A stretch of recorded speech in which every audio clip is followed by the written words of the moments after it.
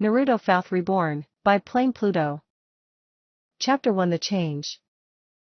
The night of the graduation.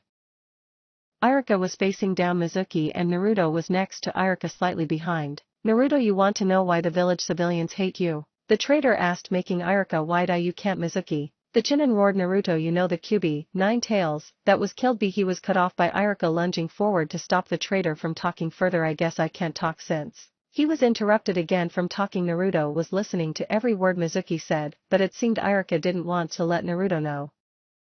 A few months later. Konoha gates.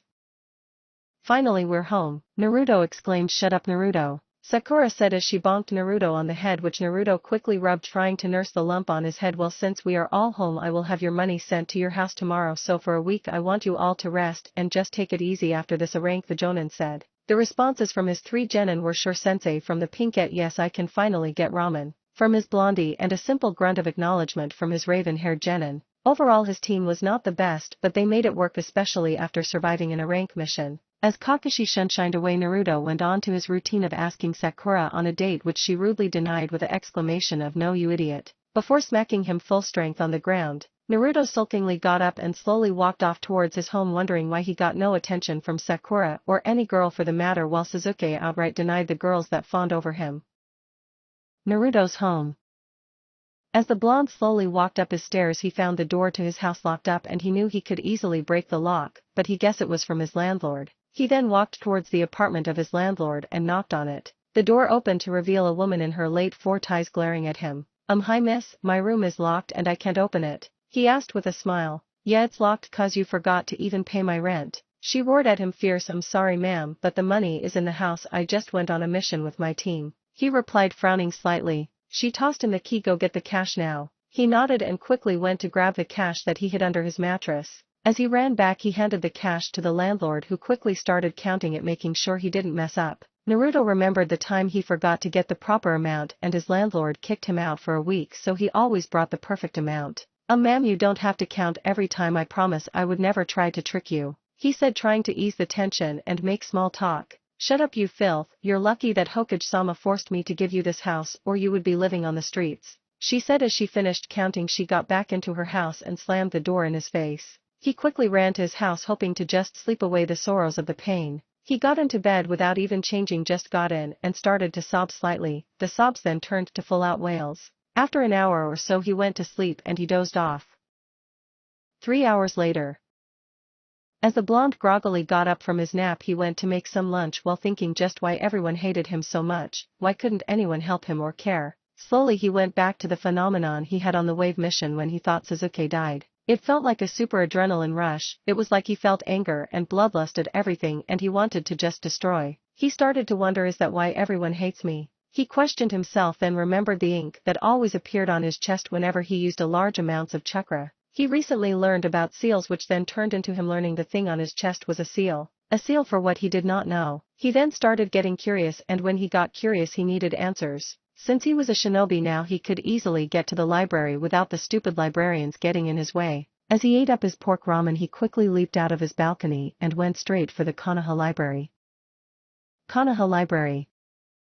Naruto was slowly getting all his books that had information on seals and anything to do with humans having seals on them. He also got any books on taijutsu and other stuff he would want. He focused on reading the items on seals, and he read a lot of books from this guy called Jiraiya, but he didn't read much since he seemed they were only on how seals worked and not about what he needed. He then read a book called Jinchuriki, What Are They and Why Be Afraid? The books was a hefty one, nearly 100 pages or so, and he then started reading it. As he read it, it actually had things like seals on humans and stuff. The essential concept was that someone would seal these animals called tailed beasts into humans and would be kept in. He started reading and found out about most of the tailed beasts. There were 9 in total, ranging from power from the 1-tailed Shikaka to the 9 tails. Most of the tailed beasts belonged to villages, as the 1-tailed belonged to sand, 2 and 8 tails belonged to cloud, 3 and 6 belonged to mist, 4 and 5 belonged to earth, and finally 9 belonged to leaf. He read more and find that most of these Jinchuriki were scary and you should stay away from them and should just ignore these weapons, as the book called them. Naruto felt that it was wrong to just ignore people cause of what they had in them. The blonde started reading more, and as he finished the book he then started to connect the dots. Tailed beasts were called demons. A lot of civilians whispered behind his back, but just in his earshot, that he was a demon. The 9 tails was said to be the worst and was the only one said to be killed, even though the book said specifically that tailed beast could only be sealed away. As all the dots came together, the only thing that made sense was for him to be a Jinchuriki of the 9 tails. As the idea came to him, he started to cry tears of anger and anguish. He felt so angry that he was shunned and hated for something he didn't even have any consent in. Then he came to realization. Only the 4th was said to have killed the Kyuubi, so it was at reason that his hero was the one who sealed it into him. He decided he would ask his Jiji grandfather tomorrow, and for now he would take up all the information. He then borrowed the taijutsu books and any other things on sealing he would need, then made his way home to the comfort of sleep. The next day at the Hokage Tower. Naruto was now walking towards the Hokage's office. Most people would have to go through the secretary, but Naruto always visited, so the secretary just let him through. He then pushed aside the doors to the Hokage's room and gazed at his grandfather. Jiji, we need to talk, he said in the most serious tone the 3rd had ever heard. The 3rd then made a wave of the hand and the Umbu then appeared and shunshined out of the room. What is it, Naruto-kun? He asked, was all he said for the 3rd's eyes to open as wide as saucers. The 3rd then explained everything, and when the 3rd meant everything he told it all, from the 4th trusting Naruto to use the power of the Kyuubi for good, and from how the village elders are idiotic and why they fear him. By the end of it, Naruto was just trying to hold back his tears, but he could no more when Hiruzen got up and hugged the boy and whispered into his ear, "It's okay." The floodgates then opened and Naruto wailed while Hiruzen placed a quick silence seal on the ground. Hiruzen just hugged the boy, comforting him, patting him on the back, letting him release all his emotions. After a while, the blonde started to calm down and broke off from the 3rd. He then wiped away his tears and smiled at his Jiji. Thanks Jiji, I understand my duty and I promise to keep the 9 tails locked, he said as he rubbed his belly. Naruto, are you sure I can't do anything? Anything you want? The 3rd asked, still worried. Yeah, I'm fine, but can you get Kakashi-sensei to meet me at Training Ground 7? He asked, which he got a nod. Sure, I will tell him to come tomorrow since he is resting. Naruto nodded then ran off. Training Ground 7. Naruto was going to start his training early even if his sensei wasn't ready yet. He then started his training. He planned to do at least 1,000 kicks on the wood log with each leg and 1,000 punches on the same wood log with each arm at the same time. After the exercise on the log, he would do at least 10 laps around the training ground, then after that he would just do punches. It seemed like a crazy exercise, but for someone with nearly infinite stamina it didn't seem so bad. Training Ground 7. The next day, 8 a.m.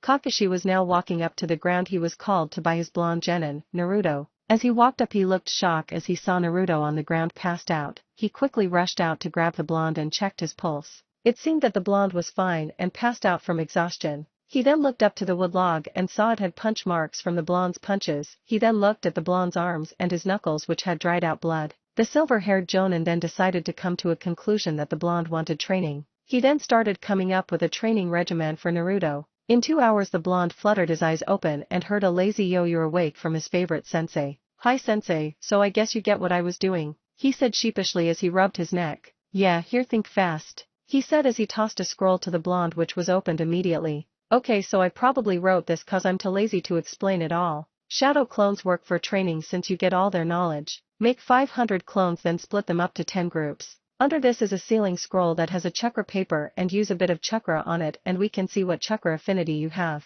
Now once you find out your affinity, make 250 of them to work on your affinity by grabbing leaves, and the me in the world will explain. 125 will work your taijutsu style, which I learned from my summons, the Inu style. Then the rest will work on chakra control with water walking. You, the original, will do your normal exercises and where the weights at the end place same as the chakra paper, and don't try to make anyone else do this training methods since it only works for you, and also you can't use clones for physical training but muscle memory works." End of scroll. The blonde looked up at his sensei with a slightly annoyed face but then did what he was told by the scroll. In a puff of smoke 500 clones appeared and they all split up into the specific groups, but 250 of them grouped up and 125 did the same while the rest just went to another side. The blonde unsealed the chakra paper on the scroll and poured chakra into it while Kakashi stared intently on it. The paper ended getting split into a million pieces, then got burned up, which made Kakashi wide-eye. "Well, it seems like you have a super strong affinity to wind and above average affinity to fire, which is extremely rare since wind is weak to fire." He took one look at the blonde's confused face, then explained how chakra affinities work. "Wow, that means I'm super awesome," he exclaimed as he fist-pumped the air. Now Naruto, just because you have two affinities that complement each other extremely well doesn't mean you're invincible. The blonde nodded, remembering how one of the strongest beings in the world was in his belly. The silver-haired Jonin tossed him a scroll written Inu style, which Naruto then tossed to his taijutsu clones. Naruto, split up your elemental training clones into a 125 and make half of them do wind training by trying to split a leaf while the others try to burn a leaf. The blonde nodded and told his clones, and they all soon got to work. It was really a fantastic sight. A 125 of them were working on wind training, another 125 on fire training. The other 125 were working on the Inu style and trying to get muscle memory down, and the rest were doing water walking. The original wore his weights, which he estimated at being nearly 40 kilos each, and he had to wear one on each of his ankles and wrists. Okay, now I'll check up on you tomorrow, so bye, Kakashi said as he waved before disappearing in a shunshin. The Narutos worked for nearly all of the day until it was 8 p.m. and he decided to call it a day and went home to finally rest, feeling all the pain of finding out he was a Jinchuriki gone. He wondered if he should tell Sakura and Sasuke, but figured he shouldn't since they would hate him if he did and would ruin the team dynamic even if they already hated him. XX. Chapter 2, Team 7. Time skip 3 days.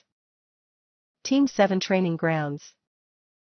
Naruto is at Team 7's training grounds as his team has to meet up today to get missions and start doing team exercises again after their week-long training has been going well. He has mastered the water walking exercise and his speed and strength have greatly increased. He also has been making great progress in splitting the leaf for his wind. Naruto has been improving a lot. Once Naruto reached the training grounds, he saw his sensei, Crush, and was a bit embarrassed since he was later than Kakashi, who is known for being the last one to arrive. Hey guys, sorry I was late. I don't have an excuse, I just got up late, so I'm sorry, said the blonde baka. You're later than Kakashi-sensei. Sakura exclaimed, now that everyone's here, let's go train. We are gonna be doing spars first, so Sasuke and Naruto, you two first, said Kakashi. Sasuke and Naruto got up and went into their battle. Kakashi said, Hajime the battle soon, and Sasuke both dashed at each other, and surprisingly to Sakura and Sasuke, Naruto was quite a bit faster than Sasuke. Naruto then backed off and made 2 shadow clones, and they went in and started attacking Sasuke. He is using his newfound knowledge on the shadow clones to gain some intel on Sasuke. Interesting thought. Team 7's Jonin easily defeated the 2 clones but then felt a jab at his face and he was sent sailing through the air as Naruto's fist hit him, got back up, and he soon dashed in towards Naruto and hit him straight in the chest, only to have Naruto disappear in a puff of smoke. Naruto appeared above of Sasuke with 4 other clones surrounding him, and soon one of the clones threw Sasuke in the air while the 3 others jumped and punched him in the air, and once all that was done, the original hit Sasuke right in the belly with a kick and sent Sasuke down to the floor. Sasuke coughed up blood and soon activated his Sharingan and soon went straight for Naruto. This time Sasuke had a few more rounds of hitting each other. Sasuke beat Naruto, but without his Sharingan Naruto would have easily won. Serves you right, Dobe. You will never beat me and I will always be better than the dead last, Sasuke said, walking away over a defeated Naruto. Naruto is actually much stronger than you, Sasuke. Without your Sharingan you would have lost, thought Kakashi. Good fight, Naruto and Sasuke, you two take a break. Sakura came up to Naruto and stood in front of him. Is Sakura-chan gonna help me up? Maybe she is concerned for me. Naruto looked up and looked Sakura straight in the face. Naruto, you baka, why did you hurt Sasuke-kun? You're an idiot now. Sasuke-kun is hurt, and it's all because of you, said the pink-haired girl. Then she walked away. Naruto felt his heart was the one that was laying on the ground. He was the one who lost. He was the one who cared for her, and what does he get for it? A scolding because he hurt Sasuke and almost beat him. After that they all did team exercises while Naruto did not even speak to Sakura, and once they were all done Naruto just went to his place that he was using to train, not even asking Sakura. Anna was very confused and at the same time very was mad because she thought he did not think she was good anymore, and confused because he always asked her out on dates. Naruto, once he reached his training grounds in another area of Team 7's training compound, he started to work on his training. An hour later, Kakashi appeared watching Naruto. Saw Naruto added clones to the wind style exercise and saw Naruto punching the wood log in front of him. Naruto, Kakashi said while Naruto turned around to look at his sensei. Naruto, I'm going to be teaching you a new fighting style. I see you only use the basic academy style. The Cyclops stated, to which the blonde nodded. Well, the academy style is fine, but I don't think it suits you and it's also not that practical. I will be teaching you the Inu style, dog style, which is a style that quite a few Inuzukas use and I use time to time as well. Naruto, my main fighting style is the Hatake fighting style my father made me learn, but the Inu style is also very good. It focuses on punching power as its main use as well as speed for its secondary. You can master and learn the Inu style, you will become much stronger, said Kakashi while Naruto was eager to learn. Sensei, if this is a Inuzuka style, why do you know it? Naruto asked. Naruto, it is not a Inuzuka style, It is one of the many styles that you can learn from summons. My summons made me learn it as my summons are dogs, said Kakashi. Okay, well, let's get started, the genin stated. After a few hours, Kakashi taught Naruto the Inu style, and Naruto was now sparring against Kakashi to practice. Naruto, let's stop now, Kakashi stated. Why, sensei? Naruto then pointed to the sky where there was a bird. Kakashi got the message from the bird and it stated that he and Naruto go to the Hokage Tower, which is what they did. Hokage Tower. Naruto and Kakashi made their way to the Hokage Tower, but not before helping themselves to ramen at Ichirika's after the long day of training. So, old man, what did you want us for? Asked Naruto. Kakashi, do you think Naruto is ready for these two jutsu? Asked the Hokage while handing a scroll to read over. The scroll and read it, then nodded and handed the scroll back to the Hokage. Naruto, it seems your sensei deems you worthy of learning the Shadow Shuriken Jutsu as well as the Shunshin, said Hiruzen to a wide-eye, then handed Naruto the scroll, and Naruto eagerly opened it to check if he was really gonna learn two amazingly cool jutsu. To Naruto, learning new jutsu was new jutsu did not make you powerful, but still learning new jutsu is awesome. Thank you, old man, I promise I won't let you down, the blonde said with a big grin on his face. Yes, Naruto, now why don't you go get rest? Your team is gonna be going on a mission tomorrow. It's AC ranked mission, so get your rest. Naruto nodded at Sarutobi's words and soon left to go to his house to rest. Kakashi chuckled. What's so funny, a Kakashi? Asked the old man. Oh, it's just that only until a week ago he had been begging me for jutsu, and now that he gets jutsu he is grateful but just goes home to rest. I thought he would be going back to train, but I guess he has matured a bit, said the Cyclops. Indeed, he has matured. Let's see the results of his training on your C ranked. By the way, it's a joint operation with Team 10, said Hiruzen while Kakashi soon left and was on his way to pack up for tomorrow. Team 7 training grounds. All of Team 7 was waiting there for was just brooding. Sakura was just watching Sasuke while Naruto was trying to learn how to do the figured which of the new jutsu to learn first, and he decided on the Shunshin since it has more uses in and out of battle. After a while, Kakashi appeared and debriefed them on the mission they were was a simple protection of a high-ranking council member of the Sand that came to discuss the details of the upcoming Chunin, and Sakura went home to pack up while Naruto was still focusing on his Shunshin. Kakashi smiled proudly at his blonde, reminded him a lot of Obito, and he was also happy that his student was taking training seriously. The gates of Konoha. Once Team 7 regathered, they headed to the gates of Konoha. However, they got surprised when they saw Team 10 waiting there. Hey, Ino Pig, what are you doing here? Asked Sakura. We are supposed to join in this joint operation to escort the sand guy forward, said Ino. Now girls, calm down, since we are all here let's get moving, said Kakashi. Hey Shikamaru, are they always like that? Asked Naruto. Yeah, replied the lazy genin. Soon Team 7 and Team 10 were on their way to the hidden sand village. It was going to take them around 4 or 5 days to get there. Road to sand. Time skip 2 days. The trip so far was nothing, but now they passed the land of fire's borders and we're going into the land of winds, told his team what to do once they got to the sand village and to show respect to the shinobi there. While the team took breaks, Naruto was usually practicing Shunshin and he was almost done. He just had to lower the chakra cost and he would be fine, and saw Naruto training and did not think much about it. He just thought Naruto was messing around. So forward, why did Naruto stop adding Chan to your name? Ino was surprised at what Ino asked. Everyone was surprised Naruto stopped calling here Chan, but many did not. Ino was asking the question they all did not ask. Oh, nothing, I just told him one day I did not like him after he and Sasuke sparred and he stopped asking me. To be honest, I'm glad he stopped asking. Now I don't have to waste my time with his pointless comments, said Sakura. Soon after that they got moving. Little did the teams know they were being tracked by a hunter nin. After Asuma's hunter nin wanted Asuma's bounty, but he could not take Asuma and Kakashi of the Sharingan at the same. He was devising a plan to separate the two of them and was going to put it into action today. Team 7 and Team 10 were still escorting the Sand Council, were glad that the council member used to be a shinobi since they would not have to walk at as civilians. 3 Kunao came at them. Kakashi swiftly blocked it, but then an enemy ninja came out with 2 clones. One of the clones took on all the genin while the other took on quickly was getting the upper hand on the clone, but when he heard the sizzling sound of the paper bomb he quickly jumped away and the clone, Asuma, did not escape free. He ended up getting a few bruises on his arm and his left leg was burnt slightly. Team 7 and Team 10 were dealing with the clone rather quickly. Shikamaru did shadow possession and Naruto then tied the clone. Shikamaru released his jutsu and Naruto ended the clone. Kakashi was having a slight hard time, but he would no doubt win since he had not used his Sharingan and still had the enemy hunter nin. Knew this and he soon went after one of the genin. Quickly jumped away from Kakashi, went after the genin and quickly took hold of Sakura and was holding her by the throat. The 2 members of Team 7 and Team 10 just stood there not sure what to do, so they waited until their senseis and Asuma quickly arrived and were shocked to see that the enemy nin got a hostage. Alright, I'll let this girl leave if Asuma ties himself up and you give him to me, said the enemy nin. I'll take the girl and Asuma 500 meters that way, and once I'm there I'll leave the girl. Sounds fair? Asked the nin. Naruto, make 4 clones and don't let him know you made them, said Kakashi and Naruto. The teams made their plan, and once they did, Naruto disappeared in a shunshin. Enemy nin was close to cutting Sakura's throat until 4 Konoha came flying in from all directions and he had to dodge it and left Sakura free. Naruto then grabbed her and shunshin backed to his, and Kakashi then quickly beat the enemy nin and they swiftly captured him and soon left him tied up. It seems the leaf has some good ninja, stated the Sand Councilman. Yes, the will of fire is strong with this generation, replied Kakashi. Team 10 and the members of Team 7 were shocked at how Naruto pretty much saved Sakura from that hunter nin earlier and how easily he did it. When and where did that dope learn that teleportation jutsu? Thought Sasuke, and was leaking killing intent, and the blonde did not even notice it and just kept heading towards sand. The gates of sand. Time skip 3 days.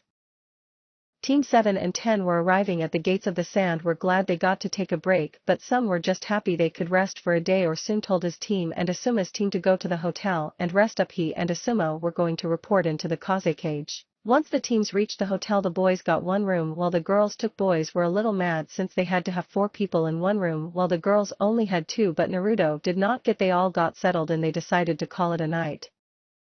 The next day, Naruto was the first to wake up, besides got dressed up and ready cause he was going to ask Kakashi if there was anywhere he could train his shadow shuriken jutsu. Kakashi-sensei, is there any place I can train myself? Asked the blonde. Yes, there is a place. Take this slip and follow the directions and you will go to a training ground. You can train to your heart's content there, but don't overexert yourself, the masked man replied while handing Naruto a slip. Soon left the hotel and went straight to the training ground. The training ground. Naruto was soon arriving. The training he arrived, he stopped and saw a lone girl wearing a sand, had the most beautiful hair color he ever saw with a dark and creamy face, was white, but not too white to the point where it was. As he was growing up he realized he was more of an ass and leg man, and this girl's legs were one of the most toned legs he had ever seen. He soon realized what he was doing and he was staring. No, I am not a pervert, Naruto thought. Soon got out of his stupor and made his way to the field to introduce himself. Chapter 3: The Fox and the Tanuki. Naruto was walking up to the girl he saw at the training ground. Hey! Naruto shouted loudly. The girl was startled at the loud voice and turned around to see a short blonde boy in orange. Kid, you better have a good reason to disturb me while I'm training, she said in a mad tone. Well, my sensei told me to come here if I wanted to train, and sorry if I disturbed you, Naruto apologized. What's your name, kid? Mine's Temari. Temari said in calm voice. Well, my name's Naruto Uzumaki, Naruto said with a big grin on his face. This kid's like the complete opposite of Gaara, he is so happy and cheerful. Temari thought, well, if there's nothing else you want, I'm going back to training. Actually, could we spar? The only people I get to spar against are my teammate and my sensei. It would be nice if I could spar against you, Naruto asked, hoping she would accept. What is his game? He doesn't seem to do anything bad, she thought, trying to figure the blonde out. Sure kid, I'll accept. I haven't sparred anyone in a while so I can always use the workout, she said in a more serious. Blondes got into their fighting stances. Once the fight got started, Naruto dashed at Temari while she backed, created 3 clones and sent them all after, just swung her fan at the clones and got rid of them. Did not notice that Naruto was closing the distance between them, and Naruto uppercut her and kicked her, making her sail through the air. Temari got back up and tried to think of a plan on how to beat, was much faster than she was and had quite a bit of strength, and his was at a clear disadvantage, and she was annoyed that a kid probably around the same age as Gaara was matching her blow for blow and some. Naruto was processing her skills in his mind like Kakashi taught him. Naruto rushed in a lot and Kakashi started to do patience training, where Kakashi would put a bowl of ramen in front of Naruto and if he tried to eat it he would smacked by Kakashi. Temari made the first move. She dashed forward towards Naruto with her pulled out a kunai and tried to block the fan, but her fan was made of a much more sturdier material than the. Got a clean hit on Naruto. Then she started to make hand signs. Wind style gale palm, Temari called out as wind shot at Naruto and he lost his footing and fell to the ground. Naruto tried to get up, but then he felt the cold steel of Temari's fan on his throat. It seems you lose, Temari said as she took her fan away from his throat. Yeah, by the way, are you a wind style user? Naruto asked, hoping to get some tips on how to master wind style. Yes, I'm a wind style user. What does that matter to you? The Sangenin asked, confused. Well, I'm a wind style user as well. I'm trying to learn wind style right now, Naruto said. I've done the leaf exercise but I can't do the rock exercise, Naruto said with a bit of disappointment in his voice. Grab a rock and show me what you've got. I'll try and help since you did relieve me of boredom while training, Temari said. Naruto soon grabbed a rock and did his best to split it, but he only got a small dent in it. That's the best I can do. I've been having trouble getting past this point. Naruto sighed at what she saw. This kid probably thinks wind is like a sword or something like that, Temari thought to herself. Kid, I'm sure you think wind is like grinding a sword or something, but that's only half of his everywhere. You need to think of it as more than that. Wind is a lot calmer as well than being sharp. Temari was about to continue until Gaara appeared next to her. Baki wants to meet all of us for our next mission, Gaara said to his sister in a calm voice, yet it had that sharp killer edge to it. Naruto and Gaara then locked eyes, and just to the two of them it felt like both saw the loneliness in each other's while it was just an awkward silence until surprisingly, Gaara broke it. What is your name? Gaara asked Naruto. My name is Naruto Uzumaki, and yours is? Naruto asked calmly but felt a sense of uneasiness around Gaara. My name is Sakura. Gaara, Uzumaki. Naruto, mother wants your blood. She says we are a lot alike. Gaara said, who is mother and why does she want me dead? Naruto said with an angry look on his face. Temari at this point wanted to leave as things were getting tense. Gaara, let's leave. Baki sensei asked for us, Temari said, trying to get Gaara away. Yes, let's go, Gaara said, still staring at then appeared, wondering what took Gaara so long. Hey guys, what's taking so long? Asked Kankuro. We are coming, just wait, Temari said while walking towards him. Bye Temari-chan, I hope we meet again. Naruto said in a cheerful was blushing and one dared to call her Chan, yet this hidden leaf genin had the audacity to. So Temari-chan Kankuro said with a slight perverse, then ended up beating Kankuro while Gaara just went to Baki. Weird people, what did that Gaara guy mean by we are the same? I saw his eyes though, he feels a lot of pain and anger. I hope I can become his friend or something. Naruto thought sadly at how much pain Gaara was in. Naruto soon went to training and got to work. The hotel. Everyone woke up at 8 a.m. and everyone was dressed. By two teams were going to leave at 11 a.m. so that left everyone some time to went off to do his own thing. Ino and Sakura went to go buy clothes, while Koji and Shikamaru just went to the roof of the hotel to watch clouds. Shikamaru, Koji said in a serious tone. Yeah, what's up, Koji? Shikamaru replied, still watching the clouds. Did you see how Naruto dispatched that ninja earlier and saved Sakura? Said the Akimichi. Yeah, he is definitely not the dead last anymore. I wonder what training he did, said the Nara. I asked Asuma-sensei. He said that Naruto has been training every day for the past 2 weeks non-stop and he has been getting help from Kakashi-sensei. Do you think we should start training more? Koji asked as he was not sure what they should do. Koji, I heard from my dad the Chunin exams are coming up. Many people die in these exams. I don't want to lose anyone I care about, so if you want to train I'll train with you and we will both get stronger together, said the normally lazy boy in a more serious tone. Thanks Shikamaru, Koji said, grateful for what Shikamaru was doing for him. Koji, no need to thank me, we are in this together, but I highly doubt Ino will want to do any training.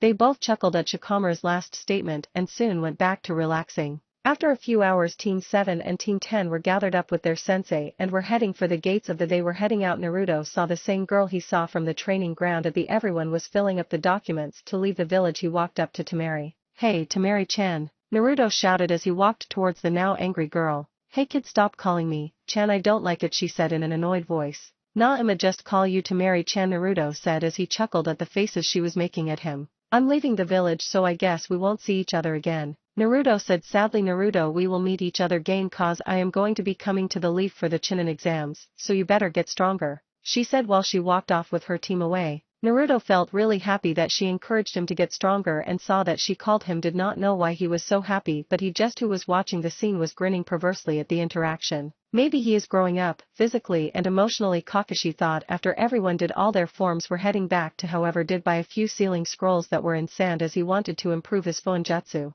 He saw how easily Kakashi and Asuma kept their tools and sealing scrolls and wanted to learn how to use them too. Konoha Gates. 3-day time skip.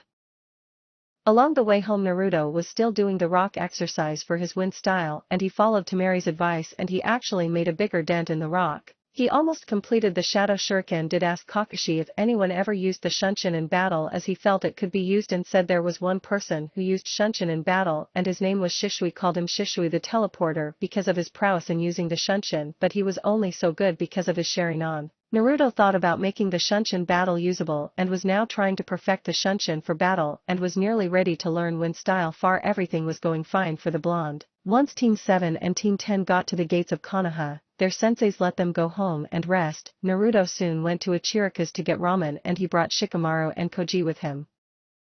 Ichirika's. Naruto, Koji and Shikamaru were eating their ramen happily and nice and comfortable. Broke that silence. Naruto, how did you get so strong so fast? Shikamaru asked politely. Well, I just found a purpose to get stronger. When I first became a ninja I only wanted to get stronger to become Hokage. Now I am getting stronger to protect those I care about, such as all my friends. During my mission in Wave Sasuke got hurt, and it was I was stronger. I could probably have protected him. Sakura got mad at me and I decided to get stronger so I would never let something like that happen again. Naruto said with a fire in his eyes. That's a great story, Naruto. I think I'll try and find something to get stronger for too, said Koji with the same fire in his eyes as Naruto. Thanks for the advice, Naruto, and could you help us with training sometime? Asta was very surprised as Shikamaru was actually taking initiative to train. Sure, you guys are welcome anytime at Team 7 training grounds. Come there anytime or at my house if you want to train. The blonde said, happy that his friends wanted to spend time with him. Well, I'ma leave. I have to go rest up then train. The Chunin exams are coming and I want to impress all the people who said I suck and show them they were wrong. Naruto said, leaving some cash on the bar. He has changed a lot, hasn't he, Koji? Asked the Nara. He sure has, Koji replied. Naruto's home. Once Naruto got home he opened the scrolls he got from sand and started practicing Fuinjutsu. He spent 2 hours doing this until he realized he had to get better handwriting, so then he spent 2 more hours practicing his handwriting. After a while, Naruto got sleepy and soon called it a day. He was very happy that he had more people who cared for him like Shikamaru, Koji and that Temari girl. Chapter 4, Jailer and Prisoner. Hokage Tower. 5-day time skip. Kakashi, why have you come here? Asked Hiruzen with a confused expression on his face. Hokage-sama, Naruto's training has made him stronger at an absurd rate. He has been training with Shikamaru and Koji and sparring with them. He has made the Shunshin usable in battle against high Genin to low Chunin level, mastered the Shadow Shuriken Jutsu, has started to perfect his wind-style jutsu that he has learned and is now on the second step of fire-style training. Kakashi said with a disappointed look on his face that the Hokage did not miss. That is great, so why do you look so upset? Kakashi? The Hokage asked with worry. Well, Hokage-sama, Naruto has grown more distant from his team as his training progressed. He doesn't talk to them as much, his crush on Sakura is gone and he rarely talks on missions to them unless necessary. The Jonin said sadly. The other thing is that Sasuke has gotten a lot more agitated at Naruto because he feels that Naruto thinks he is much better than very proud of Naruto's progress, but the problem is that he is growing more distant and the team is falling apart. Naruto was the heart that brought the team together and if the heart falls everything falls, Kakashi said with a hint of worry in his voice. Kakashi, none of this is your fault, do not blame yourself, but I will want to have Naruto meet me after team practice today. Sarutobi said, still processing all the information. Team 7 training grounds.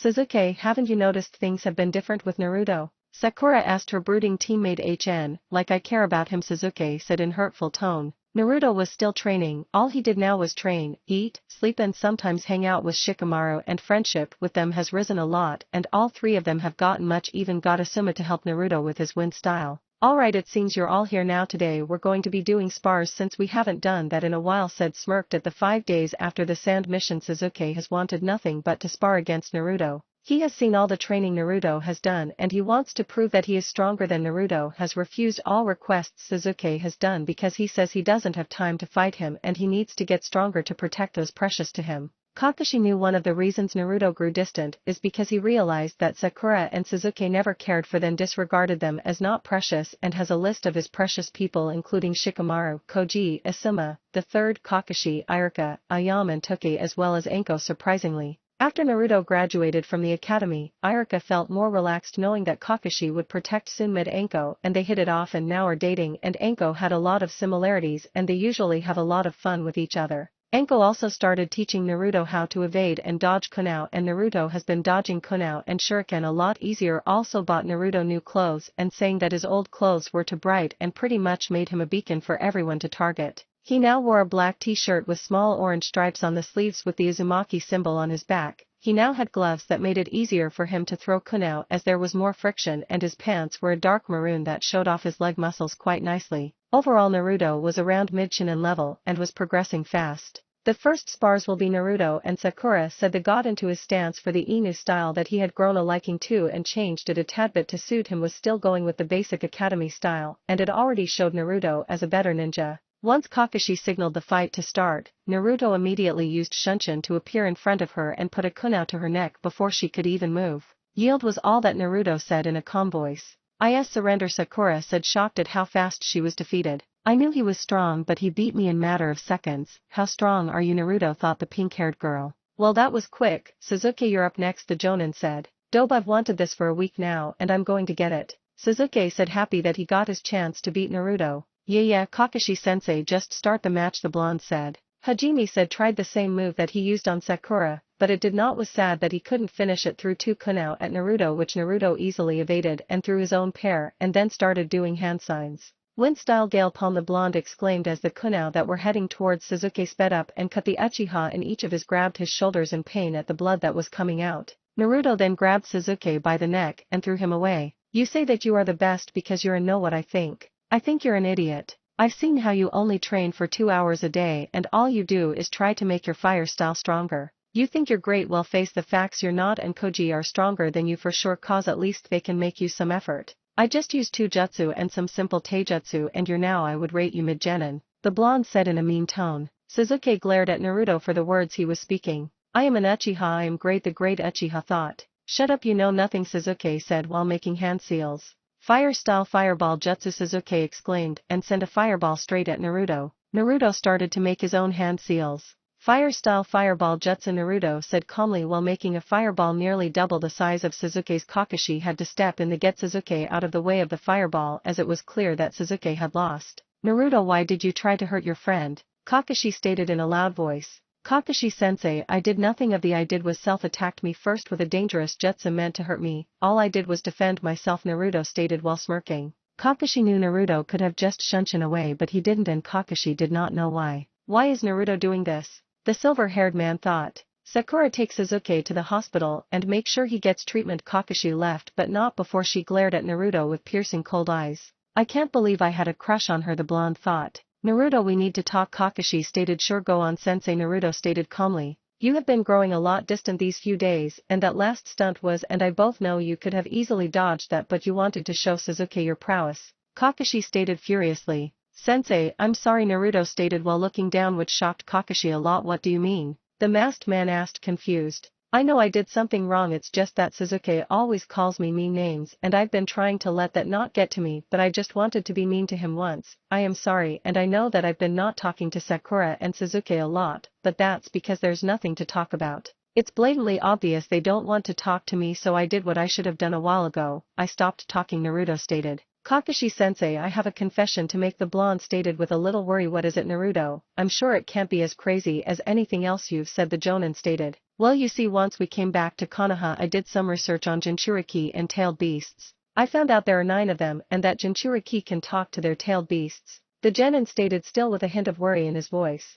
Kakashi's mind was running 100 miles a second trying to avoid the most obvious thing Naruto was saying, as he did not want to believe he did that. So I read that you have to meditate and enter your mind to do that, and I did it, the blonde stated in a more serious tone. You did what? Kakashi asked in disbelief his student would do something so reckless. I met the fox and talked to him, Naruto stated. Flashback 2 days ago. Alright, all I have to do is calm myself and enter my mind, Naruto thought. After a few minutes Naruto opened his eyes and he was in a sewer that was very soon started to follow a path, and it led him to a big thought that it was nothing and was about to walk away. Then he saw an eye open. So Ninjin, you have come to meet me. The Kyuubi stated. You're the Kyuubi? Naruto said in disbelief that he actually was meeting the Kyuubi face to face. Yes, now what do you want? The Kyuubi asked. The Kyuubi knows most of what Naruto thinks, so he knows Naruto is here to ask a question. Well, if you don't mind answering, there are 9-tailed beasts, correct? Naruto asked, still a little shaken. Yes, that is correct. Well, I know 3 of Kyuubi, Ichibai, and I want to ask you, is the red-head boy I saw in the hidden sand the Ichibai Jinchuriki? You are a lot smarter than you let on, boy, and yes, he is the jailer for the Ichibai. Okay, well, now that's out of the way, I have one more final question. Do you have a name? Why do you ask this? The Kyuubi asked, shocked that someone actually cared for his name. Well, it's just that the Ichibai has a name and it's called Shikaka, so I wondered if all of the tailed beasts have names. Well, yes, you are correct, all tailed beasts have names, and I will enlighten you. My name is Kurama. Kurama stated, happy that someone actually cared for his all his life. No one had ever asked if he had a name and he never told anyone his name. Ninjin, I will teach you a fire-style jutsu of mine that only I is called fire-style flash fox. Really, you're gonna teach me? You know you're a lot nicer than many people think you are, Naruto said with a big grin on his face. Ninjin, you are different from everyone else I have met in this world, so yes, I will teach you it, and if I would classify it in your ninja ranking system, I would say it's in a bordering S-rank jutsu, Kurama stated, which made Naruto's eye widen in happiness. Kurama, I have one last question. Why did you attack the Hidden Leaf 13 years ago? Naruto asked. I did not, it was merely me defending myself. I had just escaped my last Jinchuriki through means that I won't tell you right now, but if I trust you I will. I escaped and all you Leaf Shinobi attacked me, so what was I supposed to do, take all that damage and not get angry? Kurama stated, and was thinking that Naruto was gonna say he was a demon. Okay, well that makes sense, the blonde said with a calm face that shocked Kurama. Ninjin, I know who are your parents, if you want me to I can tell you who they are. Kurama told him, which made Naruto's eyes widen. Kurama, thanks for the offer, but the old man wanted to tell me himself, so I will respect his wishes and wait for him to tell me. Okay, well if you change your mind I will always tell. Go back to the real world and continue your training. I can only teach you this jutsu once you have learned fire style. Naruto nodded at Kurama's words and soon left the plane. This container might not be so bad after all, Kurama thought, going back to sleep. Back to the present. So yeah, that's pretty much all that happened. Nothing else interesting happened. I just visited him yesterday to keep him company, Naruto said to Kakashi after telling his story of meeting the most demonic creature in the world. Naruto, next time you do something reckless like that I will punish you. You're lucky nothing bad happened. I didn't know the Kyuubi was actually sort of nice, Kakashi said, still with a shocked look on his face from hearing Naruto's story. Yeah, and I promise to keep the team together as the heart of the team, sensei, the blonde stated while walking towards his meet-up place where he, Shikamaru and Choji meet up, leaving Kakashi shocked to learn that Naruto knew he was the heart. Hokage Tower. Kakashi, I cannot believe such a story here is. In all his life he always thought the Kyuubi was an evil being, but now he was being told that it was actually kind to Naruto. How does Naruto do these things, Kakashi? Sarutobi said. I don't know, Hokage-sama, I just don't know, Kakashi said while shaking his head. Well, for now I guess Team 7 is ready for the Chunin exams that are taking place in 4 days. The Hokage said, get your team ready for it, okay? Hiruzen said in a more orderly tone of voice. Hi Hokage-sama, Kakashi said as he left using a shunshin. Chapter 5, Prepare for the exams. Genin. 2-day time skip. Naruto's training ground.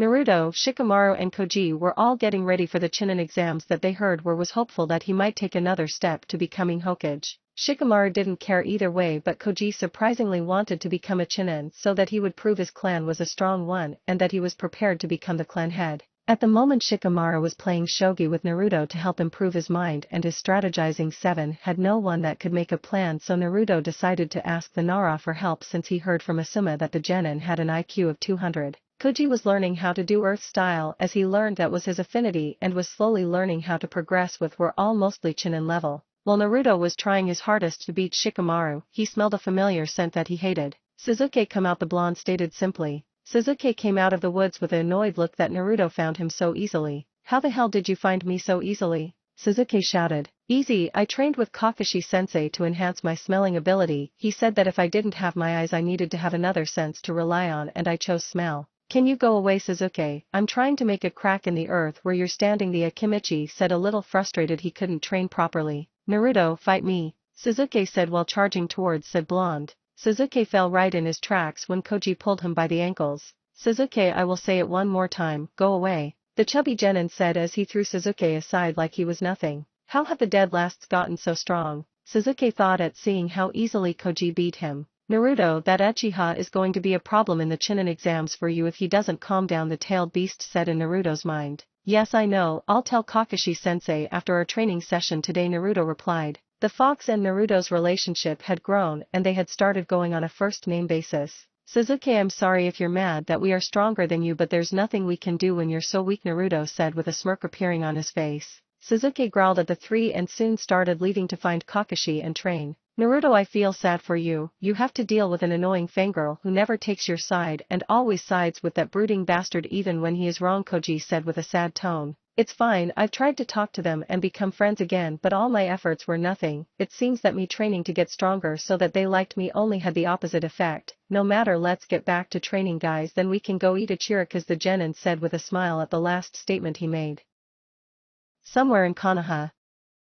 Kakashi, Sasuke shouted as he jumped to his Jonin sensei. Sasuke, what is it, and don't shout so loudly in a public area, Kakashi said in a lazy tone, not wanting to deal with Sasuke's problems at the moment. Train me, make me dope, and his loser friends have somehow gotten stronger than me. I need that power. Sasuke said with an evil undertone to his voice. Sasuke, come with me, the masked man stated simply while walking towards a more private location. Team 7 training grounds. Sasuke in a soft voice. Kakashi said. Do you want to know how those three you call losers got so strong? The reply Kakashi got was a nod. Through sheer training and hard work as well as determination to protect those they love. The Jonin said. They didn't use any tricks, they did not learn any great jutsu, they just worked hard and trained every day. And God, I don't see that same determination in you want me to train you, be determined to protect something, the Jonin said while walking away. Sasuke was infuriated at what his sensei was, did not want to protect anyone, he needed power to needed. Uchiha got so mad that he charged at Kakashi with a kunai in hand. Kakashi being a Jonin easily disabled Sasuke's attack and held the Uchiha's hand behind his back. Sasuke, if you want training, that walk on water.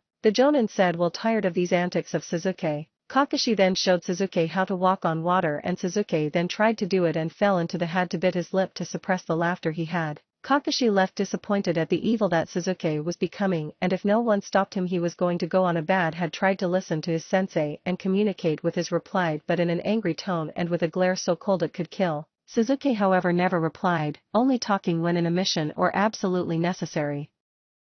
Next day near Ichirika's. Naruto was leaving Ichirika's to meet up with Konohamaru and his friends Mogi and Udon that he had heard promised the kid that he would come early, and now here he was wasting too much time eating ramen and coming late by 10 minutes. When Naruto was nearing the meeting place he heard a shout saying let go, and he could almost identify it as Konohamaru swiftly arrived quickly and saw Kankuro grabbing Konohamaru by the neck. Hey sand guy, let him go, Naruto stated in a cold voice. Yeah Kankuro, let the kid go, he just bumped into you. Temari let the kid go and soon started walking away while Temari stayed for a few minutes. Hey, so you're here for the Chunin exam, said Temari-chan? Naruto said, happy that he was seeing his friend again. Yeah I guess, and please stop calling me that, Naruto. The Kunoichi stated annoyed. Temari-chan, can I ask you something? Naruto asked, a little nervous at what he was going to say, which did not go unnoticed by Temari. Would you like to go sightseeing in Konoha with Met? The blonde said, stuttering, was shocked. No one ever asked her to go with her. Is he asking me out on a date? The Sangenin thought, still shocked at what she was being asked. Is it a date? Temari asked. It can be if why you want. I wouldn't want it to be a date as this was the third time we have seen each other, but I would love to go out with you. Come here at 6 p.m. and I will show you the best sights in Konoha, Naruto said, a little disappointed but still happy. She didn't know why he liked Temari so much as they only just met, but he just wanted to spend time with her. I'm sorry Naruto for what's going to happen, the girl thought sadly. I hope I can spend as much time as I can with you happily before that. Boss, was that your girlfriend? Konohamaru asked, seeing the whole scene. No she isn't, Naruto said, blushing at what Konohamaru was suggesting. Konohamaru, do you and your friends mind if before we play ninja we go to a shop? Asked the blonde, to which Konohamaru shook his head. Naruto then took the Konohamaru core shopping with him as he wanted to get some good civilian clothes for when he met. Had a few different types of clothes but none were really for occasions, like got a purple top that had blue flames on the sleeves and some pants that were light green with black stripes on the. Also bought some other pairs of shirts, but he knew these were what he was going to wear for tonight. While he was leaving with his friends, Ino saw him leaving and was shocked as she had never seen Naruto shop before. What did Naruto buy? More importantly, why did he buy it? The purple-dressed girl thought, seeing Naruto leave. For a while he just played with Konohamaru, Mogi and Udon until he was done playing with his friends. He soon left straight for his house, dashing in a speed he didn't know he had. Once he reached home he immediately took a shower and before he did made clones to clean up his apartment and put away his clothes as well as do other house. Took him 30 minutes in total to get ready for his meeting with Temari, and he was nervous. He had never been this nervous in years. The only time he could remember being this nervous was when he asked Sakura the first time ever for a date, to which she only had one thing on his mind: how to impress Temari so she would go out with him again. He had already planned where he would take her, so that wasn't a problem. A problem was the fact he had never been out with a girl, didn't know how to treat a girl or how to act like a gentleman. He then knew the perfect person to ask for advice. In 15 minutes he was at Irika's house, invited himself in and told Irika the entire situation and how he needed help. Naruto, you seriously haven't been out with a girl before? Irika said, still shocked that a 13-year-old boy had never been out with a girl before. Yeah, and I'm pretty damn nervous, so I would really appreciate some help, the blonde said in a stressed-out voice while pacing around the room he was in.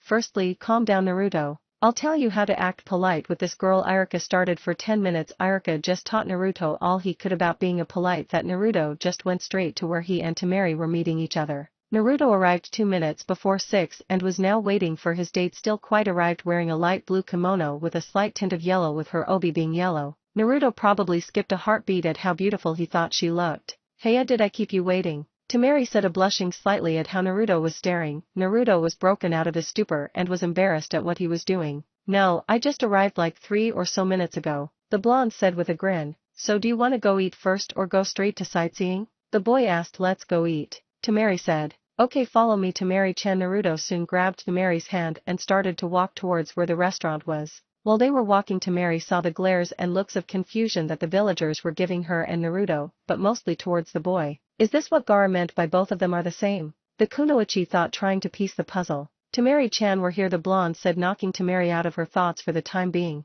Naruto soon let her hand go and they walked in. His face lit up a slight tint of red as she forgot that she was holding hands with him. Could we please have a table for two?" Naruto asked the waiter with a slight worry they were going to kick him out. The waiter looked at him with glaring eyes, but he knew that the boy was welcome here as the owner of the store was a friend of Iruka. Took the two blondes to their table and the blondes made orders. Naruto ordered a burger with chips that he and his friend could, however ordered a chocolate cake, which was her favorite dish in the whole world. "Temari-chan, are you sure about a chocolate cake? It is quite unhealthy, just saying," Naruto said as he saw that she was eating multiple slices of the cake all by herself.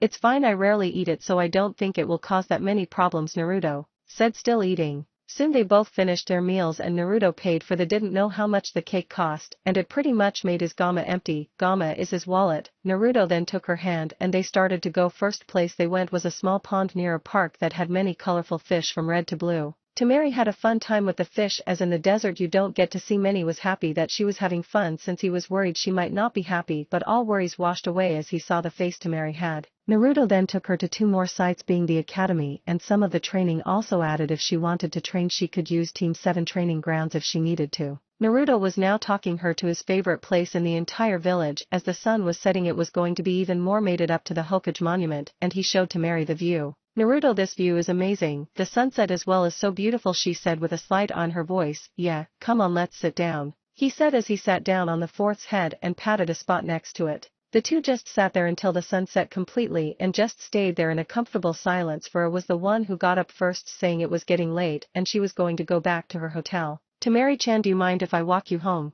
Naruto asked slightly, just shook her head, which made him grin, and he grabbed her hand and they went to her hotel. It was 8 p.m. once they arrived her hotel. "Naruto, this was one of the best days of my life," Temari said with a small grin on her face. Well, do why you want to go again?" Naruto asked, slightly nervous yet slightly hopeful. "Sure, let's do this in 2 days' time and meet me here, okay?" she said, which made Naruto nod immediately. She laughed at his antics and soon waved goodbye and got into the hotel. "That was awesome," Naruto shouted as he started to walk. Soon got home and started to get some rest, as he was going to do at least double the amount of training he usually does tomorrow, as he needed to get stronger for the Chunin exams that were coming. He soon got ready for sleep and he just dropped down to his bed, happy for what the day gave him.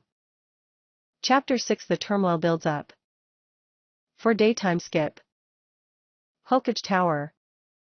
Team 7 just arrived from doing several D-rank missions and are now meeting up with the Hokage. "Old man, we are done, so can we go home now?" Naruto asked in a whiny tone. "Kakashi, are they ready?" the Hokage asked, ignoring Naruto. "Yes, Hokage-sama, I would say that all three of them are quite ready," Kakashi said with a hint of proudness for his students. "Well, Team 7, I believe your sensei's words and I will allow you to join the Chunin exams coming tomorrow," Hiruzen stated while handing 3 papers to the Genins. Naruto instantly filled his up and handed it back to the Hokage, same as Sasuke. However, Sakura didn't sign it at first until she saw Sasuke do it. "Thank you so much, old man, you don't know how much this means to me," Naruto said while jumping up and down like a child. Naruto's face went sour. "If I'm in the Chunin exams I'm gonna have to face Temari-chan," Naruto thought sadly. "Yes, now I want all of you to go to the academy room 3 for the first part. Now get everything you need ready, cause tomorrow's gonna be a long day," said Hiruzen. The Genin quickly left to start getting ready. "This year's gonna be an interesting one with 3 rookie teams," Hiruzen said with a smirk. "Indeed, Hokage, same." "Yes indeed," Kakashi said with a smile of his own. "Kakashi, how is your team's level at this moment as well as their relationship?" Sarutobi asked, hopeful that they have resolved their problems. "Well, Naruto is mid-Chunin level, Sasuke is around high Genin to low Chunin level, Sakura however I would say is low Genin. She hasn't put much effort into training and I've tried to get her to train but she just doesn't." Naruto is the strategist of the team, but Sasuke rarely follows Naruto's plans, even if they are good, just follows whatever Sasuke says, so Naruto really has grown a lot more distant towards the team like Naruto was, but this time I don't think I can do anything, the masked man said while closing his eyes. Hiruzen just sighed. Well, I hope they can put aside their differences for the Chunin exam's second stage or they're gonna pay the price, Sarutobi said with worry in his voice. Team 10 Training Grounds. Team 10, you all have shown to be very strong and I would like to congratulate you in making it to the Chunin exams, Asuma said with a smirk on his face. This is gonna be so troublesome, the Nara said. I might be able to finally win Sasuke-kun over Ino, hoping to finally get her crush. Thank you sensei for this opportunity, Koji said grateful towards his sensei. Team 8 Training Grounds. Team, you all are really strong is why I am going to allow all of you to join the Chunin exams. I feel that you all are ready and might make Chunin, Kurane said in a calm voice, but in reality she was so proud of her students. Kurane-sensei, why are us 3 rookies going in the Chunin exams? Shino asked calmly. Who cares, we're in the Chunin exams, Kiba exclaimed. I hope I can impress Naruto-kun, Hinata said in a soft voice. Naruto's home. I've got nothing to do today and it's resting, so I'll go train with Kurama since it doesn't train me physically, Naruto thought as he started meditating. Naruto's mindscape. Naruto's mindscape was still a sewer, but it was a bit more bright and not as dark as it used to. Stood in front of the gate for keeping Kurama locked inside. Kurama, are you there? Naruto shouted. Naruto, I am here, the Biju stated while opening his eye. You should rest, even if training with me is mental it will cause you stress that puts a pain on you physically but not as much as normal, it's still there. Kurama, it's fine now, help me with my combo jutsu, Naruto said with a smirk. Alright, use that new jutsu I taught you earlier. Naruto did as told and started to suck up air while making hand signs. Fire style blue bomb barrage, Naruto exclaimed as he released multiple blue flame balls from his mouth. Good job, that was AB rank jutsu that you just learned, which is impressive since we've only started this a week ago, Kurama said, impressed at how fast Naruto was developing. You probably would be a lot stronger than you are right now if the insolent mortals at the academy trained you right. Why don't you punish them, the fox stated in a more evil tone. You know, sometimes I forget you're a mass of hate and chakra, the blonde said with a large grin. Well, anyway, I have a new exercise to improve your chakra control, Kurama said as he started weaving hand signs. After Kurama did his last hand sign, Naruto felt a burning sensation all over his body. What did you do? Naruto stated in pain. What I have done is increase the air around us to a boiling temperature, and if you don't want it to hurt you must coat yourself in chakra. This will increase your chakra reserves and control, Kurama said, all this while chuckling slightly at the state his jailer was in. It's not funny, Naruto shouted. Naruto, I never would have thought in my wildest dreams I would actually help my jailer, the Kyuubi thought to himself. Let's do this for 30 minutes, then I want you to get rest. I've seen what they do for the Chunin exams in my previous jailers and you will need rest, to which the blonde replied with a simple nod. Soon the blonde left and he started preparing his items for the Chunin exams. He packed up sealing scrolls and quite a few was prepared to go for the Chunin exams. The Academy. The genin of Team 7 agreed to meet up at the academy and at the moment they were waiting for Sasuke. Sakura, Naruto spoke, breaking the silence he and her were in. Why do you love Sasuke so much? I just want a reason and I don't want you to answer oh it's because he is so cool. I want a real and legitimate answer. Why do you want to know, Baka? Sakura spoke. It's because I want to actually see why you like him, cause in my eyes besides the cool factor that you girls say he has, he isn't really much, Naruto said, which made Sakura mad. Calm down and please just answer my question, Naruto said in a commanding, started to think of an answer besides him being wasn't strong as he had heard that Koji beat didn't care much or actually liked didn't really fit any of the qualities she wanted in a Naruto fit most of those qualities. I don't really know, the Pinkette was confused cause she could not come up with a single thing she liked about Sasuke. If you can't even come up with a reason for why you like him, I don't think you should be with him. Find someone who wants to protect you, who cares for you. Naruto, are you saying all this so I give up on Sasuke then you take me out on a date? Sakura asked in a very angry tone. No was all she got as a reply. Soon they went back into a silence and Sasuke soon got to room 3A, but it was on the second floor. You all see it right? Naruto asked in a whisper and he got nods as replies. Don't tell anyone there, people can't spot a simple genjutsu, they don't belong here, the blonde stated as he walked away with his teammates in pursuit. While they were heading towards the real room met a person in a green spandex. Sasuke Uchiha, fight me, the genin said. Well, if I'm gonna fight you at least tell me your name. My name is Rock, let's fight. The green spandex boy soon dashed forward in a great show of speed. He is faster than me, I'm gonna have to up the taijutsu training, Naruto said with a smirk. Happy there was going to be a was getting trashed around by with speed around Sasuke's sharing on too fast for his body to even follow. Lee was starting to pull of his bandages but a turtle suddenly appeared. Lee, why are you using that technique? The turtle shouted angrily. I'm sorry Guy-sensei, I'm not sure what I was thinking. Lee apologized in a sincere tone. Suddenly in a puff of smoke a bigger version of Lee appeared. Lee, I'm sorry, this is all my fault, I should have taught you better. I will do 1000 push-ups on my thumbs. Guy-sensei, this is my fault, I will do 1000 push-ups with you. Only Guy-sensei. It soon went on like this and a beach started to. Members of Team 7 tried to dispel it but to no avail. It did not. The green beasts stopped and Team 7 ran away as fast as they could to room 3A. Once they reached the door they saw their sensei in front of it. Hey, I'm here to wish you all good luck, so I hope you all do fine. I may not have been able to teach you a lot, but I hope you all work together and your teamwork will be fine, Kakashi said with a nice smile. Thank you sensei, the blonde said, and soon opened the doors to room 3A and they saw a bunch of 100 genin were there to take the exams. Sasuke-kun was heard as Ino clamped onto Ino's surprise. Sakura didn't say anything, she just kept quiet.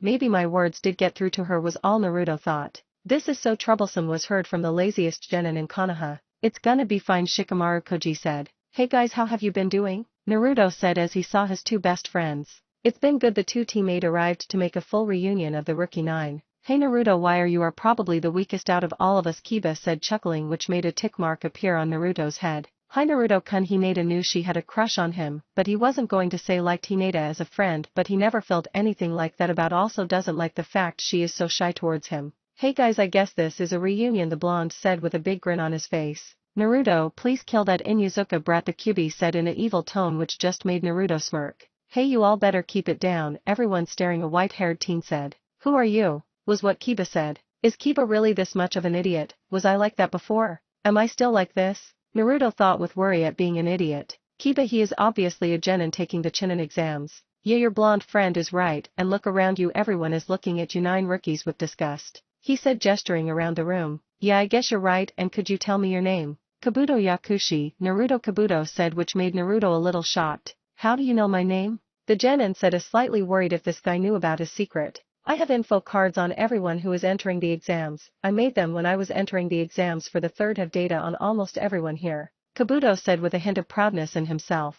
Can you tell me about Rock Lee and Naruto? Uzumaki, the normally brooding Uchiha, asked. Oh, and did Sabaka Gaara too? Naruto added. Kabuto then poured chakra into his info cards and it revealed the data. Rock Lee, a taijutsu specialist, no ninjutsu capabilities, no genjutsu, pure taijutsu, which is off the mission record. Is pretty teammates are Tenten and Niji Hyuga. The last name made Hinata flinch, which did not go unnoticed by Naruto. Naruto Inu style for taijutsu affinities include wind and nose 3 wind style jutsu. Kabuto was cut off by Naruto. I don't want all my data leaking out now, do we? It will give everyone an advantage and everyone can hear what you're saying right now, Naruto said with a grin. I guess you're right, but do you want me to go ahead and do Sabaka Gaara? Kabuto asked, to which he got a small nod in reply. Sabaka Gaara, his mission record is insane. He has gone on AB rank and 15C ranks and he has never gotten bruised once or has known all I have on him. All the Rookie 9 were shocked that a genin had never been heard on a. They could continue their idle chatter. Ibiki came through another door.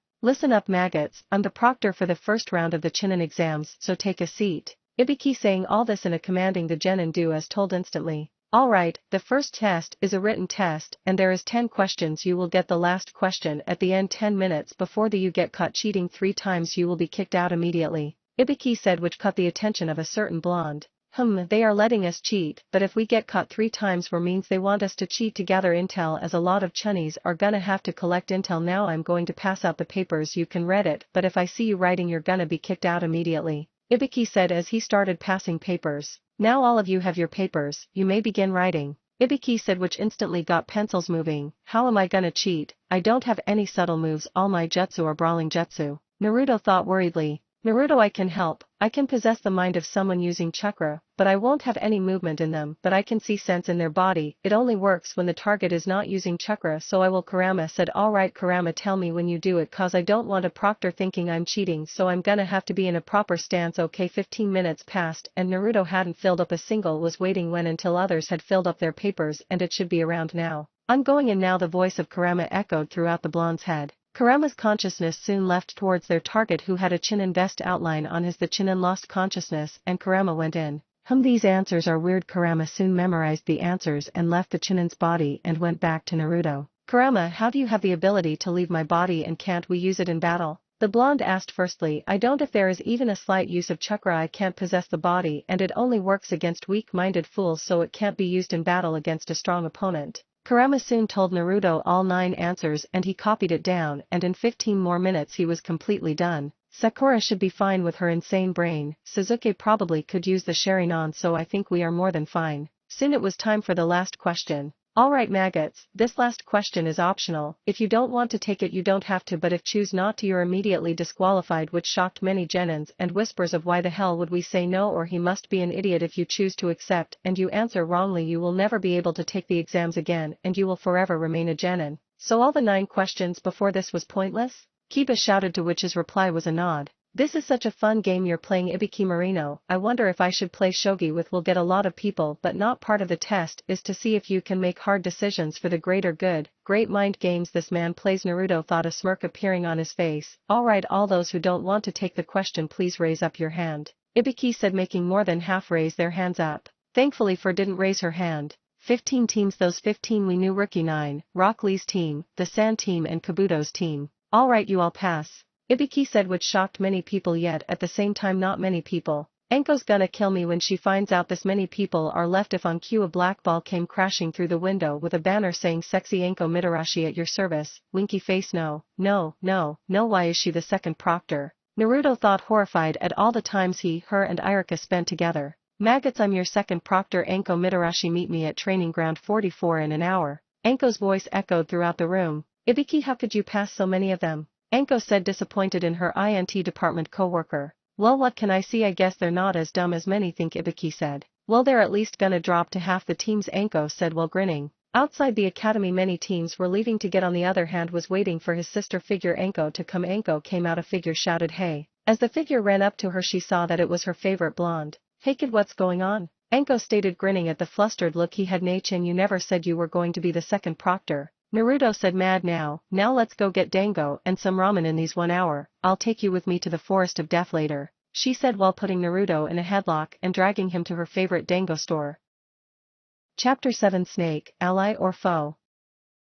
Naruto just finished the first round of the Chunin exams and is now eating dango with his favorite psychopath, Anko Mitarashi. Ever since she and Iruka got together, she and her favorite blonde have been spending a lot of time together and Naruto now thinks of her as a sister figure. So kid, what you been up to for training? The snake mistress asked. Well Nei-chan I've been trying to learn a new taijutsu style. Inu style is great but I want something more so I'm trying to make my own super killer style the blonde said with stars in his eyes. Well I for one would love to see your super killer style she said chuckling at his antics. She loved these moments with Naruto as it was the times with him and Iruka that she actually felt happy. Same could be said for Naruto and Iruka. Soon it went on like that for a while until nearly an hour passed and they realized they had to go to the Forest of Death. Anko's home away from home as she called it. Forest of Death. Listen up maggots, Anko's voice were heard through all the genins' ears. This is the second stage of the Chunin exams. The goal to pass is that you get 2 scrolls and make it to a tower in the middle of the forest and the scrolls are the Heaven Scroll and the Earth Scroll. Now there are 3 rules firstly being, if you open the scroll you will be immediately disqualified. Secondly, if one of your members dies you will be disqualified as well and finally, you must sign these death waivers before you go in Anko said handing out waivers. The members of Team 7 met up and signed their waivers. Sakura actually a bit reluctant but once Sasuke told her to sign it she did so. They soon went to get their scroll and the scroll they did get was a Heaven Scroll so it meant they needed a Earth Scroll. Soon Team 7 were waiting at Gate 12 for the exams to start. Naruto's team had a slight advantage as Naruto trained with Anko here so he knew a bit about the terrain. Guys the plan is that we head to a river near this gate then follow that stream to the tower and if we are lucky find a team on the way and beat them and get an Earth Scroll but if we don't get one we just head to the tower and make traps Naruto said to his 2 teammates proud of his plan. Dope if we follow your plan I won't be able to prove myself against other teams said the Avenger Sasuke. I know you have something to prove but you're not the only one on this mission. This is the best plan to ensure our safety and also I am a censor so if someone tries to get us we can deal with them easily the blonde said shutting his brooding teammate up. Soon Team 7 dashed towards the tower. Naruto was using an ability he was using his entire life but didn't even knew he had it called negative emotion sensing something he got from being the Kyubi Jinchuriki. Naruto being in the lead raised his hand to the side to signify a stop. I'ma go take a leak, so just sit tight Naruto. Don't say such gross things in front of a lady. Naruto just shrugged it off. The real reason he went to take a leak was because he sensed 3 enemy ninja. As he was pretending to answer nature's call, he was jumped by 3 rain nin, and he easily dispatched them using his Shunshin abilities and dealt with them swiftly. The blonde soon arrived back to his team with 2 heaven scrolls in his hands. Hey guys, so a group of rain nin jumped me and I dealt with them, so yeah, let's keep going, the blonde stated, which infuriated his Uchiha teammate as he wanted to be the one to battle. Soon they were about 3/4 the way to the tower, having only been an hour and a half, and that half being a break session for Sakura, as she was the only one on their team with low stamina.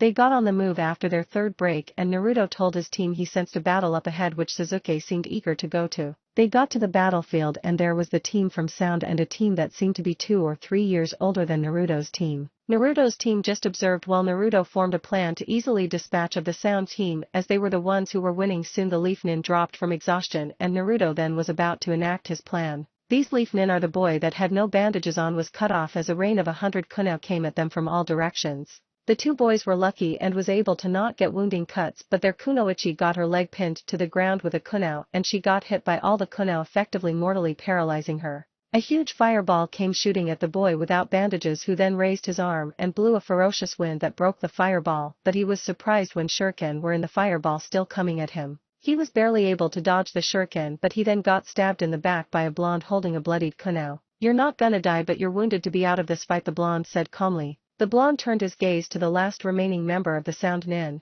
I suggest you hand both scrolls you have and walk away, because if you don't my teammates are still hiding and they will get you. Easy there. Here are the scrolls and they're yours, he said, placing the scrolls on the ground, then jumped away. The 2 members of Team 7 that were still hiding came out and saw they had 2 earth scrolls that Naruto was pocketing. Alright, now we make a mad dash to the tower, the blonde said, jumping away, his teammates close in pursuit. It was going fine until Naruto sensed an absurd amount of negative emotions coming straight for his team. He did mental calculations and found that it would take 5 minutes to reach the tower at the pace they were going and 2 minutes for the person tailing them to catch up. Sasuke and Sakura pick up the pace by at least double. Someone's tailing us, and it's a Jonin level shinobi, let's just wait and fight it, Sasuke said, smirking. No, was all the blonde said, but it made everyone double their pace. But Sakura was low on stamina, so she had to take soldier pills. Naruto then made a clone and mad at carry Sakura bridal style, which she made a eep sound, to which he replied, I'm doing this because you're slow and we need to get to the tower, which seemed to shut Sakura up. The blonde then made 100 clones and split up to distract their pursuer for a while, but he soon went back to their tail. Kid, you need to let the Uchiha and the pink one go ahead, the person tailing you will catch up, the Kyuubi said, which he got a simple nod. Naruto told Sasuke the plan and Sasuke was furious. Naruto suggested he run, but Naruto just knocked him out and summoned another clone to carry him with the other clone he had carrying Sakura. He soon then created 500 shadow clones with the help of Kurama's chakra and was waiting for his opponent. His opponent arrived on a snake summon, which made Naruto instantly realize this person was Orichimaru. You're Orichimaru? He asked, scared yet determined to protect his friends. Yes, I am, boy, and you are the Kyuubi Jinchuriki. By the way, you're flaring your chakra, you're trying to get Umbu here. I guess you're not as dumb as people think you are. Orichimaru soon leapt into action, still in his hidden grass nin disguise, dispatching the 500 Narutos in a minute. At this point his team was safe, but he wasn't. He needed to gather his chakra plus the Kyuubi's. Naruto then got on all fours with a red chakra cloak enveloping him, with a tail swinging behind him violently. Flashback 3 days ago. Naruto's mindscape. Naruto, today until the Chunin exams I'm gonna be teaching you how to use my chakra. Well, only 1 tail's worth, so yeah, but still it will help a lot, and use it only as a last resort, Kurama said, which Naruto nodded. Let's go, Kurama, the blonde said. Present. It seems you're using its chakra well, I guess this is it for now, Orichimaru said, starting up a ceiling jutsu which Naruto recognized as the 5 elemental sea, but before he could dodge, Orichimaru just beat him in a show of speed and hit Naruto, making him unconscious. Naruto's eyes fluttered open to see he was in a bed. He looked around to see he was in a resting room, but what was the most surprising was that he saw Temari using his belly as a pillow and sitting on a chair next to the bed sleeping. Naruto, you're awake, I need to tell you things, the Kyuubi said. Go ahead, the blonde said, eyes not leaving the girl. Well, when the snake team knocked you unconscious, the Uchiha found you and got you here, making Naruto grateful towards his teammate. Overall you passed, and the doctors nursed you, but I can't use my chakra cause that snake team used a seal on you. Now when your maid on your lap heard about you, she came and stayed with you ever since, so I would say you have good taste, kid. This statement made Naruto turn a red pink. Also check your headband. Naruto did as told and was surprised to see a letter with a sealing array on it from Orichimaru. Dear Naruto-kun, your battle with me impressed me, so I decided to reward you with a scroll containing elemental jutsu for wind style. What you do with it is your choice. From Orichimaru-kun. I don't know if I should be thankful or pissed. Naruto then undid the ceiling array, which made a scroll filled with a few A rank wind jutsu as well as a few B rank, which Naruto would get to learning later. Right now he just rested with a goddess's blessing on his lap. Chapter 8, the 6th. Naruto fluttered his eyes open to see him in the same room, the only difference being that Temari was now awake. Naruto-kun, you're awake, she said while hugging him. I was so worried about you, the Kunoichi said with a slight blush. You know, I woke up earlier and saw what you were doing. Temari-chan, the blonde teased, making her blush darker. You baka, she said, hitting him on the head. Naruto let her hit him for a reason he didn't know. Well, I'll leave you for now and let you get your rest since I know you're okay, the Kunoichi said, heading towards the door. Before she left she turned around and said, stay safe next time, kid. Your choice in a mate is splendid, was all Kurama needed to say to make Naruto blush, and the blonde flustered to find an answer but only embarrassed himself. A day later. Naruto was now training in one of the training grounds in the tower. He had fully recovered by this morning, but it usually would have only taken an hour, but since Orichimaru put a seal on him he couldn't access the Kyuubi's chakra. Naruto had told the third about everything that happened and he assigned 2 Umbu to guard Sasuke, and he undid Orochimaru's seal, and he was now training as he was shown just how weak he was compared to Orichimaru. He was now reading multiple books on Fuinjutsu with 5 clones, and he had another 100 clones working on handwriting. He had read about 2 seals that he wanted at the moment, which were the resistance seal and the gravity seal, which were pretty much artificial weights. He himself was reading about taijutsu styles with 5 other clones. He hadn't met with his teammates yet as he didn't know where they were, so he just filled his time with training. He was now going to his mindscape to learn about fire style. Naruto, today we are going to learn to master your fire style. You only have done 2 exercises, and this last exercise is one that requires you to burn a golden bar. Don't worry about getting the bars as you can just make an infinite amount, so get going, the fox said, which made Naruto start his training. While he was training, the blonde felt close to igniting a flame on the rock, but what he got was something else. He lit his own hand on fire and it soon started burning his hand. He ended up getting a bucket of water with Kurama's help and continued to train but focused on what he did earlier. This went on for a while until he felt a physical tug, so he quickly returned back to his physical state. Hello, Temari said, face inches away from Naruto's. Naruto was surprised at how close her face was and immediately backed up blushing. Oh, sorry, I didn't realize I was that close, she said, blushing. It's fine, Naruto said sheepishly, having his hands behind his head. So what brings you here? Well, I heard a lot of noise coming from here and I came here seeing all your clones, and I must admit it's impressive, and I asked where the original was and they pointed to you, Temari said, smiling at the leaf genin. Can I ask a questions? She asked, which Naruto nodded in response. Why are you training so hard? I've seen the looks those villagers give you and I don't know why, but I doubt you're training to protect them. You're right. I'm not training to protect them, I'm training to protect those that care for me, such as my sensei, my friends. I also want to protect the village, but not as much as my friends, but every Hokage has to take care of the leaf and most importantly want to protect you, he said, not even realizing what he said.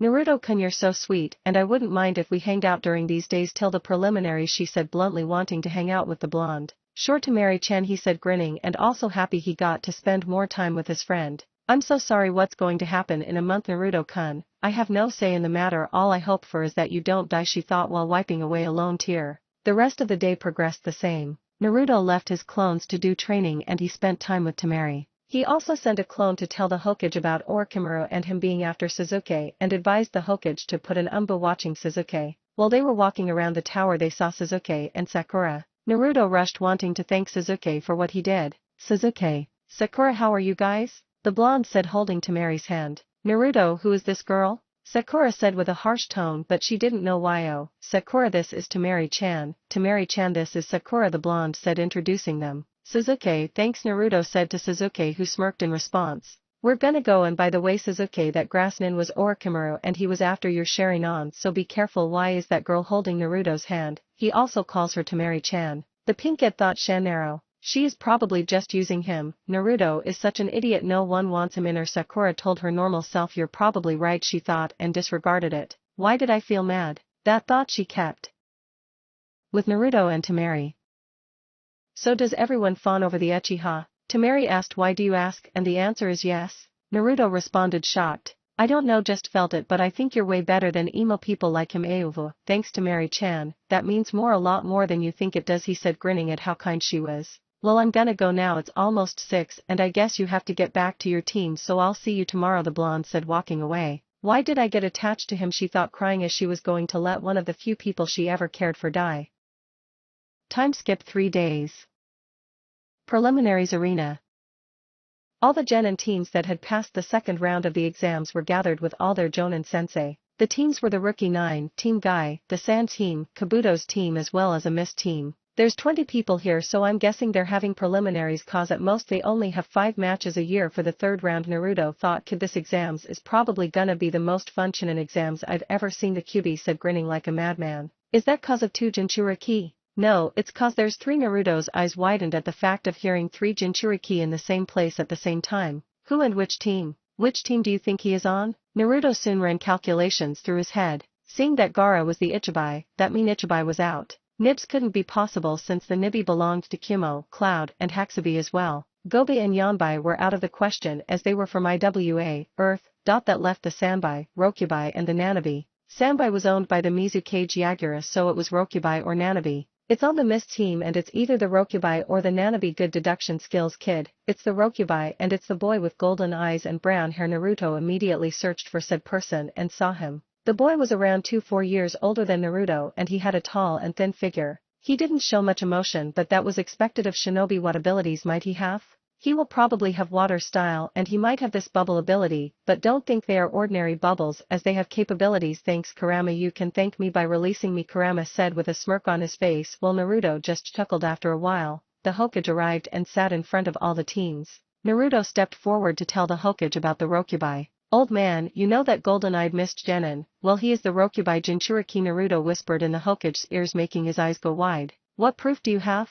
The Hokage whispered back, QB told me to, which the Hokage nodded. Just keep a watch on him, he is still just a genin. Naruto went back to his team, getting looks from everyone wondering why a genin would be talking to the Hokage. Alright, as you all know, you all are here because you passed the second round of the Chunin exams. However, we did not expect so many of you to pass, so we have to have preliminaries to reduce the amount of matches. The third round was going to be a tournament where you match up against each other and fight, but there's too many of you. The Hokage said, as I thought. Naruto thought, praising himself slightly. Hokage, same, if I cough may continue. Cough. A coughing man said, you may proceed. Sarutobi replied in a stoic voice. Alright, the reason why we must, have a preliminaries is because there is many important people coming such as daimyos, and we must have only the best of the best. Man, this guy needs to go to a hospital, was the thoughts of many people. So we're going to have preliminaries and I'm the proctor for the third round. Gecko, hey 8, so if you see your name on the board flashing behind me, that means it's your turn to fight. If anyone wants to quit now, here's your chance, hey 8 said, while a panel behind him opened to reveal a board. Kabuto's also raised his hand to leave, saying that he has no chakra left. After the second round, the board soon started flashing through the names of many participants, and it stopped on 2 names: Shino Abarame vs Genrook. All participants whose names aren't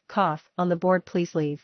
The proctor said soon the arena had only the Mist genin and Shino Hajime. Hey 8 shouted, and both fighters got into their stances. Genrook soon started with hand seals water style water bullet, he exclaimed as he shot multiple bullets of water that Shino had to dodge. Genrook soon jumped to where Shino was and started to engage in a taijutsu battle that was favorable for him. It was going well for Genrook until his chakra started depleting and he was slowing down. He jumped back and looked at his legs and saw a swarm of bugs eating at his chakra on his legs. Then he looked back up to see Shino's fist cocked back ready to swing. Shino hit Genrook straight on the face and sent him sailing, and once he hit the wall he fell unconscious. Winner, Shino Abarame. XXXXXXXXXXXXXXXX on the stands. Naruto was moving towards 6 and was hoping this guy wasn't a psychopath like Gaara. Hey 6, Naruto said, extending his hand. 9, the Mist genin returned and shook Naruto's hand. I'm Naruto Uzumaki, and you are? I'm Utakada and I'm 16. The boy, now known as Utakada, said, well, it's nice to meet you, and do you know the hate? The blonde said with a sad tone to his voice. It took Utakada a while to understand what Naruto meant, but once he did he said, yes, well, I hope I can be your first friend.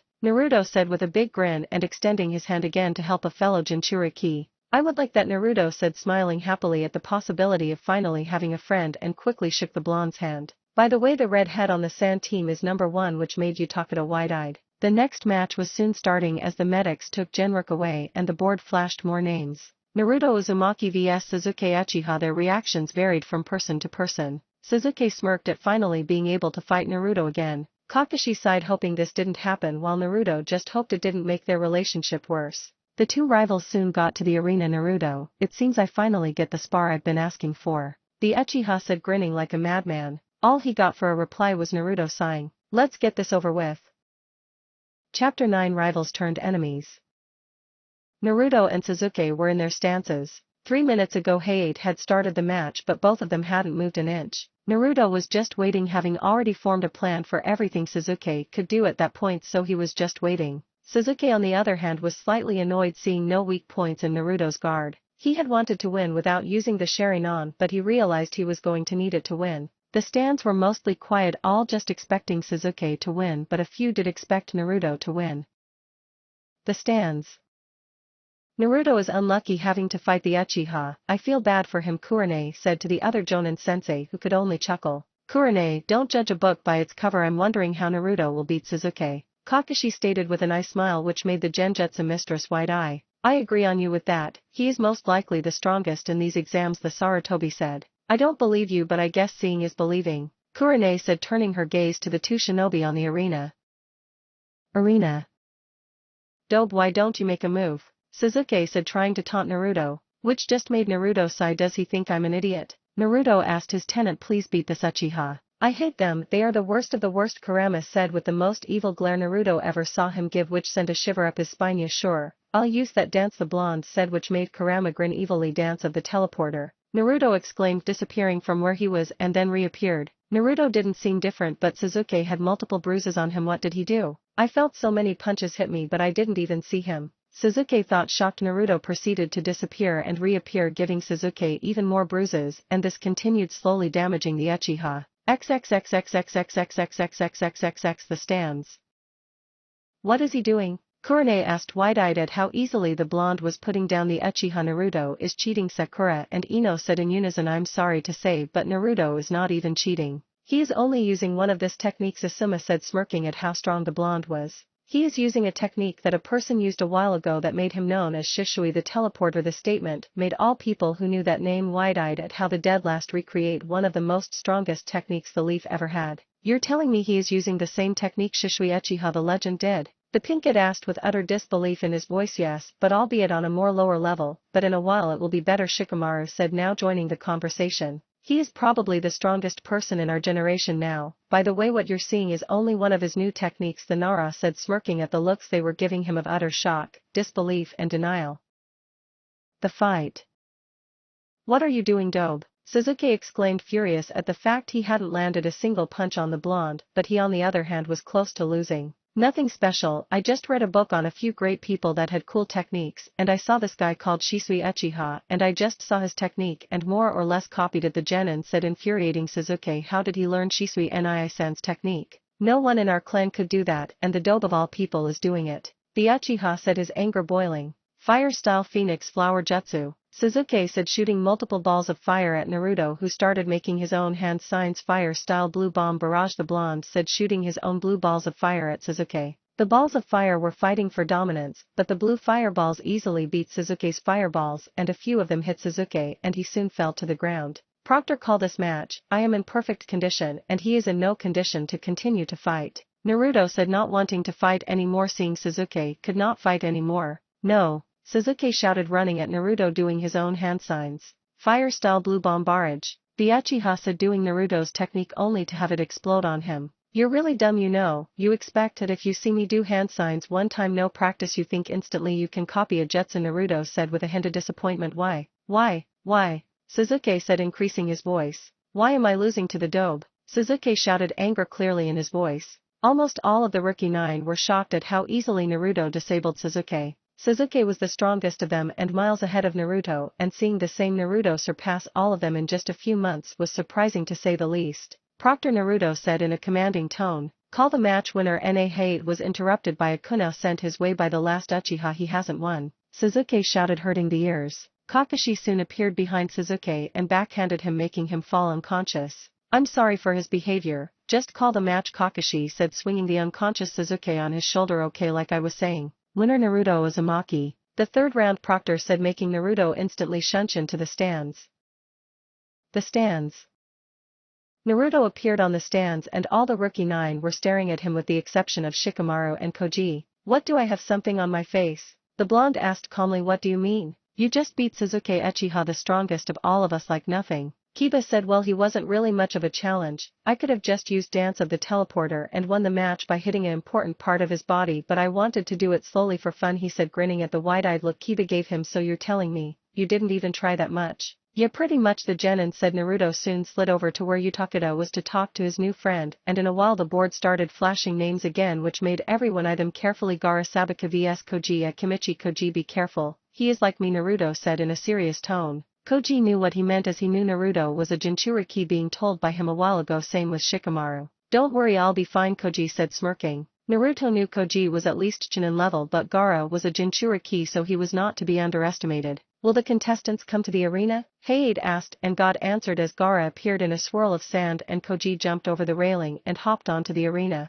Are both fighters ready? Hayate asked, to which both nodded while Koji got into a battle stance while Gaara just stood there. Hajime. Koji soon started going in for an attack, but when he threw his punch, sand came to block the punch. Koji pulled back his hand and threw another hand to hit Gaara, but the sand came to defend again and Koji backed off.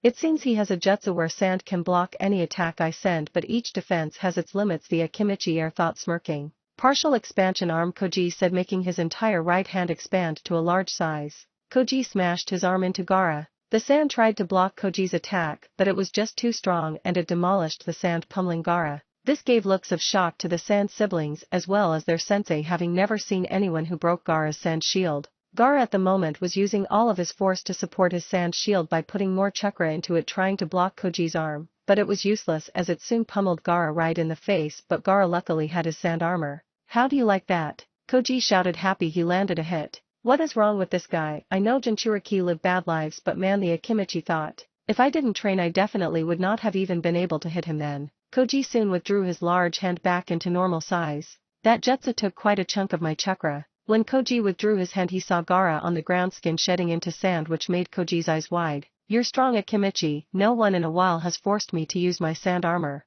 Killing you will prove my existence.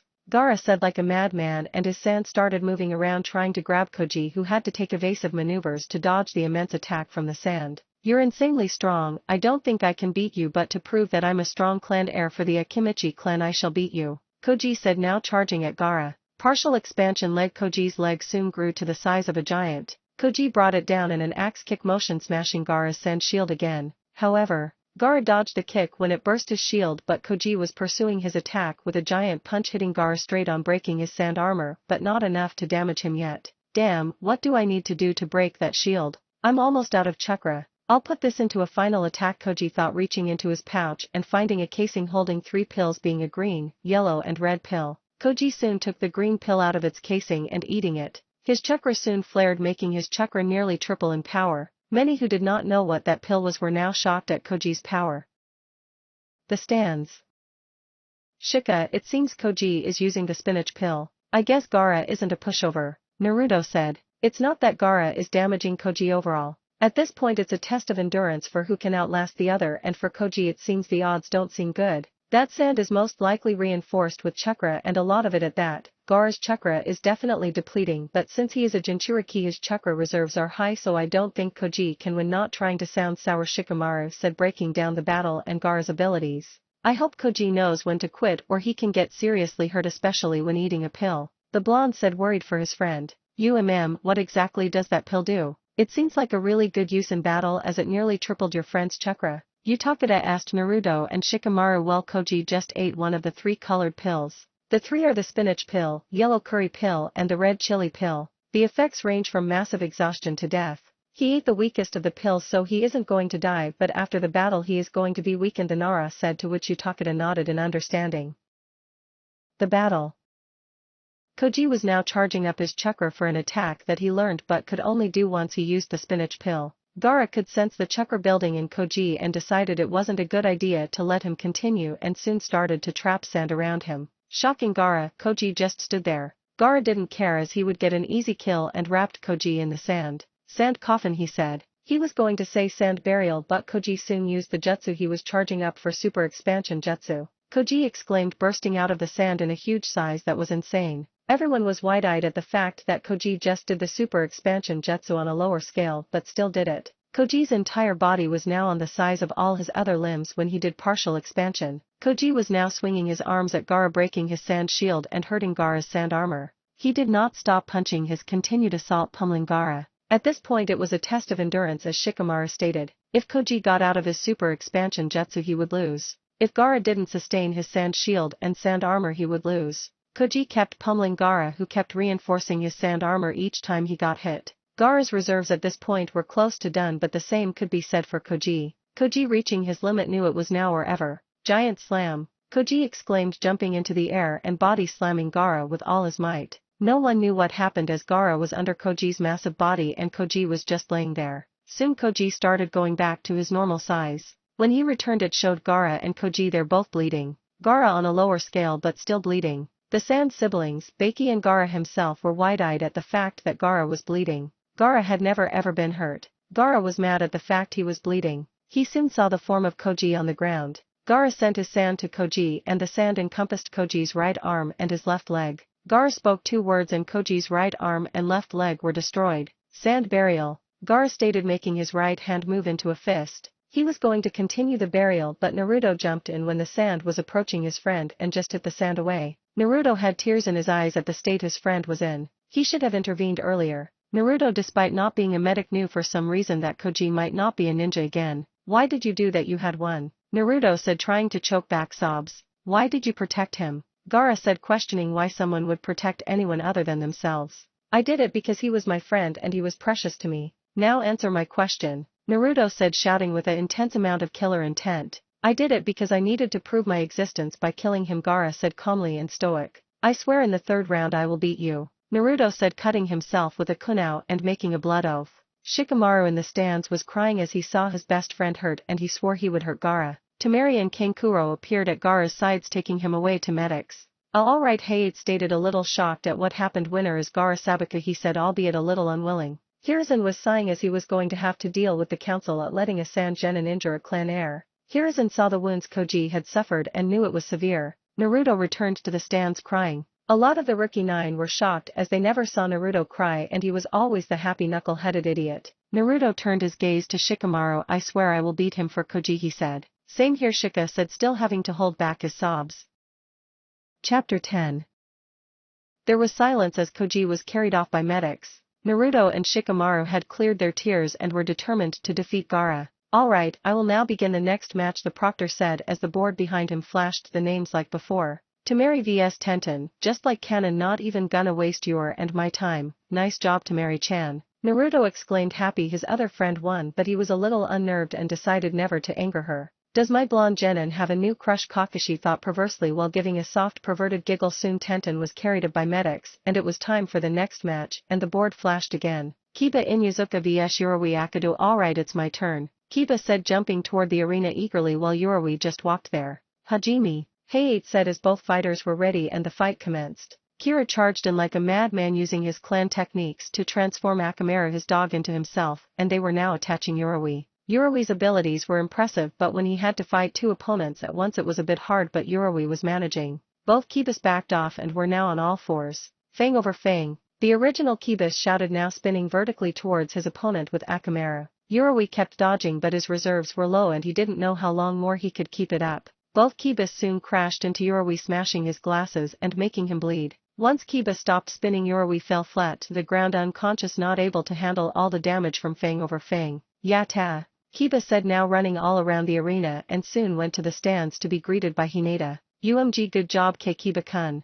Please have some of this healing cream. She said the first part barely above whisper while handing him a container of healing cream. Thanks so much, Hinata-chan. The Inuzuka said, embracing the Hyuga heiress who blushed from the contact. Now the board was flashing again. Many people still hadn't done their matches, being Shikamaru, Utakata, Kankuro, Sakura, Ino, Hinata, Team Guy, another missed Genin, and one of Kabuto's teammates, so there was still much competition left. Kankuro Sabaka vs Misumi Tsurugi, same as canon again. Misumi's abilities weren't bad, but Kankuro was just more skilled, a certain blonde thought. Kankuro, who was going to the stands, did not go to his team but instead towards Naruto, who was alone. Hey kid, why do you call my sister Temari-chan? The puppeteer said, wondering why his sister and a leaf nin were so close. Naruto proceeded to tell Kankuro about he and Temari's relationship, which made him wide-eyed. In all of his years living he had never ever heard of his sister going out for a date and actually letting a guy touch her, much less hold her hand. So yeah, that's pretty much it, the blonde said, breaking Kankuro out of his stupor. Kid, teach me. Teach you what? How to handle my sister. In all my years of being with my sister I think she is the most comfortable around you if your story is true. Oh well, I don't really know, I just be myself, and yeah, but I hope she someday opens up to you, he said with a big grin on his face. Almost on cue as the conversation ended the board started flashing. Hinata Hyuga vs Niji Hyuga. Both Hyugas tensed up, one in disappointment and one in sheer excitement at the ability to prove himself. The reactions did not go unnoticed to a certain blonde. Battle goes pretty much same until the end when Niji finishes the match. Niji, you're from the branch family, right? Naruto asked, to which he got a hesitant nod. Well, if I can say anything it's that Hinata is definitely not an ordinary main family member. Hinata is one if not the most nicest and kind-hearted person I've ever met, and for you to hurt her because of her family's actions is not fair and it makes you the villain, he said with a frown on his face. And what do you know of being branded with a curse? Niji shouted, starting to undo his headband, revealing his caged bird seal. This here is a caged bird seal. If I do anything that the main family deems evil they will use it to hurt me. It's a seal saying I will never have freedom as long as I have this. The Hyuga prodigy said, anger in his eyes. I probably know more about having a curse than you, but no, I changed my curse into a blessing, but I guess won't work for you. Niji, how about this? When I become Hokage I will definitely change the Hyuga clan, and you can believe it that I won't go back on my word, the blonde said in a serious tone, which made a lot of people just sigh, knowing that old habits never die. Niji simply walked away, not wanting to deal with this anymore. Heading to the infirmary, the board soon chose names of the remaining participants. Utakata vs Rock Lee Yosh. It is my turn now. I knew I would not get last, and now I can fan my flames of youth, Lee said, jumping to the arena. Is everyone in Konoha freaks? Utakata asked his blonde friend. I don't know, I just don't know. Utakata appeared in the arena using a water shunshin. Yosh, my friend, I hope we will have time to enhance our flames of youth, and I thank you for having this match with me, the spandex-wearing genin said, getting into his Goken, strong fist, stance. I thank you too, Mr. Utakata left it hanging, obviously asking for a name. Rock Lee and your R? Lee asked to know his opponent Utakata, and let's get this match started. Soon both got in their stances waiting for the Hajime, the proctor said, and when it did Utakata just distanced himself while Lee rushed in. Lee was fast, too fast for a genin, and he came full speed at Utakata until he stopped seeing bubbles in the air. He didn't know why they were there, so he touched one and it popped into an explosion. Exploding bubbles, Utakata said, making more bubbles. Minefield. Lee, now standing up from the earlier explosion, saw the amount of bubbles on the field were close to 50 and Utakata was the back end of them and was still creating more. I'll have to close in on my enemy to land a hit, and I'm going to have to stick low as the bubbles are in the middle of the air. Lee processed his plan and soon went in low. He managed to get past multiple bubbles until suddenly a bubble moved down and hit him right in the back. Sorry, I forgot to mention I can move my bubbles, the bubble user said, smirking. In theory Utakata could move all the bubbles onto Lee, but that requires a lot more chakra and it takes a lot of control, so only certain bubbles could move. Lee stood back up, put his arm under a bubble. Lee needed to get more information on his opponent's ability, and if the bubble moved that meant he could move all bubbles, most likely one at a time. However, it didn't move, meaning there's a different type of bubble. Seems like you figured it out, but I'm not gonna let you do anything, Utakata said, now blowing bubble towards Lee, forcing him to dodge. Guy, now seeing the pinch his student was in, was going to allow him to take of his weights. Lee, Guy said, making Lee jump far away to dodge the bubbles. Yes? The smaller spandex wearer asked. Take them off, he said, making Lee grin, hopping to one of the statues and now revealing he had weights on and dropping them, and the weights making two large craters, making Utakata wide-eyed. Lee got back down to the arena and started stretching. Man, this is great, I feel like a feather now, Lee said, stopping his stretching. Lee soon dived in through the bubbles immensely faster than last time, dodging all the moving bubbles, and came in swinging his arm at Utakata, and it landed only for Utakata to disperse in bubbles. Bubble clone, Utakata said, panting as a bubble clone takes up a bunch of his chakra. This fight is definitely fanning my flames of youth, and you are truly strong, the taijutsu specialist said, now going back in for his onslaught of attacks. Utakata was doing his best to dodge, as he knew in a taijutsu battle he would lose 100%, no doubt. Lee got in close this time and Utakata wasn't prepared and suffered a blow to the chin, sending him upwards. Lee closed the distance and kept slamming Utakata with punches, then axe kicked him to the ground. The stands. Guy, this boy is amazing, I wonder what ninjutsu he has, Kurama asked with wide eyes. He doesn't have the ability to use ninjutsu or genjutsu because his coils are too small, so he focused on taijutsu and he became a master, Guy said calmly, but made all the other Jonin sensei pity their students as they had another guy in their generation. Naruto, who will win? I think it's Lee. Shikamaru asked his blonde friend. Utakata, he said, I's never leaving the fight. Any reason? The Nara asked, to which he got no response. Arena.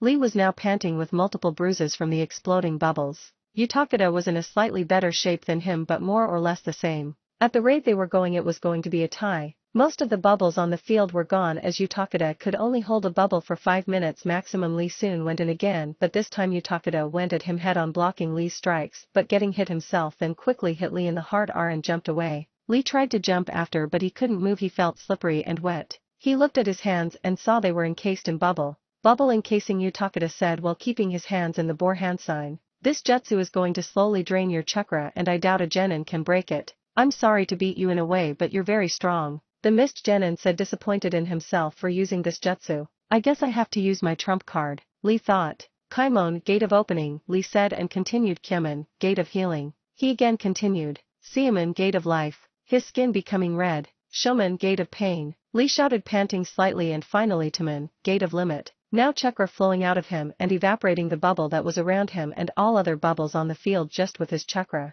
Ugh, I'm going to have to use heat resistance bubbles now, Utakata said, annoyed as his reserves were at about a quarter left. The stands.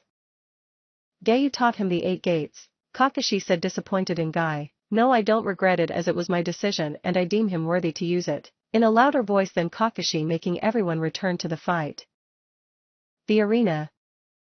You're the first person to push me this far in a long time and it's so much fun, Utakata shouted in happiness. Yosh, lets us continue our fight, Lee said, hitting Utakata, but his punch seemed to slip off and Utakata went in and punched Lee straight in the face. That was my bubble armor, it takes up almost all my chakra but I need it to survive against you, Utakata said, giving Lee the answer to his power. It's time to finish this. Lee went in, punching Utakata up, then hitting him down, then hitting him diagonally back in the air. He kept on pummeling Utakata until he reached his limit. After a few moments Lee soon started his final attack on the now bleeding Utakata. Hidden Lotus, Lee shouted, grabbing Utakata and slamming them onto the ground, making a huge dust cloud. Once the cloud disappeared there revealed an insane amount of bubbles on the floor, but they weren't exploding once they actually cushioned the crash. Utakata made these bubbles while Lee pummeled him in the air. Now Lee was all out of energy and Utakata was near done from the damage he sustained. Utakata now blew multiple bubbles at Lee that would kill him if he didn't surrender, as he couldn't move to dodge as he laid on the ground exhausted. Lee, my opponent, please give up, I have you checkmate, Utakata said, standing up walking towards his opponent. I give up? Lee shouted, crying his eyes out because he couldn't prove to everyone taijutsu was great. Lee looked up and saw a hand extending itself, this hand being Utakata's, which Lee grabbed. They both now stood together arm in arm. Winner, Utakata, the proctor said, which ensued a round of applause from everyone there at the amazingly fought battle of skill and determination. Chapter 11, The Break. The last round of the preliminaries was Sakura against Ino, which Ino won by a close one. She had to use her new Earth-style jutsu Earth Clone to beat the Pinkette barely. Shikamaru just used a few clone jutsu and a substitution and trapped his opponent with Shadow Possession jutsu and won easily. Alright, so the winners of the preliminaries are Shino Ibarame, Naruto Uzumaki, Gaara Sabaku, Temari Sabaku, Kiba Inyazuka, Kankuro Sabaku, Niji Hyuga, Utakata, Ino Yamanaka and Shikamaru Nara. All of the names I just called, please come to where I am and take a piece of paper out of these boxes. Then once you have them, please show them to me so I can write your matches on the board, Hayate said, holding a wooden box. All the genin took numbers and showed them to Hayate, who just wrote on a board. Alright, the first bracket's first match will be Ino Yamanaka against Utakata, and then the second match will be Shikamaru Nara against Niji Hyuga. Ino gulped at the fact she was going to be fighting against Utakata, who was way ahead of her, and she definitely needed to train with her sensei a lot. Second bracket will have 3 matches, and the first match will be Naruto Uzumaki against Kiba Inyazuka, second will be Gaara Sabaku against Kankuro Sabaku, and the last match will be Temari Sabaku and Shino Ibarame. Naruto was sad as he was going to face Kiba first, as he wanted to crush Gaara for hurting his friend. So the final rounds in a month will have these match UPS. You might see it's unfair as everyone has seen my abilities, or some people didn't show all their abilities. Well, many things in life are unfair, and what you should do is train to get new skills. You all may leave now and get adequate rest and come back for the final rounds in a month, the proctor said, making many walk away. Somewhere in the tower. Temari-chan, came a shout from a blonde leaf genin who was running at her. Hi Naruto-kun, she said at the now panting boy, do you want to go out? I know it's just after the matches, but we didn't really have any serious matches, so if you want to go I'm fine, he said with a grin, obviously trying to hide his misery. Naruto, follow me, she said, walking towards her room she used for the waiting period. He followed her, not wanting to upset her, as he found himself in her room while she was sitting on the bed patting a spot, signaling for him to sit next to her. She soon grabbed his head and put it to her lap. He quickly removed his head. I don't know what you're doing, Bulletin. He was cut off as the same pair of hands put him back to her lap. Just let all your emotions out. I know how it feels like for one of your close people to get hurt. I do hope you don't hate Gaara, as he does have a story like everyone, but right now the only comfort I can give you is this, and it is the only way I can think of letting you be free, she said. He flipped his head up to show a grin on his face, which slowly changed to a slight grin, to a normal face, to a frowning face, and then full out bawling his eyes out on her lap. All she could do was pat his back and let him let it all out. She knew how it felt like when someone close to you was hurt and you couldn't do anything, much like how she was with Gaara. She tried many times to get close to her brother, but her father would always make her distance herself from her little brother. 10 minutes passed, they were still in the same position, same situation, and Naruto was still crying his eyes out, but now fully accepting the comfort her lap was giving. Naruto wanted to stop crying, but he had heard about Choji from a doctor and heard he wasn't going to be a ninja anymore, and knew it would crush the Akimichi heir, as his goal in life was to protect those he loved and become a great Akimichi clan head and show the world his clan was great. An hour passed, the crying turned into soft sobs, and soon he flat out passed out. She hated seeing him like this. Why, she didn't know, as when she heard he was hurt in the forest of death she instantly felt a piece of her heart was gone. Now she just felt useless. She soon lay him down on the bed, letting him rest, and she just sat next to where he lay unconscious, watching his sleeping form like a hawk. 2 hours passed. Naruto's eyes fluttered open, but he didn't know where he was. He started to piece things together until he felt a grunt to his right. He turned his head and saw a mop of blonde hair similar to his, and when he realized whose hair it was he instantly jumped out of the bed. The hair was Temari's, and he was sleeping in a bed with her. Putting all the pieces together, he realized she offered him comfort, which he obviously accepted. How long have I been unconscious, Kurama? He asked the deity in his belly. 2 hours and one thing. Never let that girl go. She is probably the best thing that happened to you. She really is the best, he thought to himself. Soon he sat there like she did for him. However, this time he stayed awake, and 30 minutes passed until her eyes fluttered open. Nice nap, Temari-chan? He asked, making her open her eyes and see that the blonde she was taking care of was awake. When did you wake up, and are you feeling better? She asked. I'm fine, thanks to you, and I woke up about 30 minutes ago, I think, he said while grabbing her hand, fully awaking her and dragging her out of the room. Where are we going? She asked, trying to keep up with his pace. To that date, he said, as if it were obvious. He soon led her to Ichirika's and they had a wonderful time together. The father-daughter work combo teased Naruto by telling Temari all sorts of embarrassing details of his childhood, which simply made her laugh.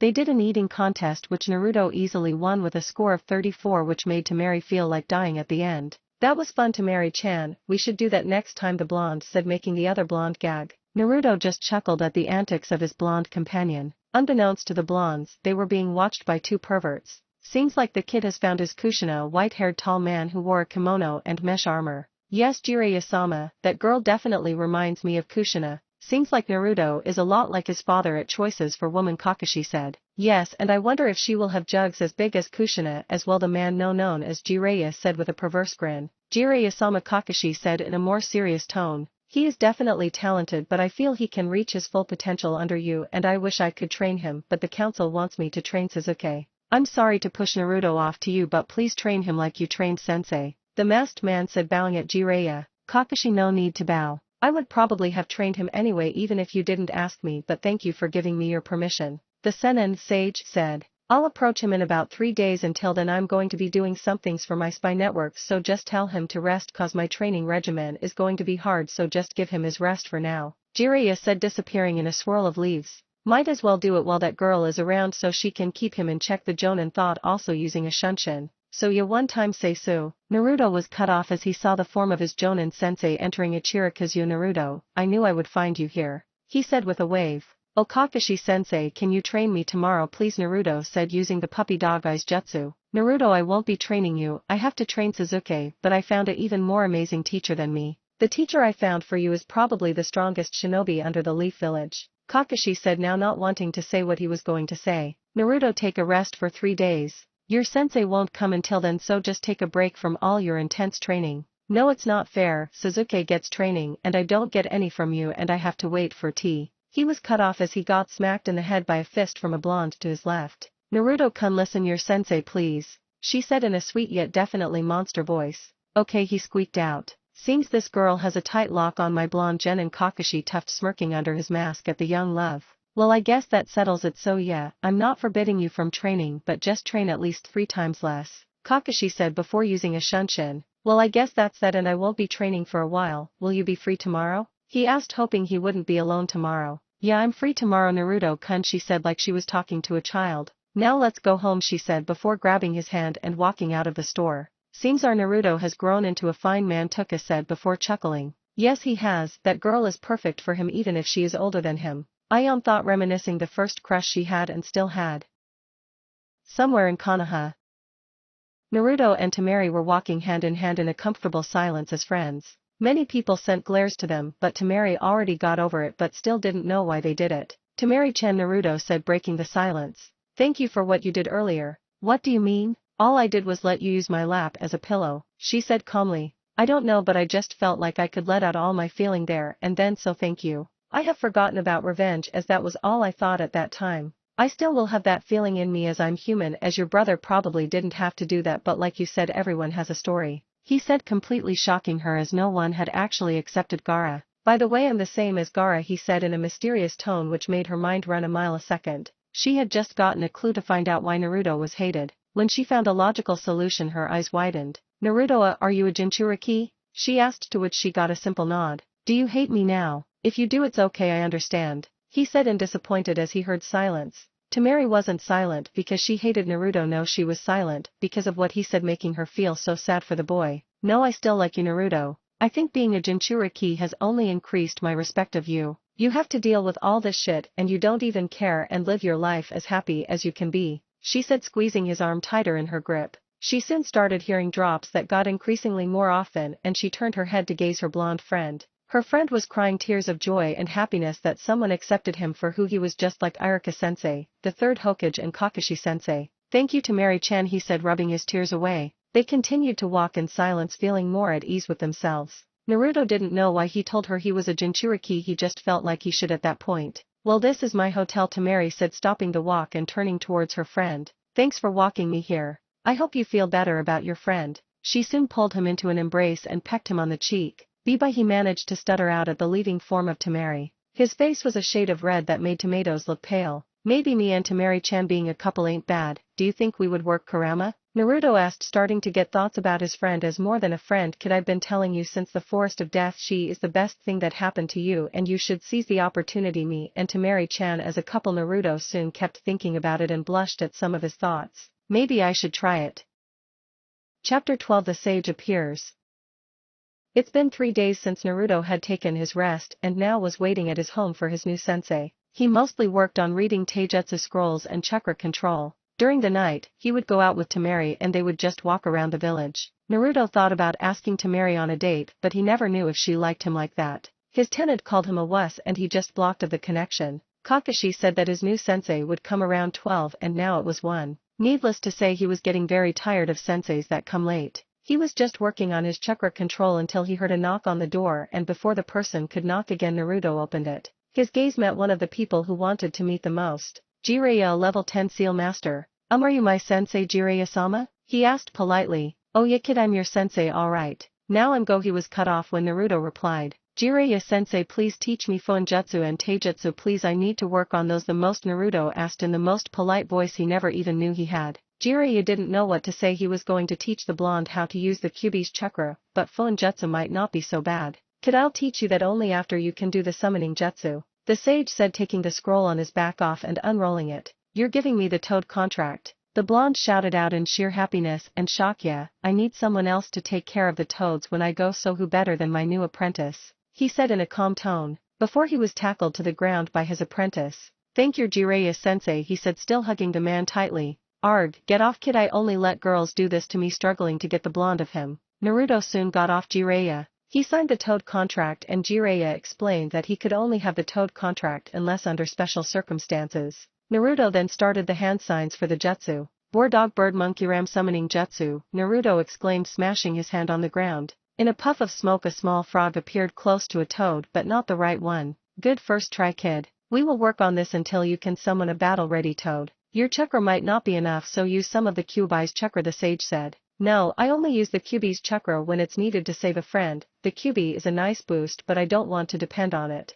Like the saying goes, don't put all your eggs in one basket. I am fine with training it. I can right now use version 1, one tail of chakra more or less fine. The blonde said simply but definitely, saying I will not do it. You don't have to worry about me learning the QB's chakra from you. The QB is already teaching me, but he still wants to escape, which I don't blame him. All these words left Jiraiya shocked that the QB no Kitsune was actually teaching his jailer. Okay, whatever you say, kid, now follow me, we're going to the training grounds, Jiraiya said, walking out of the blonde's apartment. Naruto soon followed in tow towards wherever Jiraiya was headed. A waterfall somewhere in Konoha. Alright, this is gonna be our training ground. Every day I want you to come here at 12 and start training. I'm not sure when I will come, but just keep training until I come, Jiraiya said, now switching his gaze towards the waterfall. Now for some research, he said, chuckling pervertedly. Did you come here just to do research for your dirty books? Naruto asked, slightly annoyed. Oh, so you know of my books? And yes, this is valuable research and I must use it to my advantage, Jiraiya said, turning his gaze back to the waterfall, this time completely ignoring Naruto. Work on the summoning jutsu. Naruto followed his sensei's words and started working on summoning. For most of the day it worked like this. Naruto was getting closer and closer to a battle-ready toad. He did manage to summon a red toad called Gamekiki, who he made friends with and spent the rest of the day with Naruto. In the end, the best toad he summoned was a purple medium-sized toad, but it couldn't fight. Kid, that's enough for today. Go home and rest. It's almost 7, so take a break for today, Jiraiya said, dismissing the blonde. Naruto soon took Gamekiki to hang out and went to Ichirika's. Hey, and said Naruto heard as he entered the shop to see Konohamaru, his favorite little kid.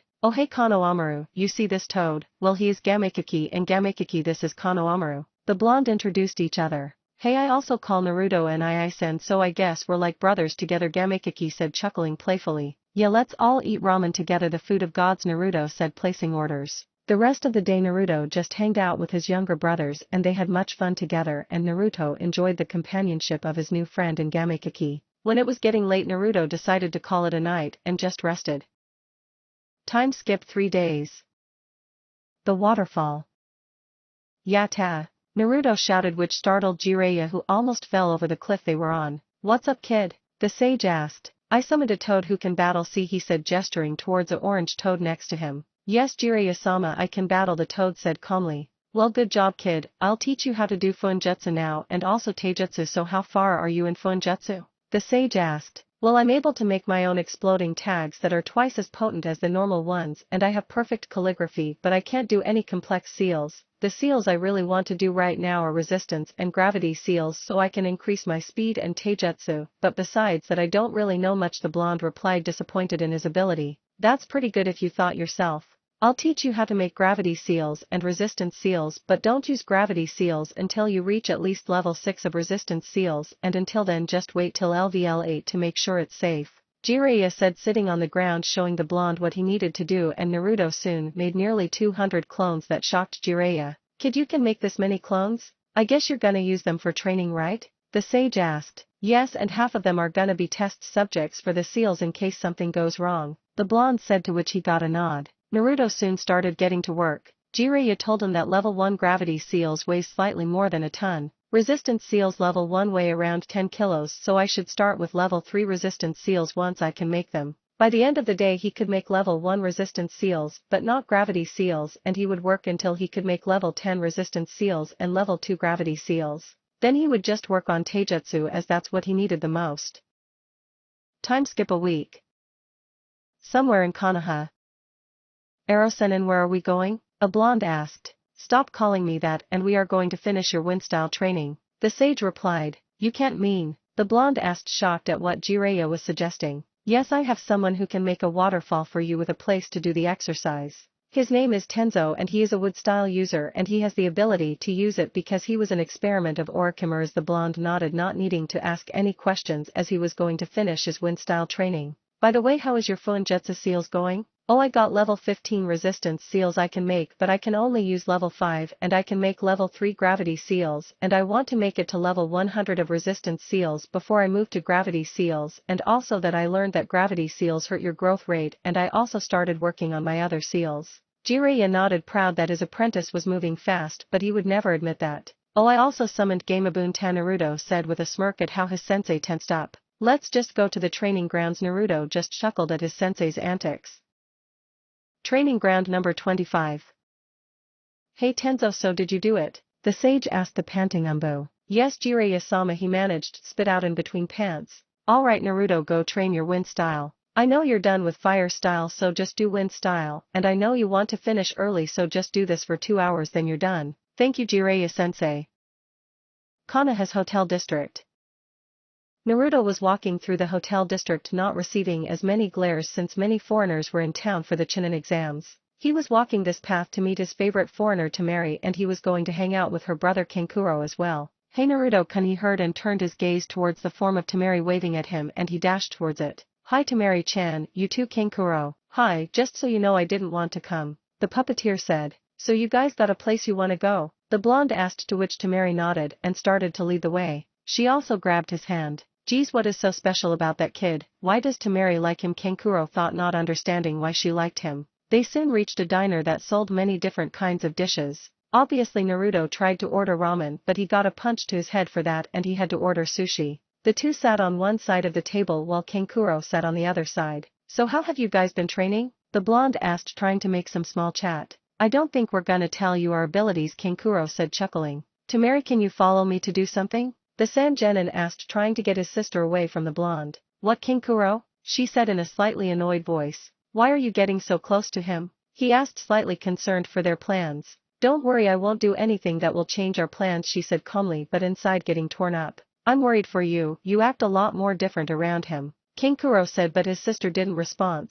Temari, I know I don't have the right to pry in your life, but if this affects our invasion then I will have to tell father. The blonde's face immediately turned to anger at her brother. Don't speak of him in front of me, she exclaimed, just below the point that Naruto wouldn't hear them. Just trust me, I won't do anything to disrupt the plans, I just want to spend time with him before it ends, she said, holding back the tears stinging her eyes. Now let's go back please. Kankuro obliged to her request, not wanting to hurt her anymore. So what did you guys talk about? The blonde asked when they arrived to the table. Oh, we just talked about your friend the chubby one and she told me you're okay with it, Kankuro replied. Yeah, at first I was really mad, but I eventually realized there's a story to every person. Soon the three of them just ate in a comfortable silence, and when they were done Naruto just left and bid his farewell. Kankuro and Temari just went straight to their hotel in silence, and Temari just went straight to her room. Kankuro listened into her room and her sobs and he felt his heart break. Kankuro entered his own room, not wanting to disturb his sister. Kankuro, where were you? Tell me or I will kill you,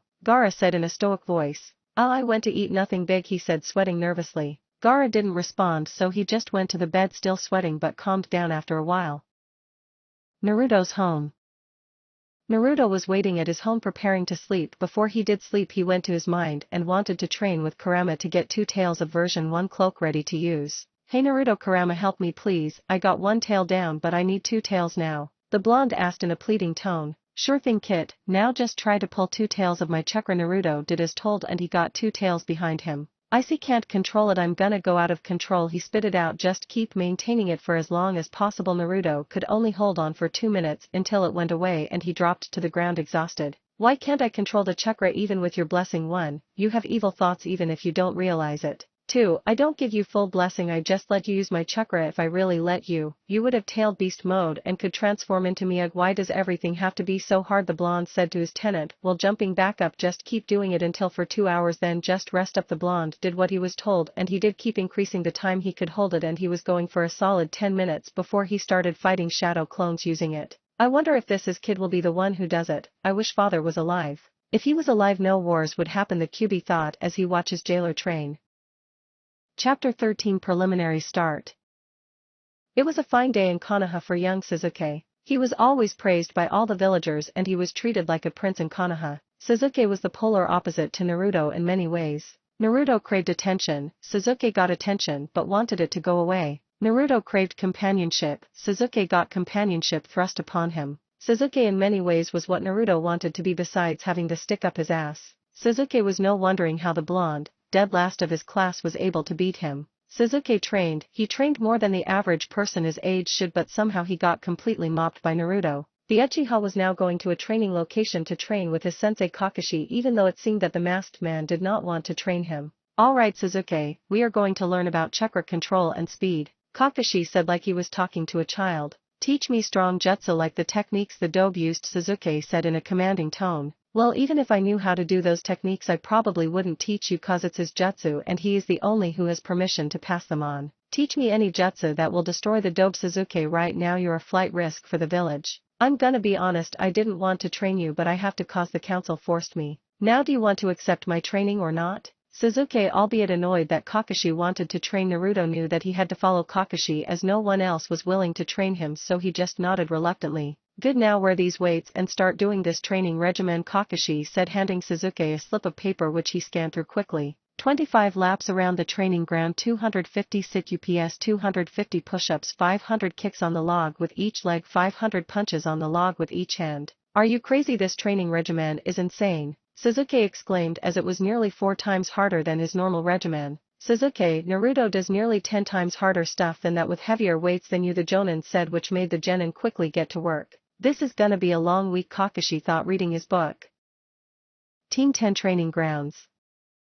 Alright, Ino and Shikamaru. I won't be able to train both of you, so I will train mainly Shikamaru. Ino started to pout that she wasn't going to get training. Don't worry, Ino, I have Kurane coming here to train you and she will be here any minute. Ino's face brightened that she was going to be learning with the genjutsu mistress of Konoha. Asuma-sensei, doesn't Kurane-sensei have to train her team? The Nara asked, curious. I don't have to train my team because they are training with their clans, a voice from behind him said, and it was Kurane, as she had just shunshined there. Kurane-sensei, come on, let's go train in genjutsu now, Ino exclaimed, grabbing Kurane and bringing her to another side of the training grounds. I wonder how she will feel when she isn't going to learn genjutsu, Asuma said, chuckling. Why won't she learn genjutsu? The Nara asked again, quite curious. She won't learn genjutsu is because her first opponent Utakada is a Jinchuriki, a human sacrifice. Shikamaru motioned to continue as he still didn't understand. Do you know the Kyubi and the 9-tailed beasts? Shikamaru nodded. Well, Utakada has the 6 tails inside him and any genjutsu you use on him will just get nullified because of it. Shikamaru's eyes widened and his eyes popped out of his eye sockets. Gears went turning in the Nara's head. He had just gotten the biggest clue ever and he started to piece everything together for the biggest mystery in his life. Naruto is the Kyuubi Jinchuriki, Shikamaru exclaimed. Shocked was an understatement for the emotion he was feeling right now. Leave it to you to figure it out with just that. Yes, and calm down, you can't tell everyone, only Naruto has the right or the Hokage. Shikamaru nodded, calming himself down. Are you still gonna be his friend? Asuma asked, to which Shikamaru vigorously nodded his head, to which Asuma could only chuckle. Shikamaru always seemed lazy, but whenever it came to Naruto he always was active.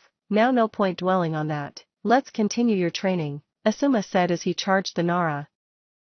Somewhere in Konoha, Sakura was trying to find out where Naruto was, not because she wanted to help him or anything, no, she wanted to find him to figure out how to help her Sasuke defeat the blonde. She didn't know how the blonde got so strong, but she knew she was going to follow him so she could help her Sasuke get stronger. She had heard Naruto was at a training ground somewhere in Konoha, so she was now heading there. Once she arrived at the training ground, she saw him standing on a beam putting his hands against a waterfall. Naruto, she shouted, breaking the blonde's concentration and turning his gaze towards the pinkette. Naruto jumped off the beam and started heading towards his teammate. Hey Sakura, what's up? The blonde asked casually. What training are you doing? She asked in a more forced, casual voice. I'm doing the final stages of wind chakra training and I have to cut the waterfall. He asked, wondering why Sakura was asking him about training. Well, do you mind if I watch? She asked, to which he shook his head. Thanks, so you can just proceed doing it normally. He nodded and soon got on the beam and made his shadow clones, which her eyes widened. Is that how Naruto is so strong?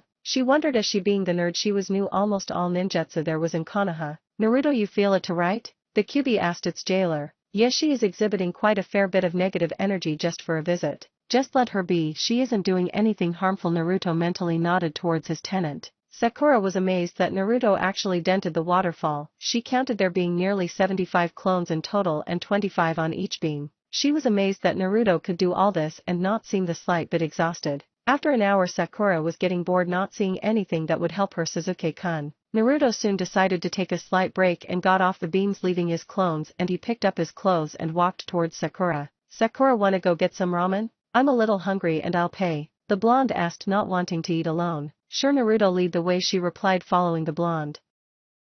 Ichirika's.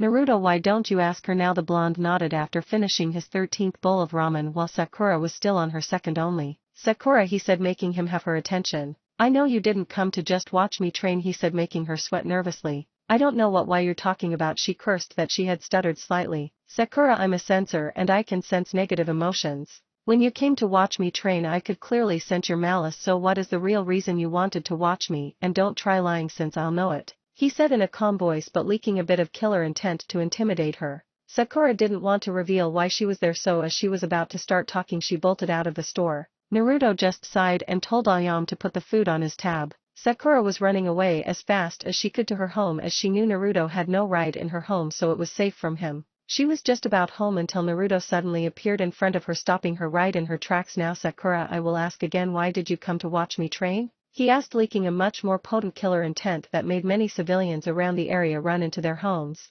Luckily for Sakura, her mother had come outside to see what was all the commotion about. Sakura, get away from him, Naruto cursed his luck, but it didn't really matter. You demon filth, stay away from my Sakura unless you're on mission, she hissed. I'm sorry ma'am. It's just that your daughter ran away from me when I asked her a question, he replied calmly, not even afraid of the woman in front of her being the civilian council leader. If she didn't want to answer your question, just leave her alone, she exclaimed, walking away with Sakura in hand. I don't know why you don't just kill them and end it. It's cause if I did I would have to go outside the walls for murder, Naruto replied, a little annoyed at how dumb the Kyuubi was sometimes. Kid, just forget about her, go learn your taijutsu and hone it. There's only a week left and your sensei already left you. The blonde nodded as his tenant was right. Only 5 days left and he had to finish his taijutsu style that countered Gaara, but he had to go somewhere before he could train again, a place he only visited 3 times the whole month.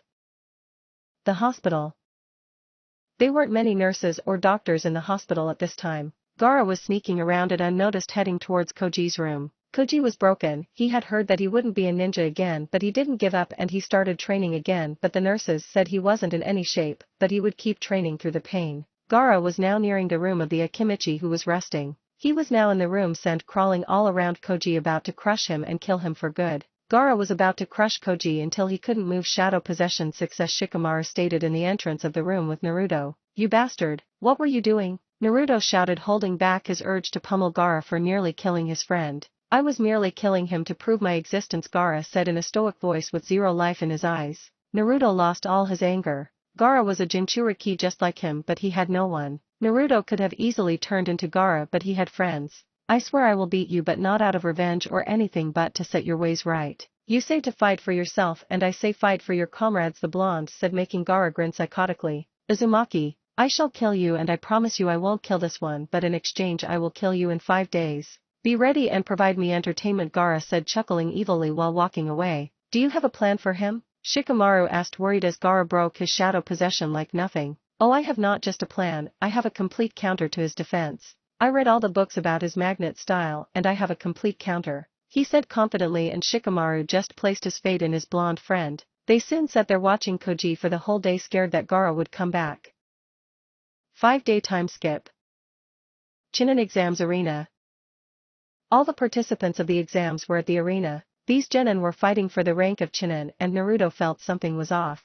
There was nearly 100 sources of malice, and they were more of a killer's malice. Naruto knew that some people might want death, but 100 of them was irregular, so once he got the chance he would go tell the third about it. Alright kids, I'm your proctor. Genma and Hade had something come up, so I'm going to be the proctor, and remember the rules are no killing and no blows that will paralyze your opponent, and everything else goes. The proctor said to all his competitors. Ino Yamanaka and Utakata stay while everyone goes up there, he said while pointing to a private stands. Naruto, instead of going there, he went to the cage box that held the Hokage and Kaze cage. Naruto came up and whispered what he knew to the Hokage. The Hokage soon whispered to Naruto, I know, the Kaze cage next to me is Orichimaru, but I can't do anything, so what I want you to do is inform the academy to get prepared for evacuation and tell every Jonin or Chunin you can find with your shadow clones, okay? The Hokage said, which made the blonde wide-eyed but nodded, and soon went to a private location somewhere in the stadium. He chose one of the hallways which people took to get to their seats. Naruto made nearly 500 clones and made them all use the transformation jutsu so no one would get confused, and he sent his clones everywhere in the village to let the Jonin and Chunin be ready. Meanwhile at the stadium the battle of Ino and Utakata had started, and many said it would be an easy win for the Mist Nin, but many were definitely proven wrong.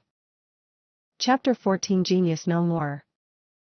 Utakata and Ino at the moment were in their battle stances. Many people expect a Jinchuriki to win, and the odds for betting are 501. Hajime, Genma shouted, being heard throughout the entire arena. Utakata backed up to start his game of bubbles. The Jinchuriki's specialty is long drawn-out battles, as he can set up a lot of bubbles, so a long drawn-out fight would be much more helpful for him. Ino knew she couldn't do genjutsu or her mind transfer as told by Kurama, so all she could do was taijutsu and ninjutsu, but if Lee at 5 gates opened can't beat him in taijutsu, then there was no way she could. She had all but mastered her earth style, so that was all she could do, so she did have a way of fighting Utakata in taijutsu. Earth style stone fist jutsu, Ino exclaimed, her hand turning into a large fist of stone. The genjutsu mistress told the Yamanaka that Utakata's bubbles were water style, so her earth style would be very effective against it.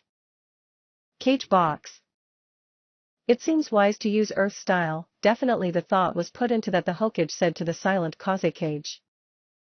Arena.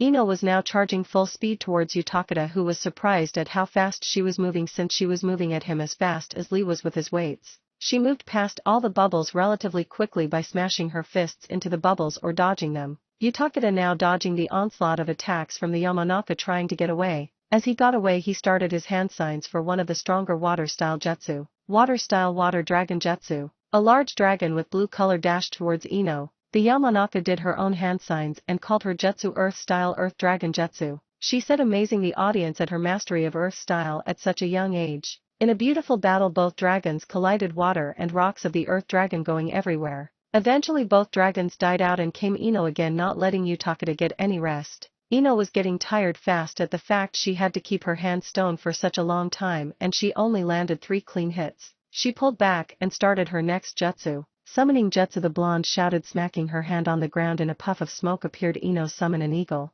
Hey Washikikyu, I need some help on this guy since he is real tough, Ino asked her eagle friend. Sure thing, Ino sama, the eagle said, then soon dashed towards Utakata. Earth style earth beak barrage, Washikikyu exclaimed, firing its beaks at the Jinchuriki, now having to dodge them and Ino's rampage.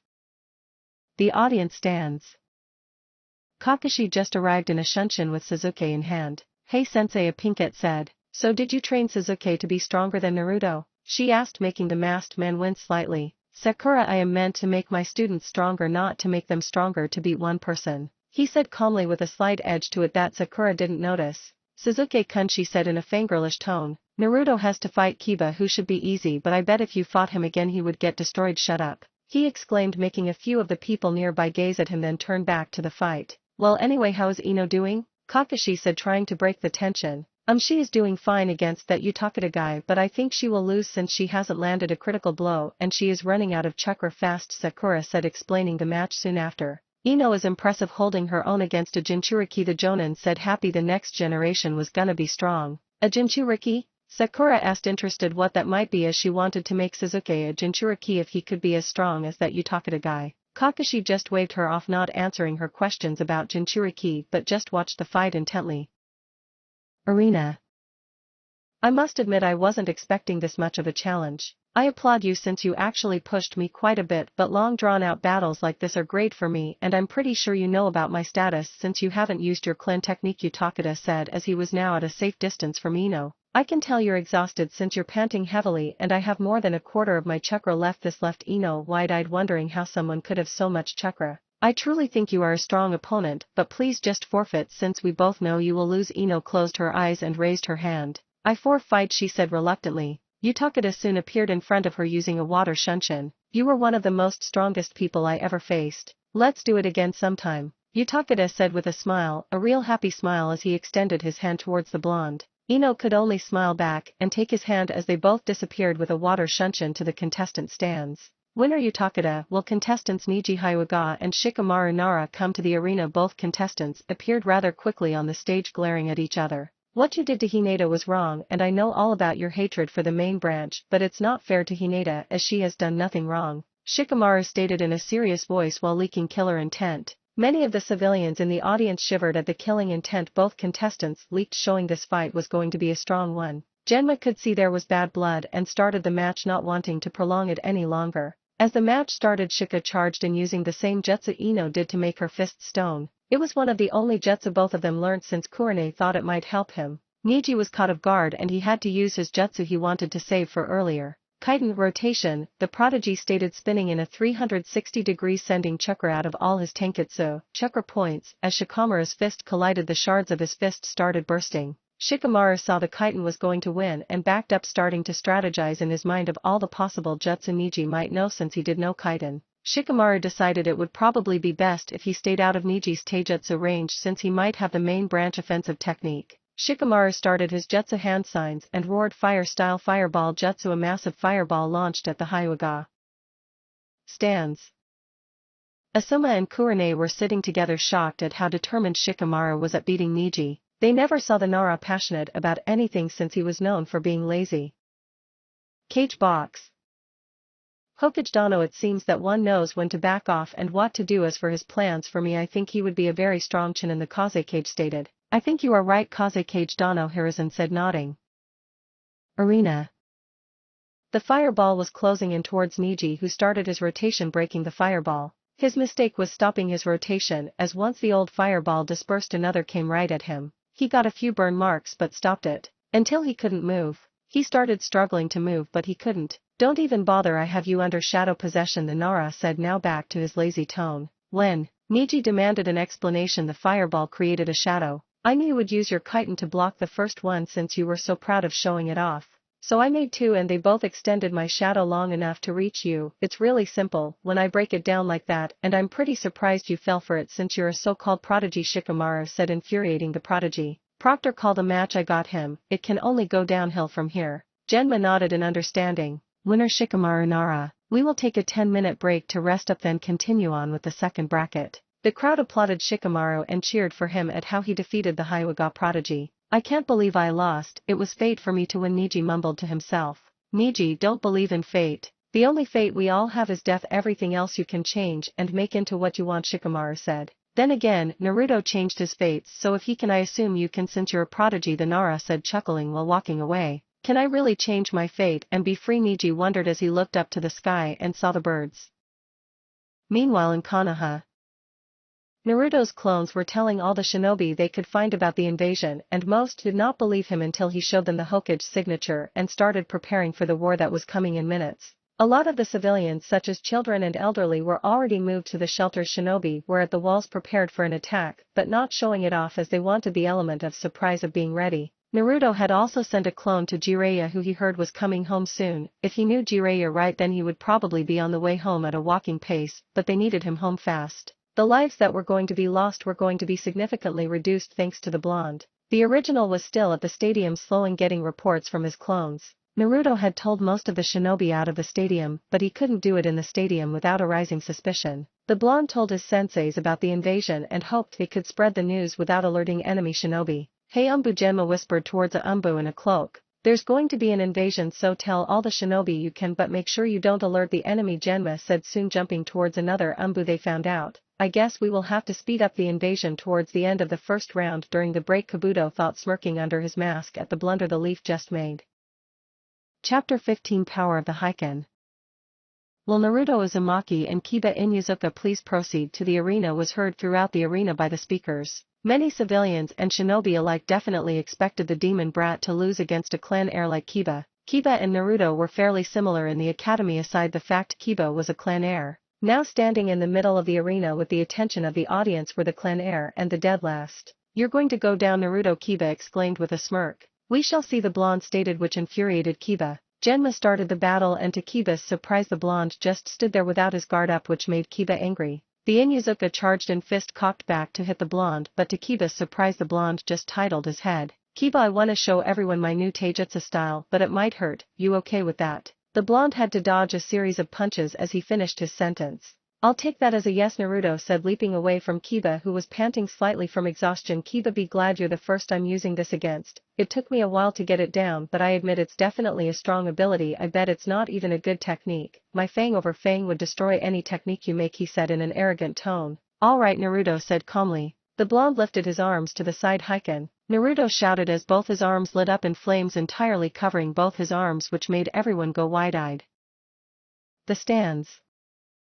Amazing, Kakashi, did you teach him that? Guy asked his eternal rival. I don't even know how he is doing that. He has to have such a strong affinity for fire to even try that. Kakashi said, gazing at his blonde student in amazement. Sensei, why is that so amazing? All he did was light his arm on fire. Sakura asked, oblivious as always. Sakura, Naruto is right now using a bastardized version of the Fourth Hokage lightning armor, only this time it's with fire. The amount of skill needed to even be able to do that is easily cage level. Every genin present went wide-eyed at the statement that the dead last was able to create a jutsu of that caliber. Well, what does it do, sensei? The pinkette asked again. Well, the lightning armor makes someone incredibly fast and increases their strength, but I have no idea what this version Naruto has made can do. Kakashi, teach me that, Sasuke said, joining in the conversation. Well, I can't, because I don't know how to do it myself, and even if I did I wouldn't, cause I don't know if you have a high enough fire affinity. Make him teach it to me, Sasuke said, demanding his sensei. Sasuke, I can't make him teach you, just ask him yourself, but I highly doubt he would say yes. The council will hear of this. The Uchiha plotted in his mind of how to get that power. Arena. Kiba just looked at Naruto's blazing hand in shock, amazement, and so much more. The scene stopped as Naruto bolted towards the Inuzuka, fist cocked back. The fist hit Kiba, sending him flying towards the arena walls. As Kiba hit the wall, it made multiple cracks along the wall as Kiba's body was imprinted where he impacted the wall. He got off the wall and coughed up blood onto his hand, shocking the audience at the sheer force of the punch. An imprint of a fist was also present on Kiba's chest that could be seen through his burned shirt. Damn, I didn't think it would rough him up that much. We need him for the invasion. Naruto thought sadly that he hurt a friend. Kiba locked onto Naruto, whose arms started going back to normal. Ha, if you can't even keep up that jutsu for more than a minute, might as well not use it. Naruto ignored the Inuzuka's taunts and made his favorite hand sign, multiple shadow clones jutsu. In an instant the entire arena was filled with smoke. As the smoke dissipated, it revealed nearly 500 Narutos standing amongst two Kiba. The original was on his knee as he had to create a lot of clones earlier, so he was slightly tired and just wanted to rest up for the invasion. Charge him, the original shouted. 400 clones charged the Kibas while the original just sat in a corner while 100 clones protected him. The Kibas put up a good fight, but overall they lost. One Kiba was changed into Akamaru and was now pinned by 10 clones while the original was pinned by 50 clones. Proctor, call the match, the clones shouted in unison. Winner Naruto Uzumaki. Gemma shouted to all the civilians who were in utter shock at the demon brat who summoned 1,000 clones. Naruto, who didn't expect much, just started walking towards the contestant stands. Out of nowhere a sudden clap was heard. That one clap turned to 2 to 4 to dozens. All until the entire stadium erupted in applause for the blonde, who started running around the stadium as he finally got noticed in his eyes. Gemma had to forcefully grab him to the contestant stand to stop his running. Will Kankuro Sabaku and Gaara Sabaku come here? Gemma shouted from the arena. Proctor, I forfeit. Kankuro shouted back, which got the audience to start booing at him. Alright, winner Gaara Sabaku. Will Temari Sabaku and Shino Ibarame come here? Genma said, hoping no one forfeited this time.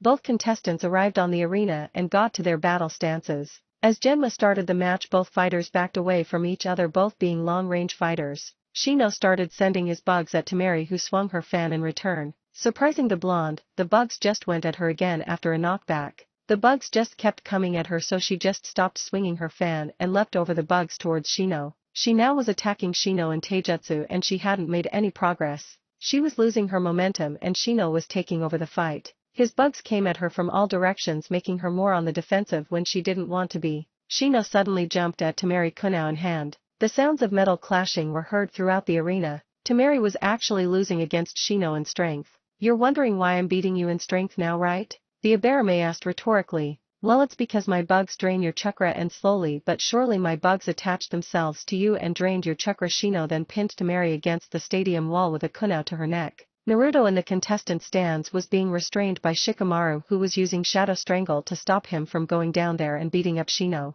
Freaking blondes, Shika thought as he stopped Naruto. Why am I so angry? The blonde wondered. At the moment all they knew was he wanted Shino off Temari. Winner Shino Ibarame, Genma said as Shino got off Temari. Sorry for getting close, the Ibarame said as he walked off. Now, everyone, we will have a 10-minute break to get ready for the second round, so just get ready. Genma shouted in the stands. A certain Umbu was making hand seals under his cloak. Begin the operation, he thought. Suddenly all around the stadium shinobi and civilians were dropping unconscious. Chapter 16, The Curse. Sasuke was fluttering, his eyes open, trying to piece what was happening. All he remembered was seeing feathers. Now he was seeing a bunch of Konoha shinobi against sand and sound shinobi. He had no idea on what was going on. All he could see was the back of his Jonin sensei and a pinkette to his left. What's going on? He said in a demanding tone. Sasuke, we are in a war. Sasuke went wide-eyed at the statement. Find at least 2 more of your friends and go after Naruto, Kakashi said, pointing his finger out after he slashed his kunai through his opponent's chest. He then made the hand signs for the summoning jutsu and summoned a brown dog. Kakashi, why did you summon me? The dog asked in a lazy tone. We are in a war. I need you to track one of my students who drove a key player in their plans away. He then tossed a piece of orange cloth which the dog sniffed. Alright, I'm guessing these 2 are with me, right? The masked man nodded. Go find 2 more people for the job first, then head out. Sasuke, you're the leader, he said before jumping away towards the battlefield. Follow me, Sasuke said, jumping towards where he saw Shikamaru. In the woods of Konoha, Naruto was rapidly running away from an angry Gaara and his siblings that were chasing him. His mind was a jumble of emotions, betrayed, anger and so much more. Why is she doing this?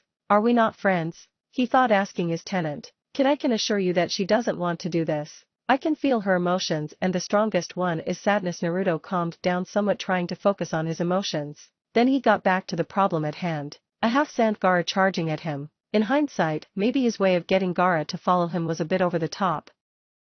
Moments earlier in the stadium, Naruto was now looking around why he had fallen into a genjutsu. As he looked around, several civilians switched clothes into their sound shinobi clothing. Naruto was then hit with a wave of bloodlust that was coming from a redhead that was coming straight for him. The blonde put the pieces together and figured they were in a battle. Kit, that redhead is a Jinchuriki. Jinchuriki can transform into their tailed beasts if they're good enough.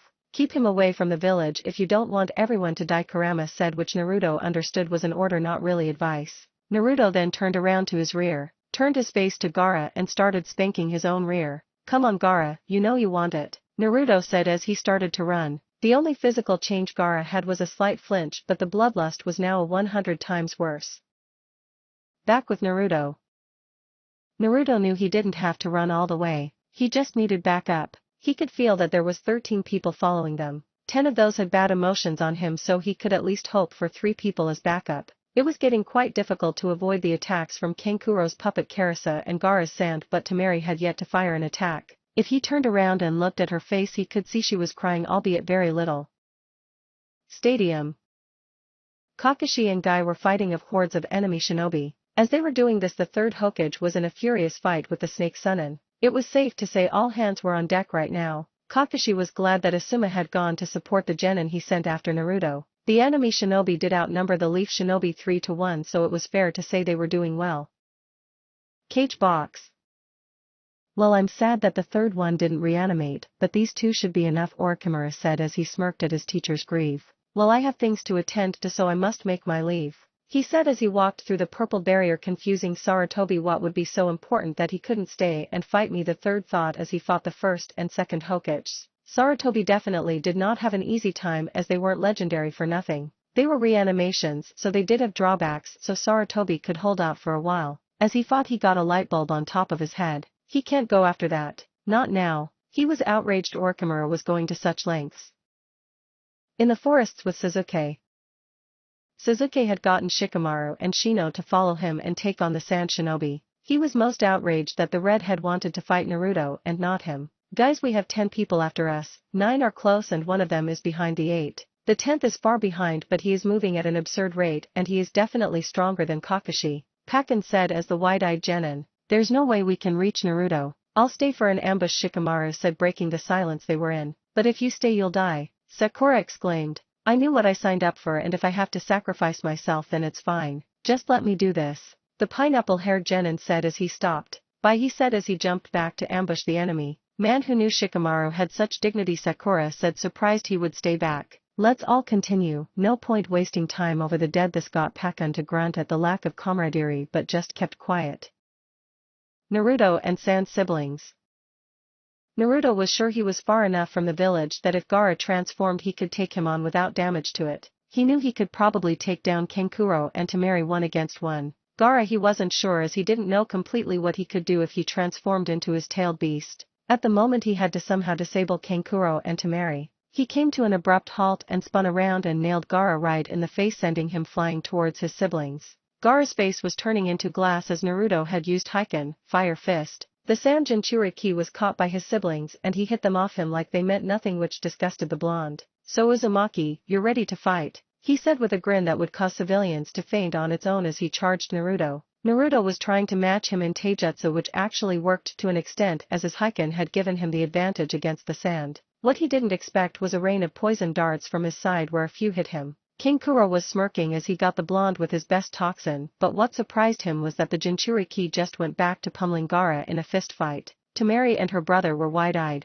Gaara was losing in a straight-up brawl, and it wasn't against their father. King Kuro kept trying to use Karasu to poison Naruto, but none of the poisons had any effect thanks to Naruto's tenant. Temari used her fan and sent him off Gaara since he was pretty much glass at this point. Naruto then turned his gaze towards King Kuro and went for the Karasu puppet. He broke the puppet into pieces and soon went after the puppeteer himself, and King Kuro wasn't too bad in taijutsu, but against someone who had fists that were flaming he was no match. As he was about to face Temari, he heard a scream of pain and anguish, which he turned his gaze towards and saw Sasuke with his fist through Gaara's chest. If the red head wasn't a Jinchuriki he would have died instantly. Sasuke's mistake was looking away once he dropped Gaara to the ground. Gaara was now fully sand. His entire body sand with the weird purple markings on him, and his sand arm wrapped around Sasuke, who broke free because of Shino and Sakura. Shino's bugs when touched by Gaara would die instantly of the foul chakra, effectively making him useless. Naruto didn't have any time to worry about them as he had to deal with his problem being Temari. Why? He shouted, mad yet crying at the same time. I thought we were friends. Did none of that mean anything? It does. Why do you think I'm so sad right now? She shouted back just as loud. Do we have to do this? He asked, not wanting to fight his friend. If I don't, then I would be a traitor to my village. I know you're stronger than me, but I just can't betray my village, she said, tears now on her eyes. Do you want to do this? He asked as he emphasized the you know. Obviously not, she said as if he were stupid. Then neither do I, so friends after this? He asked, hoping if you can beat me, she said, grinning while still sobbing. They then dashed towards each other and Naruto's fists flaming as he punched her fan. What she didn't know was that the wind from her fan made his flames stronger, and that cost her the fight as he punched her fan after her wind jutsu, and it went right through the material. Naruto knocked her out, and he could swear she had the biggest grin he had ever seen on her when she got knocked out. As if on cue, he heard multiple roars of pain. Gaara's sand arm was wrapped around Sakura, Sasuke, and Shino. Naruto, infuriated, jumped and punched Gaara straight in the belly. Gaara swiftly landed back on his feet. So Uzumaki, will you let these people die?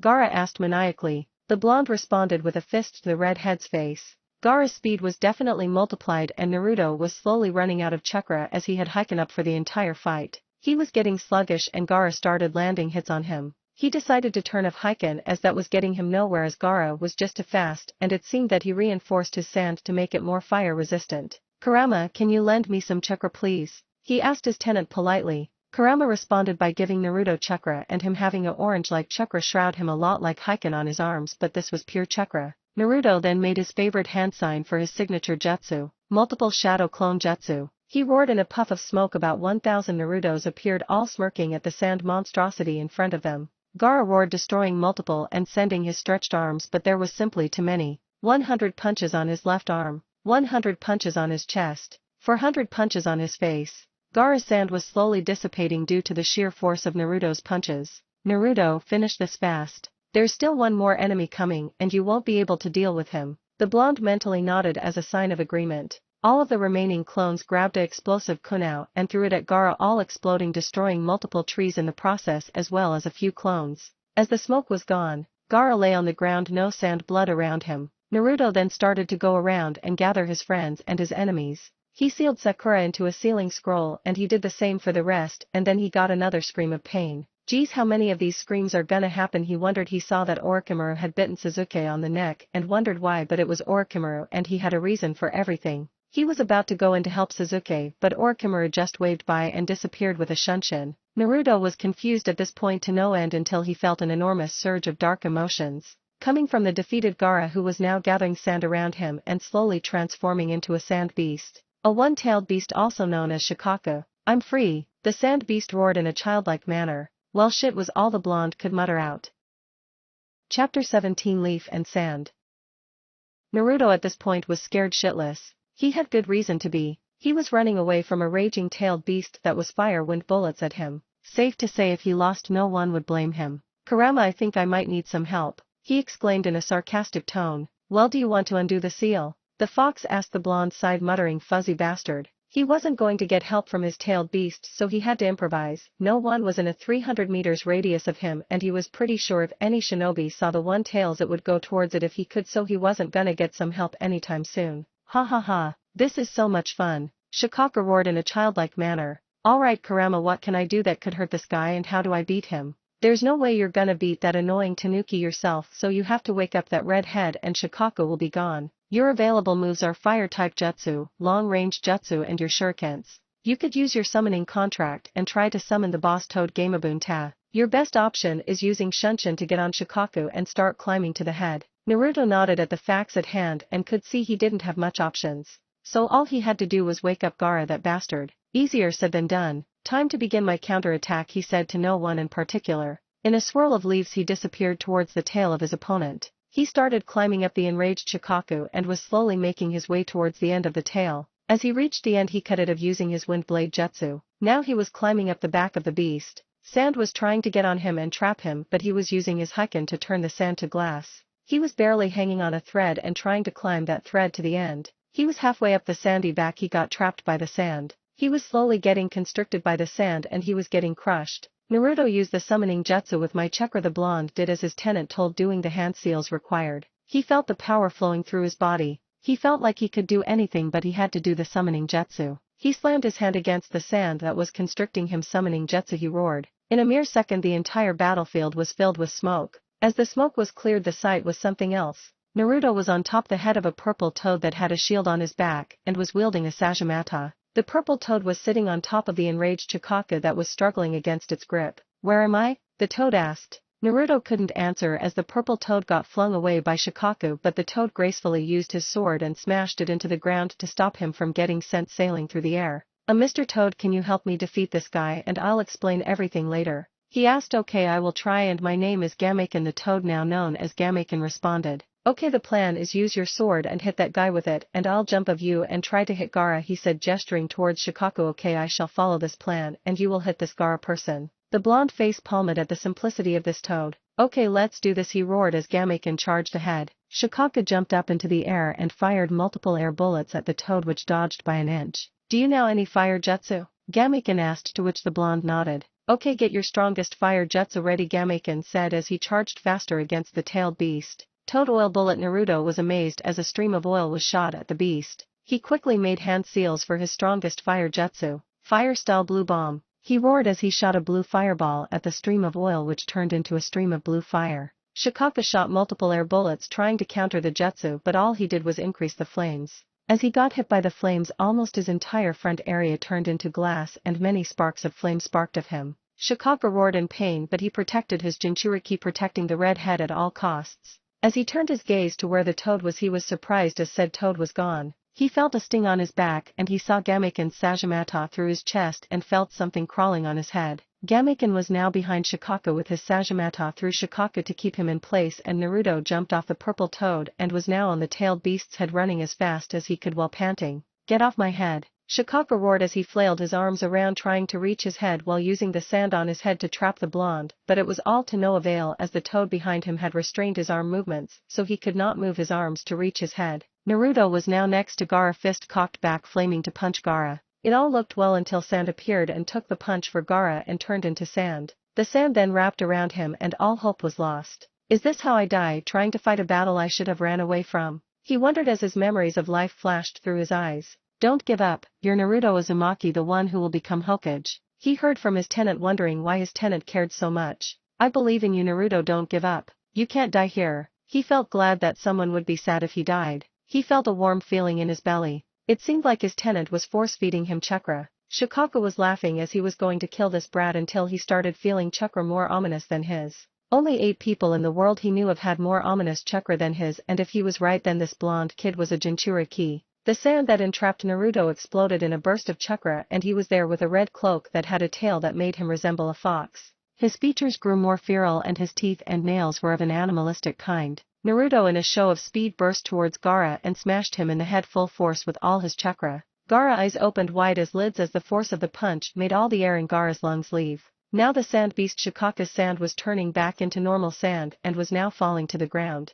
Gaara and Naruto were free falling through the air, and Gamaken had gone back to the summoning realm. Both of them were in serious condition and were in no shape to battle. Naruto could at least walk and move while Gaara was completely out of it. Naruto had to thank his fuzzy furball for the emotional speech and the force-feeding of chakra later. The blonde and the red hair were now sitting on the sand and lying bloody on the sand respectively. Naruto was just sitting next to his enemy smiling, which scared Gaara to the bone. Gaara, you know, I'm a lot like you. The only reason I'm not you is probably because I was lucky enough to have the third Hokage. Tell me your story. I want to know what made you like this. Gaara was shocked that someone wanted to know about him. He knew he was in no position to do anything, so he just told the blonde his story. Naruto listened intently to everything Gaara said. The part where his uncle was assigned to kill him by his own father. How his father put the tailed beast in him. Everything showed that much of their life was similar. The only difference he could see was the assassination attempts and the fact the cage didn't care about him. Gaara also did have a loving sister, but that was for another day.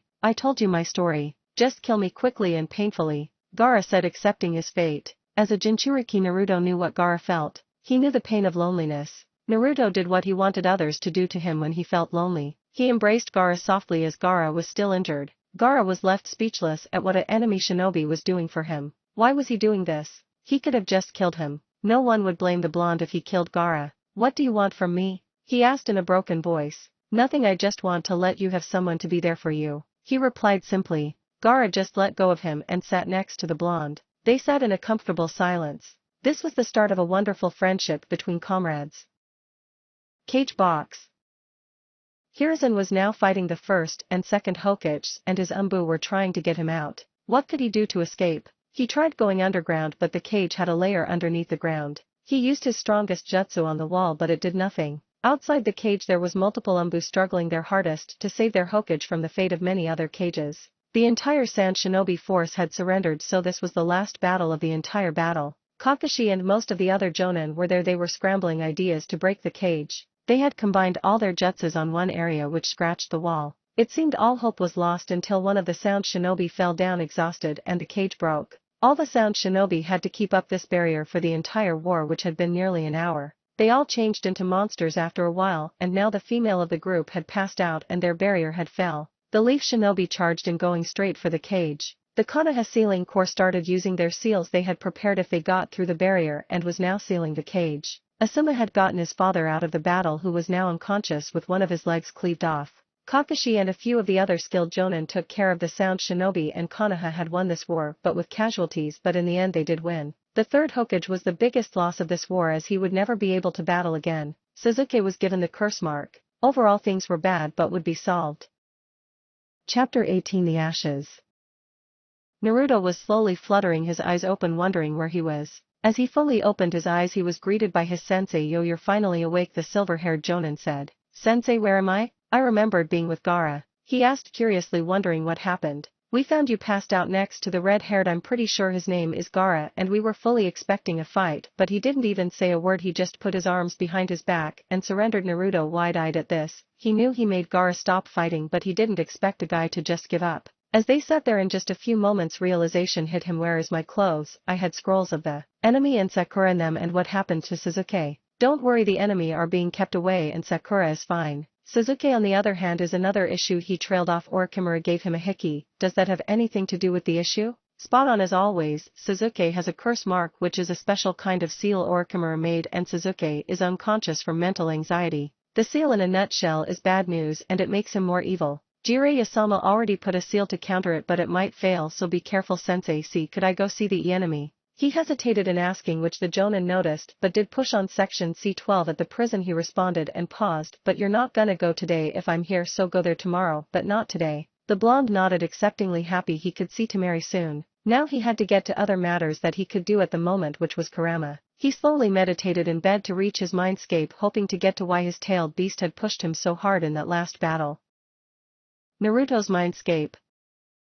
As the blonde walked slowly towards the gate of the seal, the only sounds were the breathing of Kurama and Naruto's footsteps. Kurama, we need to talk. He got no response. Kurama, he shouted this time, still no response, gaining a tick mark on his forehead. Kurama, he roared this time. The fox opened its eye, staring at the blonde with his slitted eyes. What is it? The fox responded calmly. What was that? Don't give up. You're Naruto, the next Hokage stuff. He mimicked the beast's voice. What are you talking about? He lied cunningly. You're serious? Naruto asked, getting annoyed. Naruto, what are you talking about? He really was cunning at tricking his Jinchuriki. Guess I won't get answers from you, see you next time, and even if it wasn't you that said that stuff. Thanks anyways. He grinned as he disappeared.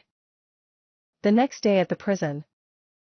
Naruto was slowly closing a metal door behind him and quickly sat down looking at Temari, who was smiling at him. How he wondered could she be smiling in this situation, but he could only smile back. So, sorry for doing this and capturing you, he said sadly. Don't, Sand lost and Leaf won. Maybe if you didn't capture me Leaf could have lost. She responded smiling at him. Well, I read the news this morning, seems your dad is dead, he said slightly hesitant, but wanted to tell her so she knew. He didn't die, she responded, which made him sad as she was in denial. I'm sorry but it's true, he said, which got a shake of the head from her. Not, it's just that I read the news earlier today as well and he isn't dead. He used his last sand jutsu. It makes a sand armor that encases him and puts him in a death-like state and he can get out whenever he wants, so I highly doubt he is dead since I saw the picture and there wasn't much sand around him, she responded, making him wide-eyed. Don't tell anyone though, she said, winking at him, which made him nod vigorously. Well, he isn't in sand right now so we can't make any decisions to release you yet. Temari-chan, can I ask you a question? He asked curiously. Sure Naruto-kun, she said, still smiling. Why are you smiling so happily when you're in this kind of situation? He asked, which only made her smile bigger. Cause I know it's all gonna be fine, cause you're gonna do everything to get me out of here. The Naruto-kun I knew would do anything he could to try get me out of here, so there's nothing for me to worry about and just spend time here waiting for you to get me out of here,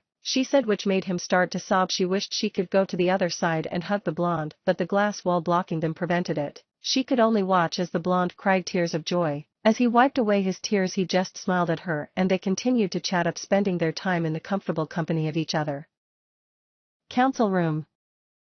The council room was in havoc. Hiruzen could do nothing as they didn't have anyone to appoint as the new Hokage except Kakashi, who declined, so they had nothing. They were wondering who could take the job. What about Jiraiya-sama? A civilian exclaimed throughout everything. Yes, he would do fine. Someone said yes, let's get him. Many other agreements throughout the council agreeing, but all this chatter was getting annoying for the old Hokage. Silence. His voice echoed throughout the room, shutting any conversations. Jiraiya would never accept. He hates doing office work and rarely fills in his mission reports. He paused then smirked. How about another Chunin? How about a member of one of the clans that founded the village? How about the slug princess and granddaughter of the first Hokage? Many nodded in realization at where the Hokage was going. Hokage-sama, if I may? Shikaku asked and received a nod. How will we find Tsunade-sama? She hasn't been seen in a long while, he asked. That's where I come in, a voice echoed from the back of the Hokage as the figure stepped into the light. It revealed a white-haired man wearing a headband with the kanji for oil. I will find Tsunade or I will personally take up the position, Jiraiya said. Many civilian council members started speaking of how Tsunade could restart the entire Senju clan and stuff like that.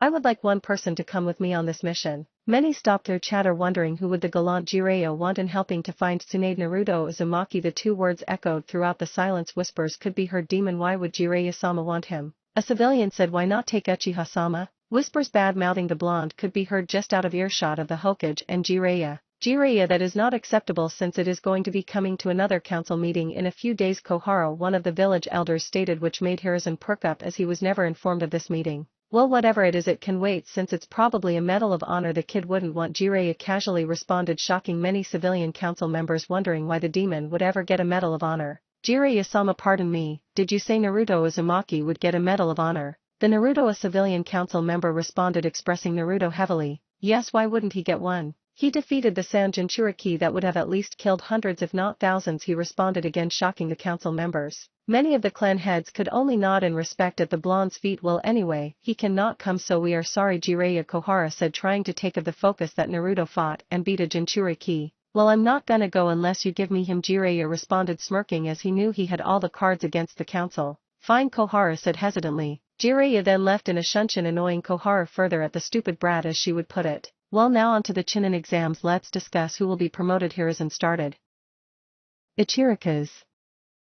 Naruto was now slurping up his 37th bowl of pork ramen, then quickly stacked it on the pile. Ayam quickly took to the sink for washing. She swore one day he would use up all their bowls and he wouldn't be able to eat anymore. As he started digging into his 38th bowl, in a puff of smoke, Jiraiya appeared next to him, nearly making him fall of his chair. What the hell do you want? He exclaimed angrily. Kid, tomorrow you and me mission, the toad sage responded, handing the blonde a scroll. Read the details and meet me tomorrow at the gate at 8 a.m. and on the mission I will be teaching you a new jutsu. Then he disappeared just as quickly as he appeared. Well, I guess I'm gonna be busy again. Well, better get ramen for the time I'm gonna be gone. he said as he dug in with one arm but used his free arm to read the mission details, which made him wide-eyed, seeing it was an rank retrieval. He then saw he would be retrieving the next Hokage, which made him happy as he could help get Temari free sooner. He then ate about 50 more bowls before he left, leaving the money and disappearing in a shunshin towards the shinobi district. As he appeared in the shinobi district, he was searching for a shop that he could get to refill his supplies since he was running low. His eyes were glancing from the shop names and found a shop called Higurashi Shinobi Needs, which he entered.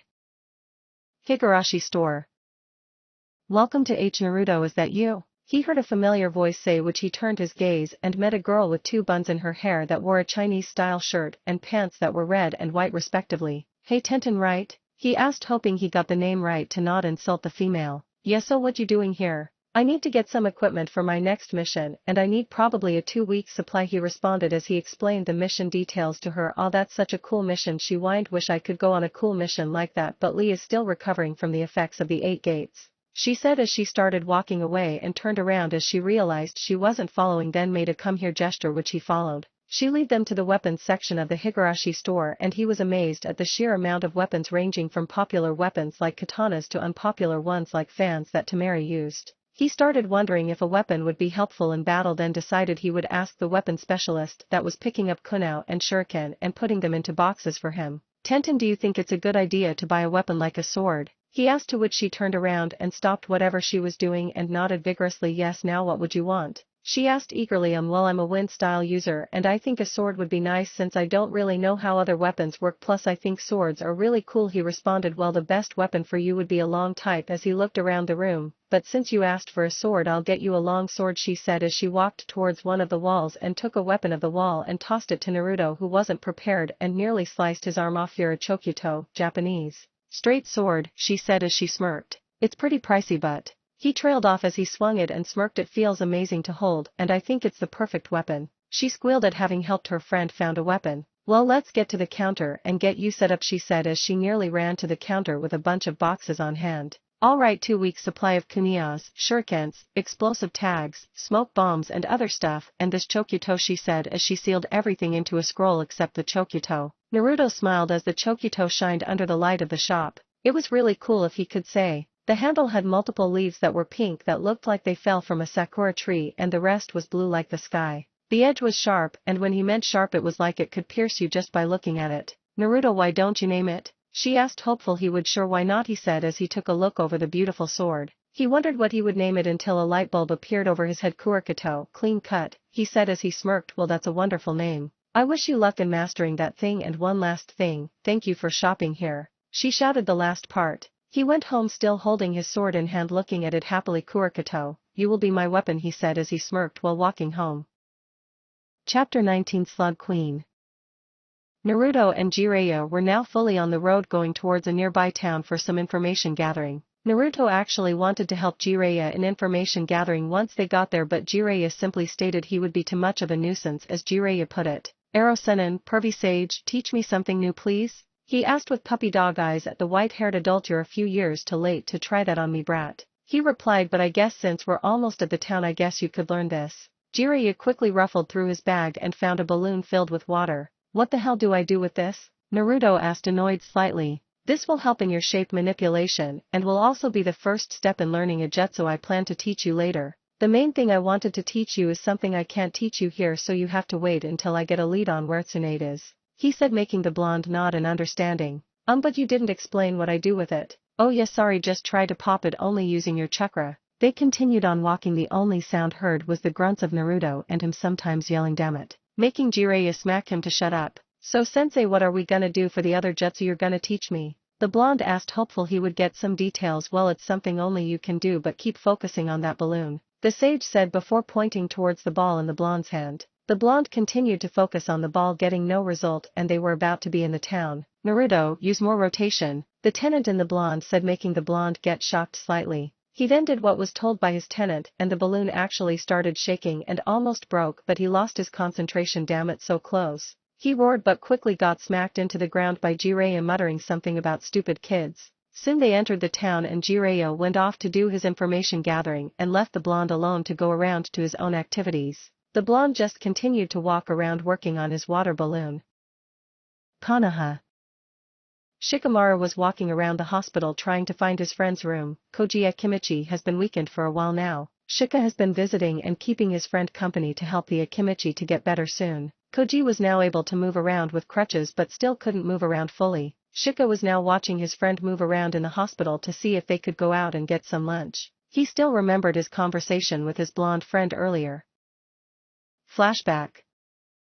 Shika was meeting Naruto at Ichirika's to meet up and he didn't get any more details from the blonde. As he entered the shop, he saw the blonde sitting down slurping ramen. Hey Naruto. The Nara said hey, so I'm going on a mission, and if the mission is successful Koji would probably be fixed up fine and dandy, the blonde said between his slurps of his ramen, and the fact Koji could be better made the Nara completely serious. What do you mean? Well, I'm going on a mission to get Tsunade Senja, the best healer in the world, to come back to the village. Shikamaru nodded in understanding, seeing how if Tsunade can't heal Koji then no one could. Well, I doubt that's all you called me for. Shikamaru asked the blonde, then handed a slip of paper to the Nara which he opened quickly and read the contents, which made the Nara smirk. Sure, I'll take care of her, he said before walking off and hearing a loud shout of thanks from his blonde.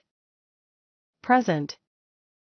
Koji and Shikamaru were now entering the cell holding Temari. Yo blondie, he said, making Temari glare at him. Calm down, I'm with your precious Naruto-kun, he said teasingly, which made Koji laugh at seeing Shikamaru, the most reasonable person, actually tease someone. What do you want? Temari asked, trying to fight her blush. Naruto is on a mission to find the next Hokage, so if everything goes to plan then you will be free with your siblings. Temari grinned, happy that her blonde was fine. Thanks for informing me, she said, bowing. Stop bowing to me and go speak to your brother, he said, making her perk up. Please don't hate my brother for what he did to you. He has a long past and please just understand he has had a bad life and I know that will change nothing. She was cut off as Koji started talking. It's fine, I understand everything. Naruto told me, he said before smirking and heading out of the room. They then explained everything to the other two Sand siblings. King Kuro just kept saying thank you over and over to them. Gaara just smiled, nearly invisible, but it was there. So Shika, when you think he is gonna be back? The Akimichi asked. Soon Koji, soon, he replied calmly.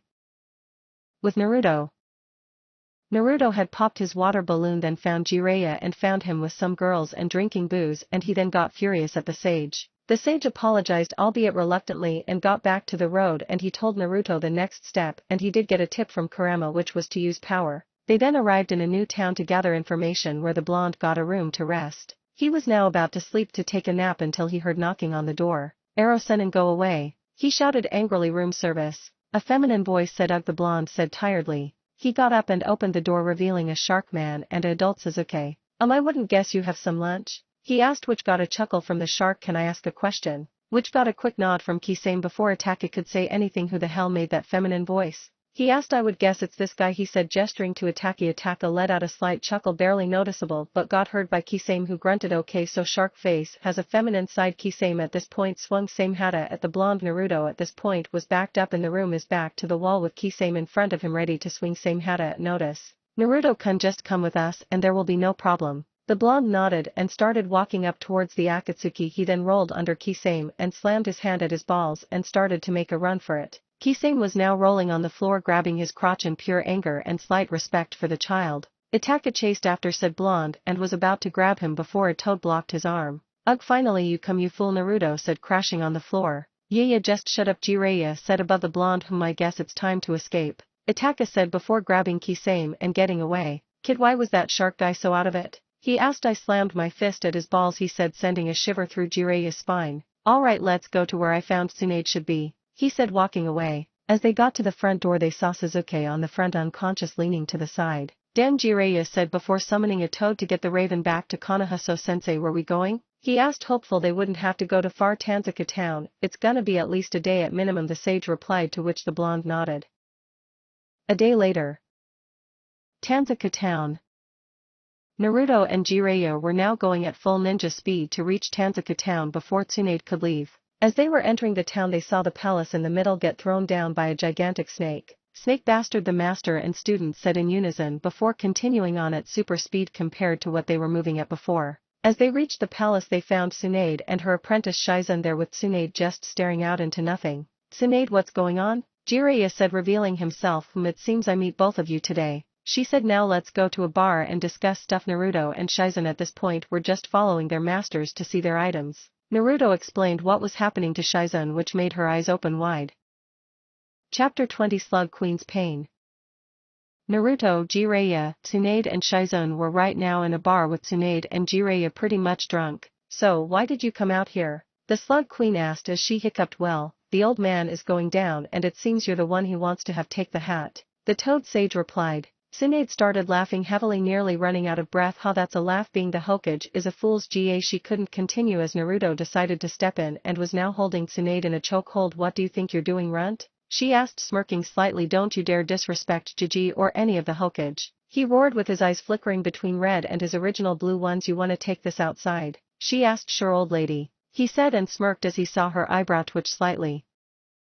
As the two blondes faced each other ready to attack by a flip of coin by Jiraiya. As Jiraiya was about to toss the coin, Tsunade raised her hand. Kid, I'm only gonna use one finger on you. If you win I'll come back with you to Konoha and become the Hokage, she said smugly. Sure thing, Ba-chan, he replied just as smug. The Toad Sage just sighed and flipped the coin. The blondes dashed as they heard the metal clink of the coin hitting the floor. Naruto drew his fist to hit her but couldn't do anything as Tsunade used her finger to flip him over and sent him to the ground. The genin rolled back panting slightly. The blonde then charged back with his fist now on fire and he moved quite faster. Tsunade was about to do the same trick, smirking, but she lost it quite fast as the genin dived in low and struck her in the chest, getting rid of all the air in her. Tsunade got pushed slightly, then went in with her finger and was about to chop him in the back, but he then flickered out of existence and she felt quite a few punches on her back and got sent flying slightly before she rolled to break her fall. I guess I will admit you're decent, she said before raising her hand. One hand, I guess. I wanna make this fast, she said, sighing, trying to portray her annoyance. One question, why you care so much about the Hokage? She asked, innocently curious.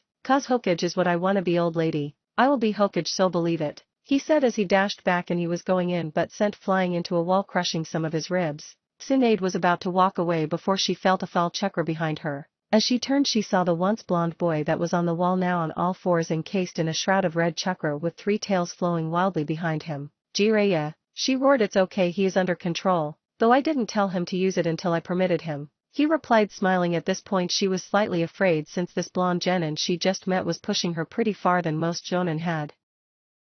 Flashback. One day ago. Nightfall had just set and a Toad Sage as well as a genin were setting up a tent. Well, actually the genin was the only one making the tent and the Toad Sage was writing some notes on a slip of paper. As Naruto was going to sleep he got shaken up by his sensei who was urging him to get up. Naruto reluctantly got up slowly just to annoy his pervert of a sensei. As he got out of the tent he saw Jiraiya with a toad that looked like a scroll next to him. Okay, what do you want? He growled out. Now Naruto-kun, Jiraiya said childishly. This is Jirotora, he has the key to the seal, he continued in a complete 180 of tone of voice which the Jinchuriki perk up. This is what I wanted to help you with. I've heard about your Jinchuriki mode where you have a tail behind you. How does it work? The mode you saw is version 1 state, there is 2 versions, then full transformation. Full transformation is exactly what it sounds like and you just transform into your tailed beast. Version 2 is just having a completely red chakra cloak that is just a mini cubi. He took a pause to let it all sink in. For Jiraiya, I can use 2 tails, and for Jinchuriki where their tailed beast well doesn't like them they will have to overcome the rage of the tailed beast. Recently I found out all I have to do is get physically stronger to use more tails. Kurama said to use only my version 1 until I got all 9 tails for it, then use version 2, so I still have a long way to go. Kurama? Jiraiya wondered, but let it pass. Kyubi says I should be able to use at least 4 tails right now, but I just can't get the chakra out of the valve, if you get what I'm saying. Naruto frowned slightly. Well, the key to loosen it might help, and if you want the key I could give it to you, but only use it when I or the old man is around. Naruto nodded gratefully and kept saying thank you over and over as he kept nodding. Jirotora then unrolled the scroll on his belly and pointed to a square on the scroll. Place your hand here and channel chakra. The blonde did as told and was surprised that Jirotora went into his mouth and he started gagging fiercely. Present. Tsunade was watching the scene of the Jinchuriki getting his last and final tail, making a total of 4. As she was still stunned, Naruto capitalized and rushed in, throwing multiple punches with strength that could give Tsunade a run for her money. Jiraiya, who was watching the fight, sighed as he saw multiple civilians fall unconscious from the sheer force of Naruto's killing intent. Tsunade and Naruto at this point were in a total slugfest, each punching each other full force, but unlucky for the Chunin was that Kurama's chakra kept healing Naruto from each punch, but his punches were slowing down slightly. Though the same could be said for Tsunade. The slug princess dodged the blonde's shot and backed off and started healing her wounds to reduce the damage she sustained. As she healed she drew blood from one of her wounds and immediately froze. Naruto, who didn't know anything, rushed in but got stopped by the Toad Sage himself. What the hell, pervy sage? He roared, wondering why he stopped him from winning. She has a fear of blood, he replied sadly. Naruto looked back and forth between his sensei and the medic and just sighed. Yeah, that wouldn't be fun if I beat her because she had a stupid weakness. He then walked away. I'm going back to the hotel. Lady Tsunade, Shizen muttered to herself while Tauntaun oinked. I'll take care of her, you can go rest, Shizen. She walked away and went to where she and Tsunade were staying, which was surprisingly the same one Naruto went to. Tsunade, when will you heal those wounds? Jiraiya wondered to himself. Naruto's mindscape. The blonde was talking to his tenant. Seeing this was the only friend he could talk to, so he didn't kill himself of boredom. Who would have thought she of all people would be afraid of blood? What does that mean? Naruto asked curiously. Should I say, who cares, I'm a tailed beast? Kurama asked himself. She is a friend of your mother's. Please tell me who she is. He pleaded. Ask her yourself, that's the only clue I'm telling you. The blonde grunted. Go train, you whiny brat. Naruto nodded, signifying he agreed. Kurama, can we learn the flash fox? Sure, if you get rid of the seal. Ah, shut up, I already told you my reasons for not releasing you yet, he snarled out annoyingly. Chapter 21, Naruto's Roar. Naruto fluttered his eyes open, feeling the warm breeze of the wind flow over his body. He slowly got up and started stretching. The blonde then ran to grab breakfast, also known as ramen. As he searched the town for a shop, he found Shizen walking about with bags in her hand. Hey Shizen-san, he shouted, waving as he ran to her. Hi Naruto-kun, she greeted him. What are you doing? He asked curiously. I'm getting some medicinal herbs and poisonous herbs for my jutsu, she replied honestly. Oh well, wanna go for a bite? Sure, she replied, happy to spend time with someone else than Tsunade. They then got to a ramen shop and were greeted by an old man that had his around 6 to 9-year-old daughter helping him. Who do they remind me of? Naruto asked himself rhetorically. Well, what would you like? The elderly man asked. Miso ramen, and keep him comin'. Naruto replied, confident in his order. Just give me whatever you recommend. Shizen replied with visibly less confidence than the blonde. So what's up with BA-chan? He asked in between his slurps. She has been through a lot, it's just tough for her to see blood. It's one of the reasons she isn't really a ninja anymore, she replied honestly. To see his response, she listened and to see his response to see if he really understood. That's fine, I don't care if she has a phobia or anything to blood, I will bring her to become Hokage, he declared as he slammed his fists on the bar, shocking the little girl giving him ramen. Shizen could only smile at said blonde, feeling a warmth around him. Thank you for understand Naruto-kun, she said as she went back to eating her diet ramen. They continued to eat in silence, Naruto eating as fast as he always did while Shizen just giggled at his antics and ate in silence. Shizen decided to take a step forward in becoming friends with the blonde and spoke up. A Naruto-kun as she trailed off. Yeah, he responded, making her continue. Would you call me Ne-chan? She replied and got worried after the silence. Sure thing Ne-chan, he replied, smirking at her. As they finished eating, Naruto paid, saying it was only right for a man to pay for the first time. Man, Irika-sensei's lessons rubbed off on me a little, he thought, remembering his sensei and also Anko. As they got to the hotel they were staying at, they found Jiraiya standing outside patiently waiting for them. Are we in trouble or something? I swear I did nothing, he asked, seeing the saddened face on his sensei. Naruto, she wants to see you, he replied grimly. Okay. He dragged on as they walked in. They all went in the room Tsunade was in and saw her sitting on the floor waiting for them. She gestured for them to sit and she sat directly opposite of Naruto. So am I in trouble or something for using the Kyuubi's chakra? He asked, as that seemed like the only thing that could get him into trouble. Could I offer you a wager? Tsunade replied, ignoring his statement. Well, what's the wager, Ba-chan? He smirked when he saw she got a tick mark on her forehead. The wager is, if you can beat me when I have these chakra restrictors and strength dampening seals Jiraiya made on me, I will come to Konoha and become the Hokage. She smirked, seeing him wager the options.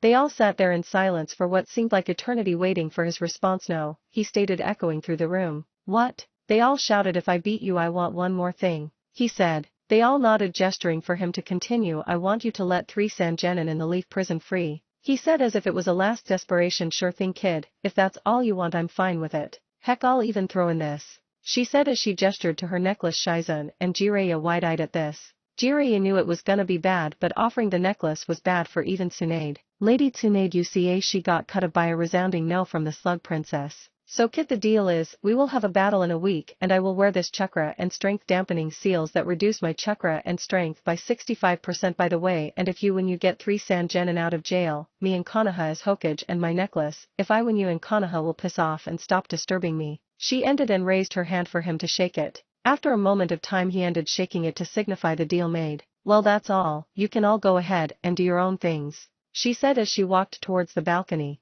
So pervy sage, how strong was she yesterday? The blonde asked, checking he had a chance at the moment. 20% at most and most likely 15%. The sage replied, brutally honest. So do you think I can do it? Well, if we go by math, it's a 100% minus 65%, which is 35%. At now you're 15% of that, and you need 20% more to be equal, so you would need 21% to beat her. He replied, writing all the calculations on a paper for the blonde to get it. So I need to double my strength and some. He asked, hoping he got the calculations right. Yep, but that's just the strength and not even counting the amount of experience she has had in her life being through a war. QB says I need to get at least 6 tails to get there strength-wise, but tactically he could help me. He replied, hoping that would improve his odds. Kid, I'm gonna be honest. Your odds of winning are around 20% at best. Well, we just have to increase that by every percent we can, can't we? He responded confidently, which Jiraiya just chuckled at. Yes. Yes we do, Naruto. Now I'm guessing to get 6 tails of chakra is gonna take a while, right? Well, actually I've got another idea besides that, and there is also a jutsu I need to learn. With Tsunade.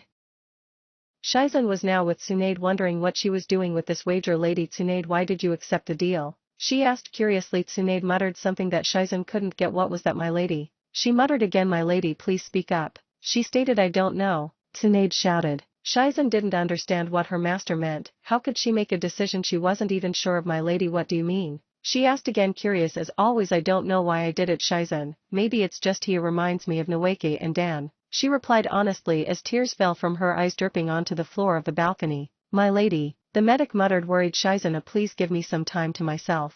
Please, she muttered out. Shizen obliged and went to see where Jiraiya and Naruto were, but they weren't there. Training, I guess. 5-day time skip.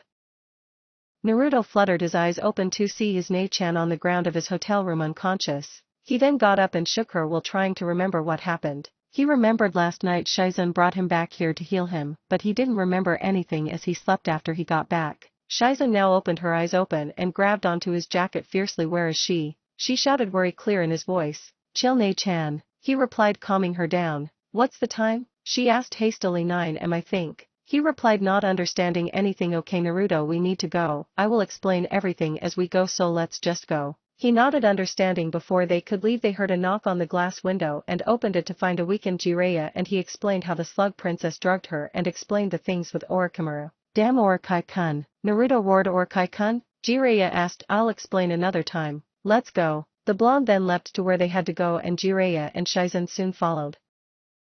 Somewhere in Tanzuka town.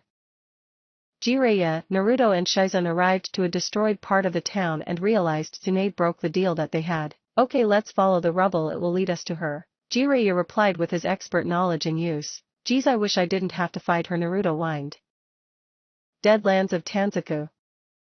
The Toad Sage and his apprentice as well as their medic arrived to the scene with Tsunade on the ground, blood around her, and Kabuto going in for the final blow. Naruto went in with his sword Kurakato, clean cut, and forced Kabuto to back off. I see you're a traitor at Kabuto. Naruto responded, oh, and hi Orikai-kun. Naruto childishly waved to Orichimaru. My little old Genin Naruto is here to play with the bigwigs, eh? Kabuto replied, taunting the blonde. Naruto, deal with that guy and Shizen protect Tsunade. Orikai-kun is mine. Jiraiya said as he picked up the blonde's nickname for Orichimaru and smirked when Orichimaru twitched slightly. So Kabuto, how you wanna do this? Naruto asked honestly. Kabuto dashed in with his chakra scalpels and tried to dice the blonde. Naruto tried to use his sword, but he really wasn't proficient enough to use it against a low Jonin opponent, so he just put it away. Naruto tried to go in for taijutsu, but the offensiveness of chakra scalpels was just too strong, so he had to go for long-range ninjutsu. Wind-style wind bullet barrage, the blonde said as he fired multiple bullets at Kabuto. Kabuto expertly dodged but got grazed by a few and got slightly slower.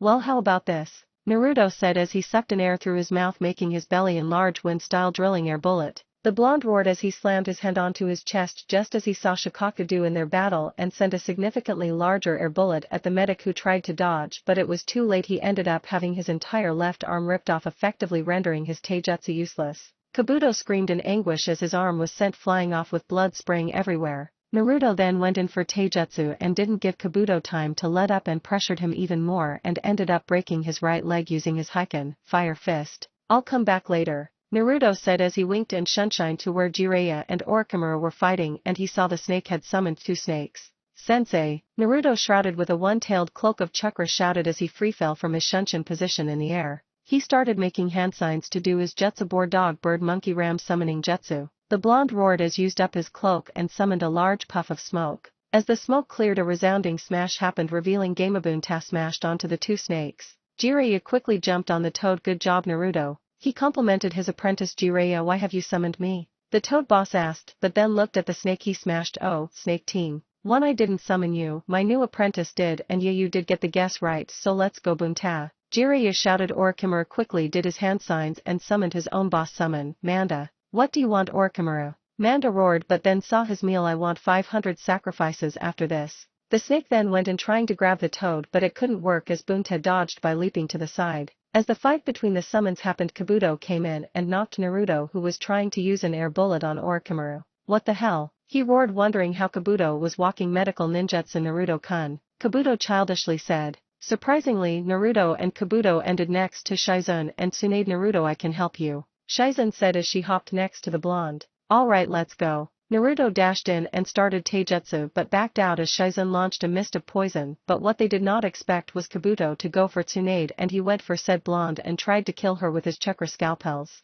Everything seemed to pause until in a puff of smoke Naruto appeared in return of Tsunade using a substitution to replace him with her, and he got hit in the right side of his chest. Ah, he screamed in pain and fell to the ground. No. Tsunade roared as she got up and ran towards the blonde, slipping and sliding to get to him, and she rushed to him and started healing him and saw he was okay if he got healing. However, she couldn't confirm that since Kabuto wouldn't let her. She ended up activating her strength of 100 seal and started smashing Kabuto using her chakra and ended sending him flying into a boulder and went to heal the blonde. Please don't die, Naruto-kun, please, as she pleaded, hoping it wasn't too late. I won't die, Ba-chan, not until I become Hokage, he replied, making her tears fall on him as he fell unconscious. Thank you, Kami-sama, she muttered to herself. Now for you, she said as she ran to finish off Kabuto with her seal still activated. She went in for taijutsu and smashed him into the boulder. Kabuto could do nothing as his right arm was gone and the fact his leg was still weak even though he did his best. You're done, Tsunade roared as she slammed her fist in Kabuto's head, smashing his skull and internally damaging his brain with the sheer force of her punch. Now to help Jiraiya, she started summoning her own summon and summoned Katsuya and told her summon to split up and bring Naruto to Shizune. Let's go fight a snake, Katsuya, she said as her summon nodded. Jiraiya and Bunta combined with the force of Tsunade and Katsuya was just too much for Orichimaru and Manda. Orichimaru decided to cut his losses and just give up on healing Kimimaro. As Gamabunta's sword got pierced through Manda's head and hit the ground, the blonde then ran to fight Orichimaru in taijutsu, but he ended up running from her and used Earth-style Earth Wall to stall, and he ended up running. That fight was less than eventful. I lost Kabuto because of you, Minato, Orichimaru roared in his mind. Damn it, he got away, Tsunade shouted as Jiraiya got next to her and Shizune came with Naruto slung over her. It's fine, we did end up getting one of his more stronger pawns, so we did win, Jiraiya said, trying to cheer his female teammate up. Plus you aren't afraid of blood anymore. Tsunade didn't respond and just looked at Naruto and smiled. Oh, and don't think I'm coming to Konoha yet, she said, which made Jiraiya fall flat on the ground. Chapter 22 Slug Queen and Her Fox. 2-day time skip. Naruto got up and ran out of his bedroom as he realized it was way beyond the time he wanted to wake up. Today was the day that decided Temari's fate. It was the day of the battle between the blondes. As he ran out, he quickly grabbed a ration bar from his backpack and then headed to the place they were meeting, which was where they fought Orichimaru. As he ran, he smiled. He was more than ready to beat that old prune in his mind. He had done intense training with the old pervert to the point of his ribs getting broken, then healed by his tenant to get broken again, and they did that over and over and over. As he got the arena, which had earth walls surrounding them, courtesy of one toad sage, he got to the field and saw Tsunade smirking at him with Shizune and her pet to the sides with Jiraiya in the middle. Brat, you're late, Jiraiya shouted in anger. Get to your side. He gestured to the side which he was going to be on. Okay, sorry, geez, I never get that mad when you doing your research. Okay, both fighters ready? He asked, to which they both nodded. Hajime, he said as he leapt away to the sided with Shizune. Naruto dashed forward, but to his surprise Tsunade didn't and just started throwing shuriken. Guess she doesn't want a brawl. Well, I can do long range too, Ba-chan, he thought as he activated his Heiken flaming fist barrage, he said as he punched his fists forward and came flaming fireballs in the shape of fists speeding towards the medic, who was surprised and dodged, but Naruto didn't stop.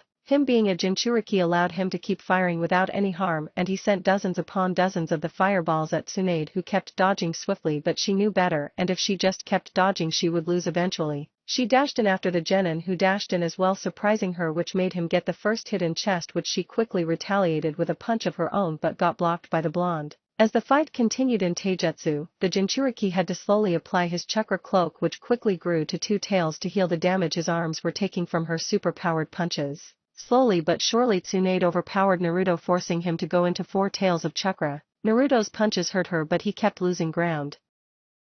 With Jiraiya and Shizun. Jiraiya-sama, don't you think we should stop them? Shizun worriedly asked. Nah, they were the ones who agreed to this bet, and plus the kid still has a few tricks. What do you mean? Well, for one, he hasn't even used all of the Kyuubi's chakra. 2, just wait and see. The sage smirked mischievously, scaring the medic next to him. In the arena, Naruto was now a good distance away from Tsunade and he was charging fire chakra all around him, which made his chakra cloak turn from red to orange, but it kept flickering between the 2 colors until it stopped and the blonde panted heavily. Damn it, Kurama, pump me less of your chakra. The blonde's tails then decreased to 3 rather than 4. What's up, brat? Running out of steam? Tsunade taunted the blonde, which made him chuckle. Not even close, Baa-chan. He then dashed forward and smashed her in the chest, which she blocked, but what surprised their audience was that the Chunin started screaming in pain. See, the blonde said as he jumped back. That punch, damn it, he broke my right arm. She started to heal her arm, which made the blonde smirk in front of her as he disappeared, and she then got sent flying to the side, to which she rolled to land on her feet. Are you running out of steam? He taunted her, which made her growl in anger, which then turned into a smirk. I haven't had a battle like this in a long time, kid. Markings then appeared all around her, signifying she used her healing seal. Ah, you're using that stupid seal. He whined in mock anger, then quickly disappeared and kicked in her side but got blocked by her, to which he quickly punched but got pushed to the side. Naruto then grabbed her with his free arm and surprising Tsunade, it stuck there, and he then flipped her and smashed his fist in her face, but she quickly flipped him over and started smashing into him, and she ended up breaking his guard and he started getting pounded, but he shunshined away. You're insane, Ba-chan, he said between pants, which he started a run towards her and cocked his fist back, but then got hugged by Tsunade. I forfeit. She shouted. What the hell? Jiraiya shouted as he saw Naruto being hugged to her chest. Can't breathe, the blonde said in the bone-crushing hug, which Tsunade quickly let go. As she let him go, he quickly fell flat on the ground. Good fight, he said as he raised his hand towards Jiraiya in a thumbs up. Tsunade then leaned down and unstrapped her necklace and wore it on her blonde brat and kissed him on the forehead, making him blush. Jiraiya, get these seals off me, then I'm gonna heal the brat and let's go back to Konoha. Jiraiya did as told and got the seals off, making Tsunade feel refreshed as she got a lot of her energy back. You know, you could have actually beat him? He asked sarcastically. He just reminds me so much of them that I want to believe again, she said as she continued healing the blonde, who was now unconscious, smirking. He's a lot like Minato, isn't he? Oh, Minato? Nah, I don't think so. Kushina, oh yeah boy, he is like her. At least now he isn't a girl and he isn't a tomboy, she said as she chuckled. 5-day time skip. Yes, we're finally here. A voice roared that Izumo and Kotetsu could hear all the way from the gates of Konoha, and in a minute or two came 2 Chunin and their 2 apprentices. They were about to stop the group, but they were too fast and they were heading for the Hokage tower that they just gave up. Naruto ran towards the Hokage tower and both him and his master smashed the door to the Hokage's office open, surprising the old man inside. Hey Gigi, Naruto shouted in excitement. Hurry up, Ba-chan, he shouted as he popped his head out of the door. I'm coming. So I take it the mission is a success? Hiruzen asked while smirking. Yeah, now hurry up and give her the hat or the kid's gonna annoy you to no end, Jiraiya said with actual worry in his voice. Why? He said, but quickly got tackled to the ground by said child. Gigi, please hurry up, make Ba-chan Hokage, give her the hat. He blurted out all the words that it almost sounded like nonsense. Okay, he said as he tossed the hat towards the blonde Chunin. She then took out a piece of paper and grabbed a brush on the desk and wrote a message, which she handed to Shizun. What was that all about? He said after Naruto ran after Shizun. You know the Sangenin? Well, the kid has a crush on the girl even if he doesn't want to admit it, so yeah, that note was a release form with the stamp of the Hokage, so yeah. Jiraiya explained, if that's all Naruto-kun wanted I could have done that. Kid's dumb. Tsunade chimed into the conversation. Good to have you back, Tsunade. Not gonna say it's good to be back, but maybe after a while I can say that, she said smiling as she looked over the village. Jiraiya, you're not gonna like this, Hiruzen said as he handed a file to Jiraiya. Konoha prison.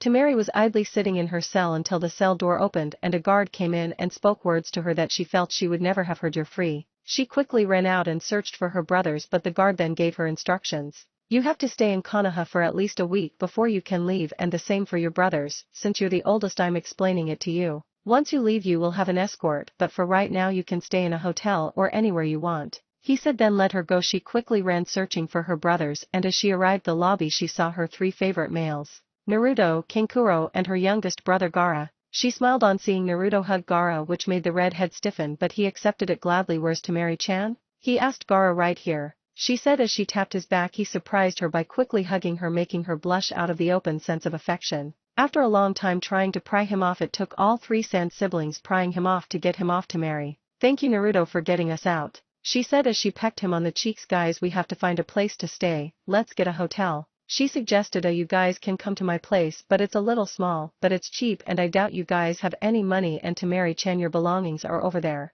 He pointed towards another room which she quickly ran to and came back from. I am fine with staying in your house Naruto-san, Gaara said, stoic as ever. Me too, Temari chimed in. I guess I have to, Kankuro responded. I guess that settles it, Naruto exclaimed before pulling them all into a group hug which made Shizen giggle. I'm gonna go back to the Hokage's office to help Tsunade-sama. She bowed to them and quickly ran off. Chapter 23 Friendship. 5-day time skip. It was a peaceful day for all the civilians in Konoha. Kids were running around with their friends, merchants were selling their products. It was a fine day until there was a resounding shout from the office of the latest Hokage, Tsunade-senja, shouting and disturbing this peace. Moments ago in the Hokage's office.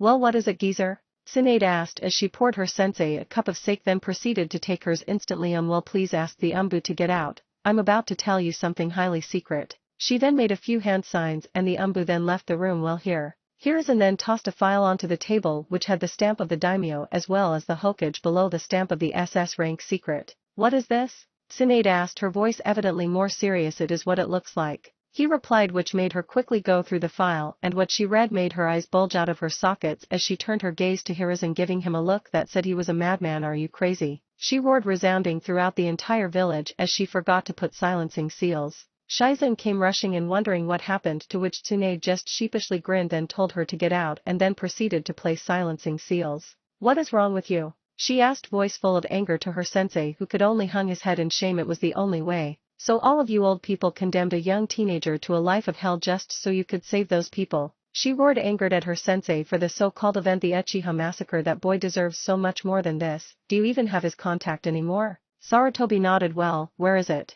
We can't contact him, he contacts us. He is in an undercover SS rank mission right now and we can't disrupt it. Tsunade could only clench her fists tightly, making blood leak out of them. How long? She asked after a moment of silence. What do you mean, Tsunade? Hiruzen asked politely, trying to keep her as calm as possible. Right now. How long is it till he comes back? Well, he dragged on but quickly continued due to the harsh glare Tsunade was giving him. He doesn't really have a return date. He is supposed to return whenever he feels his mission is done. This only made Tsunade slam her cup on the wall, smashing it to pieces. What if he actually turned into villain? She roared. Atake is the most trustworthy ninja I have ever seen. He wouldn't just turn evil after all of this. Tsunade just sighed. Get out of my office and get Shizen, she replied, grabbing papers from everywhere around her office. What are you doing? He asked, wondering what she doing with all her running around. I'm giving an Uchiha a good life, she replied, effectively ending the conversation, forcing Hiruzen to get Shizen. Naruto's home.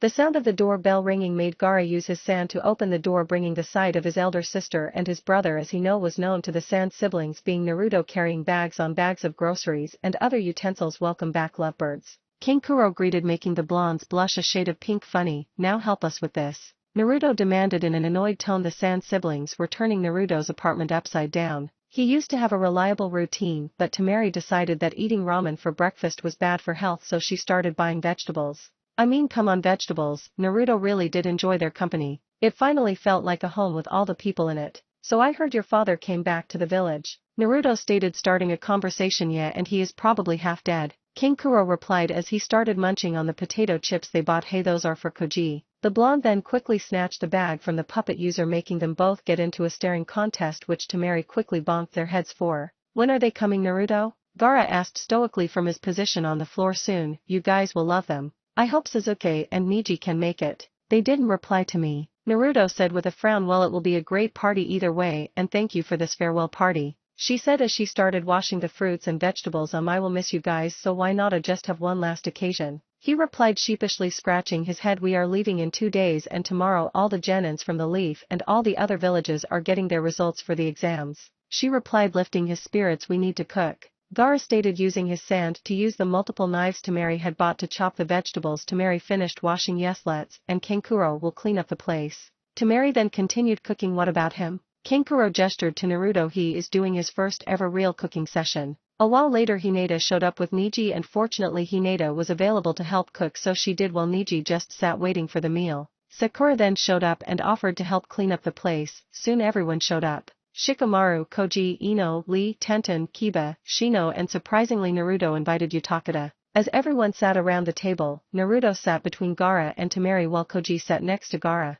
Temari, being the big sister, she was tried to nudge Naruto to swap with Gaara, but he just pretended to not notice, or he really was just stupid. Koji was actually pretty much the same before the incident, since thanks to his Akimichi genes he was able to make a recovery, but he definitely was weaker. Gaara then turned to Koji and they both gazed at each other. I'm so Gaara was cut off when Koji cut him off. I forgive you, Koji said with a smile as he ate the barbecue. Gaara couldn't describe how he felt. Happiness no, anger no, it was more like relief that another person accepted him. All the genins ate as they chat. Neji and Utakata were silent until a certain blonde forced them to chime in the conversations, which they actually enjoyed. The girls actually discussed with Temari about how Naruto's home was and if she wanted to live with one of them, which she politely refused. So what do you guys think about the promotions tomorrow? Kiba asked. Shikamaru would probably be the only one who has a near 100% chance of being Chunin when he rather stay Genin, Koji said before he chuckled slightly. Yeah, but seriously, who could be Chunin? Sakura now chimed in. Well, Shikamaru probably is Chunin and probably Temari-san, but I can't say anything for anyone else.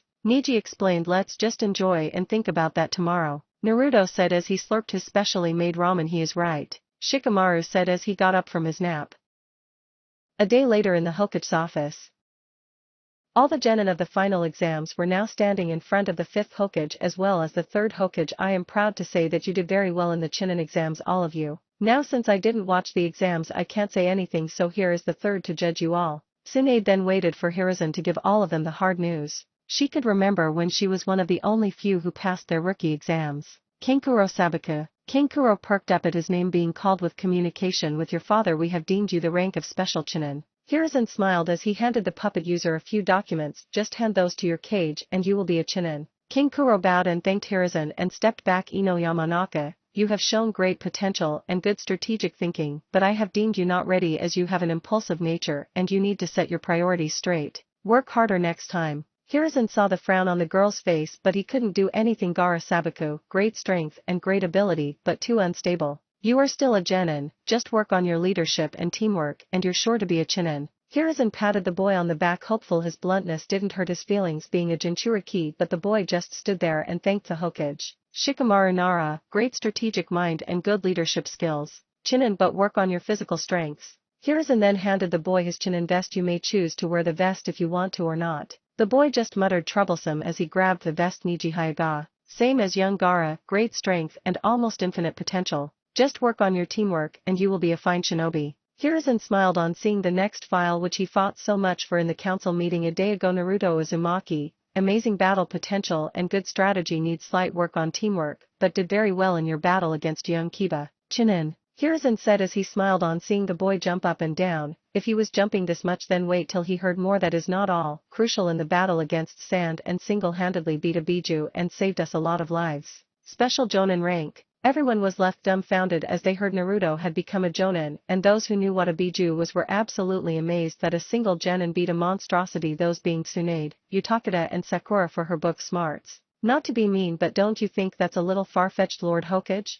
Ino asked politely. No, it is not, Yamanaka-san. Uzumaki-san here has the word of our most honorable ninja Kakashi Hatake, so I would assume it is true. Tsunade could only smirk as her blonde brat was grinning so hard that his face could split. Every other promotion couldn't compare to Naruto's, and they were simple, with Temari being Chunin, Utakata, Shino and Kiba staying genin. The most surprising one was a field promotion of Sasuke and Hinata, with Sasuke helping in the defeat of the Biju and Hinata having a promotion of proudly defending a few civilians from death by Odo Shinobi. Gaara was glad that Hiruzen did not reveal that he was in fact the Biju and glad that Hiruzen didn't ruin his friendship. Now that is all, so I want all the genins to leave and only the promoted to stay. Tsunade then waited as all the genin flooded out, leaving only Chunin and above ninja, and she then waited a while longer and Uchiha Sasuke and Hyuga Hinata came in as well. Sasuke was smirking violently as he knew he was Chunin while Hinata just smiled happy she could make her father proud. Now I will begin to tell you the responsibilities of Chunin. Chunins are meant to guide their team and are meant to lead their team. You all will still stay on the same teams for a while, so don't worry. Your Jonin sensei will try to let you Chunins take the helm once in a while and you will start going on slightly harder missions. Tsunade then took a breath after all that talking. She wondered just how the third could do it. Is that all, BA-chan? It's gonna be a piece of cake to be Jonin, Naruto exclaimed, making Temari giggle slightly while Sasuke just glared at the blonde, wondering how the dead last could be Jonin faster than him. You know, Naruto, your sensei Kakashi was actually Jonin by the time you are right now, Tsunade said, hoping to make that pervert of a ninja pay with the nuisance known as Naruto. Oh, I'm so amazing. Kakashi sensei will have to start teaching me all his cool jutsu. Now please act like a leader or you will be a Chunin, Hiruzen said, making the blonde stand straight, and he actually blushed slightly out of embarrassment. Now you two Sand Ninja will be going back to Sand tomorrow and we have set up a mission for Ninja to escort you there. It shouldn't be a problem, but just in case, so yeah. Naruto perked up at this. Hey, can I go on this mission? Tsunade smiled knowingly what the boy wanted and just smirked inwardly. Well, Tsunade then pretended to ruffle through some paper. I guess it could be good use for you, but you will have to go solo since we are pretty weakened from the invasion, so you could if you're fine with that. The blonde vigorously nodded, happy he could spend time with Temari. Well, the rest of you can be excused except these three. The rest of the Chunin exited politely and left the five of them alone. I'm gonna take my leave since I'm not needed here and I really should use the retirement time while I can, Hiruzen said as he slowly walked out. Okay, well, the trip to Sand is 3 days and to get back is another 3 days. I'll give you 4 days to spend time there. How does it sound, kid? She asked. Thank you, BA-chan, he said as he hugged her tightly. You're welcome. Now just go get prepared, she said as he let go of her and smiled as the three bid farewell and were on their way home. They had a small chat. Now Naruto-kun, Temari said, breaking the silence the two were in with King Kuro up ahead. I guess now you're gonna stay in my house, she said, smiling at him. I guess so, he said. Naruto-kun, if you see my dad, please don't get angry at him. I know it seems like all he wanted was power, but he didn't actually attack Leaf, since really he was attacked most probably before the entire thing was planned by Orichimaru, and he had to rest since he did use the jutsu I told you about. For why he sealed Shikaku into Gaara, well, that's cause he actually believed in Gaara to control the beast, but when mother died it changed father, so he didn't blame Gaara, he just couldn't love Gaara normally, and well, you know the rest, so yeah. I guess it makes sense if you explain it like that. He smiled, smiling as they soon went back to tell the news to Gaara. Chapter 24 Return to Sand. Naruto and the Sand siblings could now see the main entrance of the Sand village. Naruto quickly registered himself in for mission purposes and looked at the cage office. Let's go, he said to his comrades. They soon got to the office and they had to do all this annoying stuff by signing in. Well, that was until Gaara showed up and the secretary just let them in. Gaara, thanks for the help there. Gaara nodded simply. Naruto smiled as Gaara had become more friendly ever since he stayed at the blonde's house. Naruto was annoyed that Gaara had all the glares he did, but even worse, he tried to ignore it like Gaara told him to, but well, he just couldn't. Now was the time. Outside of the strongest man's office in Sand, the fourth Hokage. He knocked the door out of courtesy and he heard pretty much an older Gaara's voice, but even more stoic, tell them to come in. He walked in and the Hokage didn't show any outward emotions, but Naruto, being the Kyuubi Jinchuriki, could feel no anger or well any bad emotions from the cage. Greetings, Hokage-sama. Naruto greeted. I come bearing a mission to escort your children here. He then handed a scroll to the Hokage, who quickly read it. At this point all the children were crossing their fingers that Naruto could stay. Dear Hokage Dono, my ninja Naruto Uzumaki has become close friends with all of your children. I have come to know that you were not involved in the invasion on Konoha by your children. I do have a need for an actual statement describing the details of Orochimaru's deception. Your son is also much more emotionally stable. I deeply request you grant Naruto a room in your estate to spend more time with his friends. Also, I do note that Naruto and your daughter might have feelings for each other. From Tsunade Senja, 5th Hokage of Konoha. Raza could only smile as he read the letter about how Gaara had well grown more stable, and he could only smile as he looked at the pleading look in their eyes. Stay in my estate. I'll talk to you later. Naruto in his mind did a victory dance which Kurama chuckled at slightly. Raza then continued to explain some steps to Naruto, which he mostly understood half of the words the cage used, but was glad Temari seemed to understand everything. Now Naruto expected a cage's house to be big, hell, probably 50 times of his own house or more. Though when he looked at this house it was most likely a palace. Nearly 20 bedrooms, a huge dining room and 5 meeting rooms for who knows what. Naruto now just felt embarrassed. 3 of the people who stayed in this home also stayed in his house, which was just well so underwhelming compared to this. Temari giggled slightly as his eyes traveled around the entire estate. Come on, let's get you set up. She then proceeded to show him his room, which was next to Gaara's and just a few away from hers. She could only hope Naruto could make her ototo more open. She was about to leave until he called her a well, just thanks. She raised an eyebrow at this. For what? She asked innocently. For well, being my best friend, he said, grinning wildly, which surprised her. He considered her so close. She was about to argue, saying he was just as important, but just knew she would lose in the end, so she just smiled in return and left to her room. Now Naruto was gonna stay for a week, so he had some time, so well he just lay on his bed resting from the long trip from leaf to sand. A few hours later, Naruto woke up realizing it was the evening and soon got up in his casual clothing wearing a black t-shirt with orange stripes and orange shorts, and he then proceeded to the living room where Temari said had multiple books on racks. He read some of the titles: Magnet Release History, Puppeteering 101 were the ones which piqued his interest. He started to read the Magnet Release book, which he was sad to learn he couldn't learn since you needed Earth and Wind Release. He was really interested on the multiple applications of how you could use it. The third and fourth Hokage and most likely Gaara as well used an application which used the many materials in the earth and fused it with their sand, which they control with chakra. The third used iron, fourth used gold, and well, he didn't know really what Gaara used. He assumed it was copper or something since it looked brownish or something. There was also a guy called Toroi of the Magnet Release who used it by controlling the shuriken he threw and altering their direction mid-flight. He then read the basic concepts of magnet release, and it was basically just creating a magnetic room of sorts, and you could basically like control metal and stuff. Weird was what Naruto considered it, but also very cool if he could even do half of the things Gaara could. He was just halfway through reading the part on Shikaku and how it was the originator of the sand application of magnet release until the book got pulled out of his hand by the one and only fourth Hokage using his infamous golden sand. How much did you read? Raza asked harshly. Until the part about Shikaku and the sand Hokage-sama. Naruto responded in an honest tone, but you could see in his eyes he was definitely afraid. Now anything regarding you find in this room about magnet release is classified. I could easily kill you for reading it, but I guess no one informed you. If I find you reading it again, I will end your life. Raza then continued on walking home. The time now was around night and he didn't feel too tired. Temari did show him the training room, so why not train, and plus he had a few new ideas for jutsu. The next day, Naruto woke up in his bed and got up and stretched from the training he did yesterday. Still not finished, but that's for another time. He got up and went to the dining room where he saw a servant cooking food for the Sasuke family. He didn't see Raza, wondering where the cage was. Hey Naruto, come on. Kinkuro called. What is this? Naruto asked as he tried to pick up a floppy circular-like disc thing which he placed on his plate. It's called a pancake. Temari said as she placed a type of syrup on his stack of pancakes, which he raised an eyebrow to. Sweet syrup. She replied at his questioning look. He slowly took his first bite and took another and soon devoured the entire plate and quickly asked for seconds, which the chef gladly gave. This was how he expected his stay in sand to be, him spending time with his friends, and yeah, how wrong he was. Chapter 25: The Madness of Uchihas. Uchiha Compound.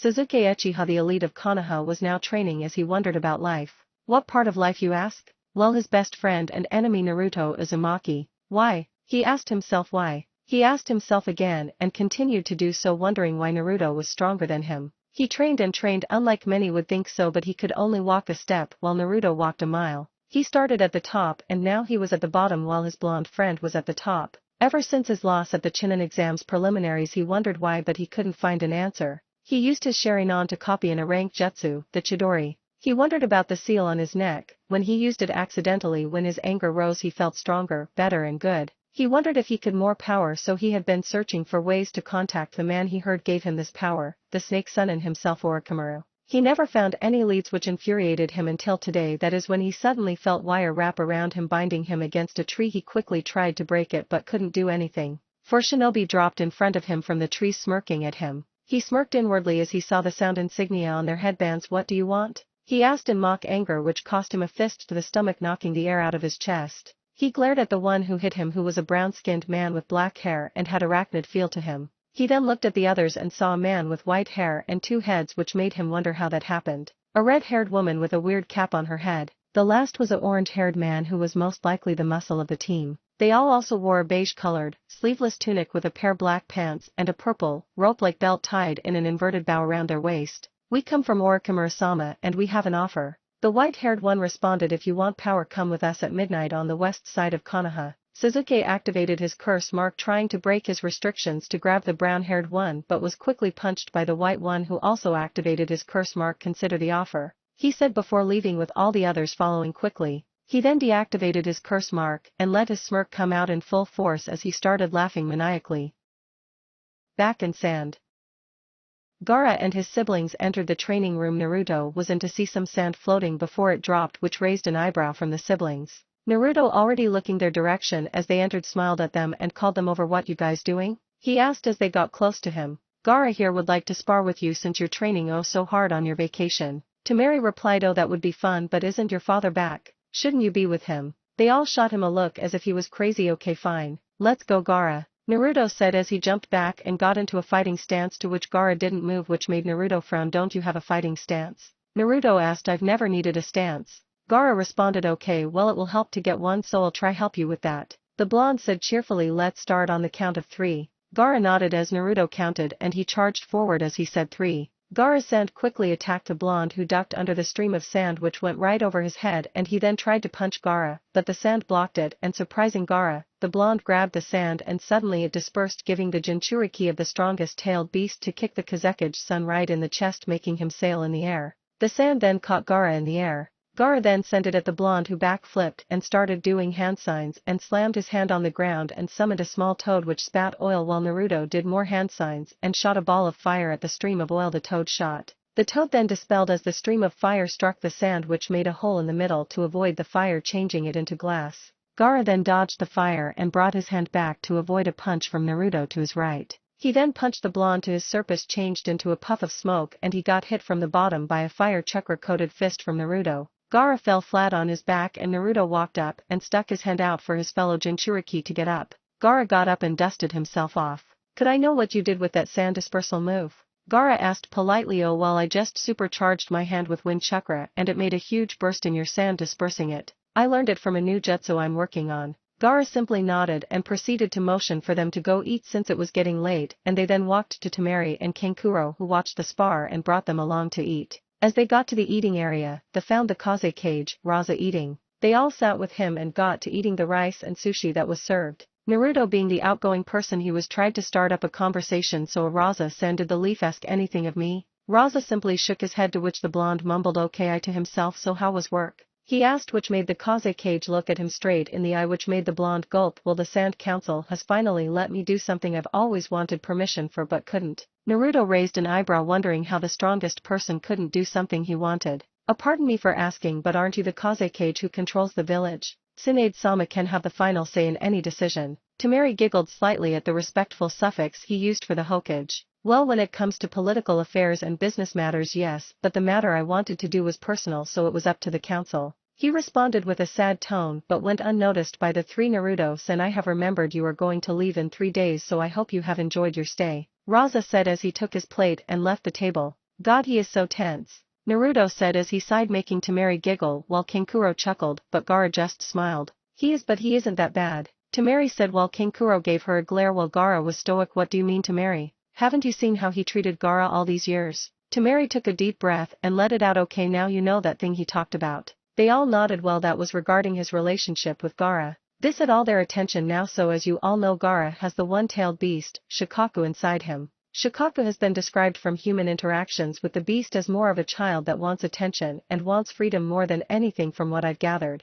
Now it's a big lunatic though whenever it goes on rampages, because its way of having fun is killing humans. Tailed beasts in general kill humans for no reason. Naruto frowned slightly, but it disappeared as sudden as it appeared. Now you two don't know this, as she paused as she pointed at her brothers, but Dad loves Gaara. I'm a year older than you, Kankuro, and 2 years older than you, Gaara, so know what father is like, and he loves all his children. When Gaara was 2 years old, I could remember father feeding him and doing all the things a loving father would do until the incident, she said grimly while looking at her youngest brother, who was tearing up but still had his stoic face on. When Gaara turned 3, there was an incident where Shikaku sort of got control and released itself on the village and caused havoc until father stopped it and defeated the beast with the help of the shinobi of the village. It didn't come with a cost, however, as nearly thousands of civilians died from the beast's rampage. Now after the incident, she started to choke up at this point while Naruto rubbed her back soothingly, hoping it would calm her down, which it did. Thank you. Now where was I? Oh, right after the incident. So after that there was a council meeting regarding Gaara and it was decided that you would be killed. However, it wasn't that easy since your sand always protected you so you couldn't die. Father was banned from ever speaking to you other than the necessitates, and nearly every 3 months there was an assassin and they took you away from us and you lived with Uncle Yasimaru. The rest is history. Gaara was now full out bawling his eyes out for the first time in his life for joy. He was happy, happier than he ever had been. His father loved him, his brother and sister loved him. He had friends in Konoha including his best friend Naruto Uzumaki. Everything clicked and Gaara just cried happily. The people in the room smiled as well as a certain leader of a village who wiped away a few tears while walking away unnoticed. In Konoha. It was night and here was Sasuke face to face with a bawling Sakura begging him to stay, to which he promptly got behind her and knocked her unconscious. He then made his way to where the sound nin were and they all bowed to him and he told them to get up and lead him. He took one last look back at Konoha. Farewell home. He then walked away wiping a few tears and never looking back. The next day in Sand. It was the afternoon and the Sand siblings plus Naruto were relaxing enjoying each other's company until a worker popped out of nowhere and told them there was a shinobi who told them to get to the Kazekige's office. They quickly got in their shinobi attire and headed out. As they got to the office they promptly told the assistant why they were there and here they were in the office of the man Gaara now loved. Here, Raza said as he tossed them a scroll each, it's a mission and hopefully you'll return home Naruto-san. They all went wide-eyed at the contents of the scroll. Are you sure? Naruto asked loudly, to which Raza shrugged. That's what your Hokage sent. Naruto nodded. Who is the leader? The blonde asked again. You, since you're the most familiar with the terrain. Get going. They bid him farewell and headed out with a fuming Naruto. It wasn't unexpected the blonde was fuming since he found out one of his teammates had abandoned the village they grew up in and swore to protect and was joining the man who crippled the Third Hokage. Chapter 26 Fox, Tanuki and the Skeleton. Naruto was angry. No, that was an understatement. He was downright furious at a certain Uchiha. He and the Sand siblings were now rushing towards the borders of the Land of Fire and the Land of Sound. Apparently there was a team sent out to go retrieve Sasuke, including Shikamaru as the leader, Kiba, Koji and basically every male graduating ninja for his year plus Lee and minus Shino since he was on a mission. Temari had noticed Naruto's anger and she tried to help calm him, but Gaara had told her to leave him be for a while. Gaara in fact was worried for his friends in Konoha since even though he was psychotic he wasn't idiotic, so he did know how strong the Sound ninja were and they were definitely stronger than a few Genin and Chunin. As they were jumping through the trees, they spotted Koji lying on the ground with blood on his shirt. Naruto quickly ran to his friend once he spotted the Akimichi and checked his wounds. Temari, do you know if his wounds are severe? The blonde asked while Temari flinched slightly when he dropped the affectionate suffix. She quickly checked Koji over and found he wasn't too serious, so they could continue on, but they should just shoot a flare first. Naruto quickly shot a flare using a low-level fire jutsu Temari taught him in case for situations like this. Let's go, he said reluctantly before jumping ahead, to which they followed in suite. They continued on and soon found another member of the team unconscious who was Niji. This time the injuries were severe and Temari used her medical kit to patch him up as best she could. They then shot another flare and moved on. This time they met up with Shikamaru facing a female with red hair who didn't look human at all, as well as 3 gigantic weird monstrosities. Yo, we're here to back you up, King Kuro said as the backup team arrived. Finally, now it won't be so troublesome. Shikamaru stated. Where are the others? Naruto asked concerned. Some other guy took Sasuke who is apparently in a big barrel. You'll know it when you see it. Lee went after him and Kiba, well, he fell there with another guy. This one uses summonings and genjutsu that involve sound, Shikamaru said as he pointed in the direction of a ravine. They all have unique marks that let them transform into that, and they are at least Jonin strength. Temari visibly wasn't worried, but she was slightly scared. They had to fight at least 3 more Jonin level ninja. King Kuro, Naruto called in a serious tone like a Jonin and a team leader. Could you go help Kiba? Temari, you stay here and help Shikamaru since your enemy is a long-range fighter. Shikamaru was the new guy Lee went after stronger than these guys? Shikamaru raised an eyebrow at Naruto's leadership skills but didn't want to look a gift horse in the mouth. He was definitely stronger in his normal form than these guys in their weird form. Who knows how he is in his weird form? Naruto nodded. Okay, well, me and Gaara should go after Lee and help him. We'll come back as soon as we can. They all nodded, ending their conversation that happened as they dodged the doki that Teiwa had summoned. Temari stayed, Kankuro went down the ravine and the 2 Jinchuriki went for Lee, with Naruto using a surprise shunshin to get behind the Sound Nin and Gaara just running straight through the doki. The doki rushed to attack in their eyes the foolish enemy, but as they attacked him, sand defended and spikes protruded out of the sand, making the doki back off as Gaara ran straight to Naruto, who already was running after Lee. And so the individual matches started. A few minutes earlier, Lee now facing against the man who was carrying Sasuke in a barrel that was on his back. "Hello my worthy adversary. I hope we can fan our flames of youth in a battle of wits." Lee exclaimed. Kimimaro for himself tried to run past the taijutsu master who took of his weights and forced Kimimaro to stay. Lee charged Kimimaro who grew a bone out of his arm which made the taijutsu apprentice slow down slightly in surprise, but he continued his charge and started fighting the Kagaya clan member. Lee smashed his leg on the right side of Kimimaro's body which the latter defended with his bone dagger and quickly slashed at Lee with it, but the spandex-wearing nin moved his head to the side letting the dagger nick him slightly on his cheek, but he quickly attacked back punching Kimimaro in the side and he smirked slightly since there was no way Kimimaro could defend. And then a bunch of bones grew out of Kimimaro from every spot of his body injuring the fist that came in contact with the bones forcing his attacker to back off.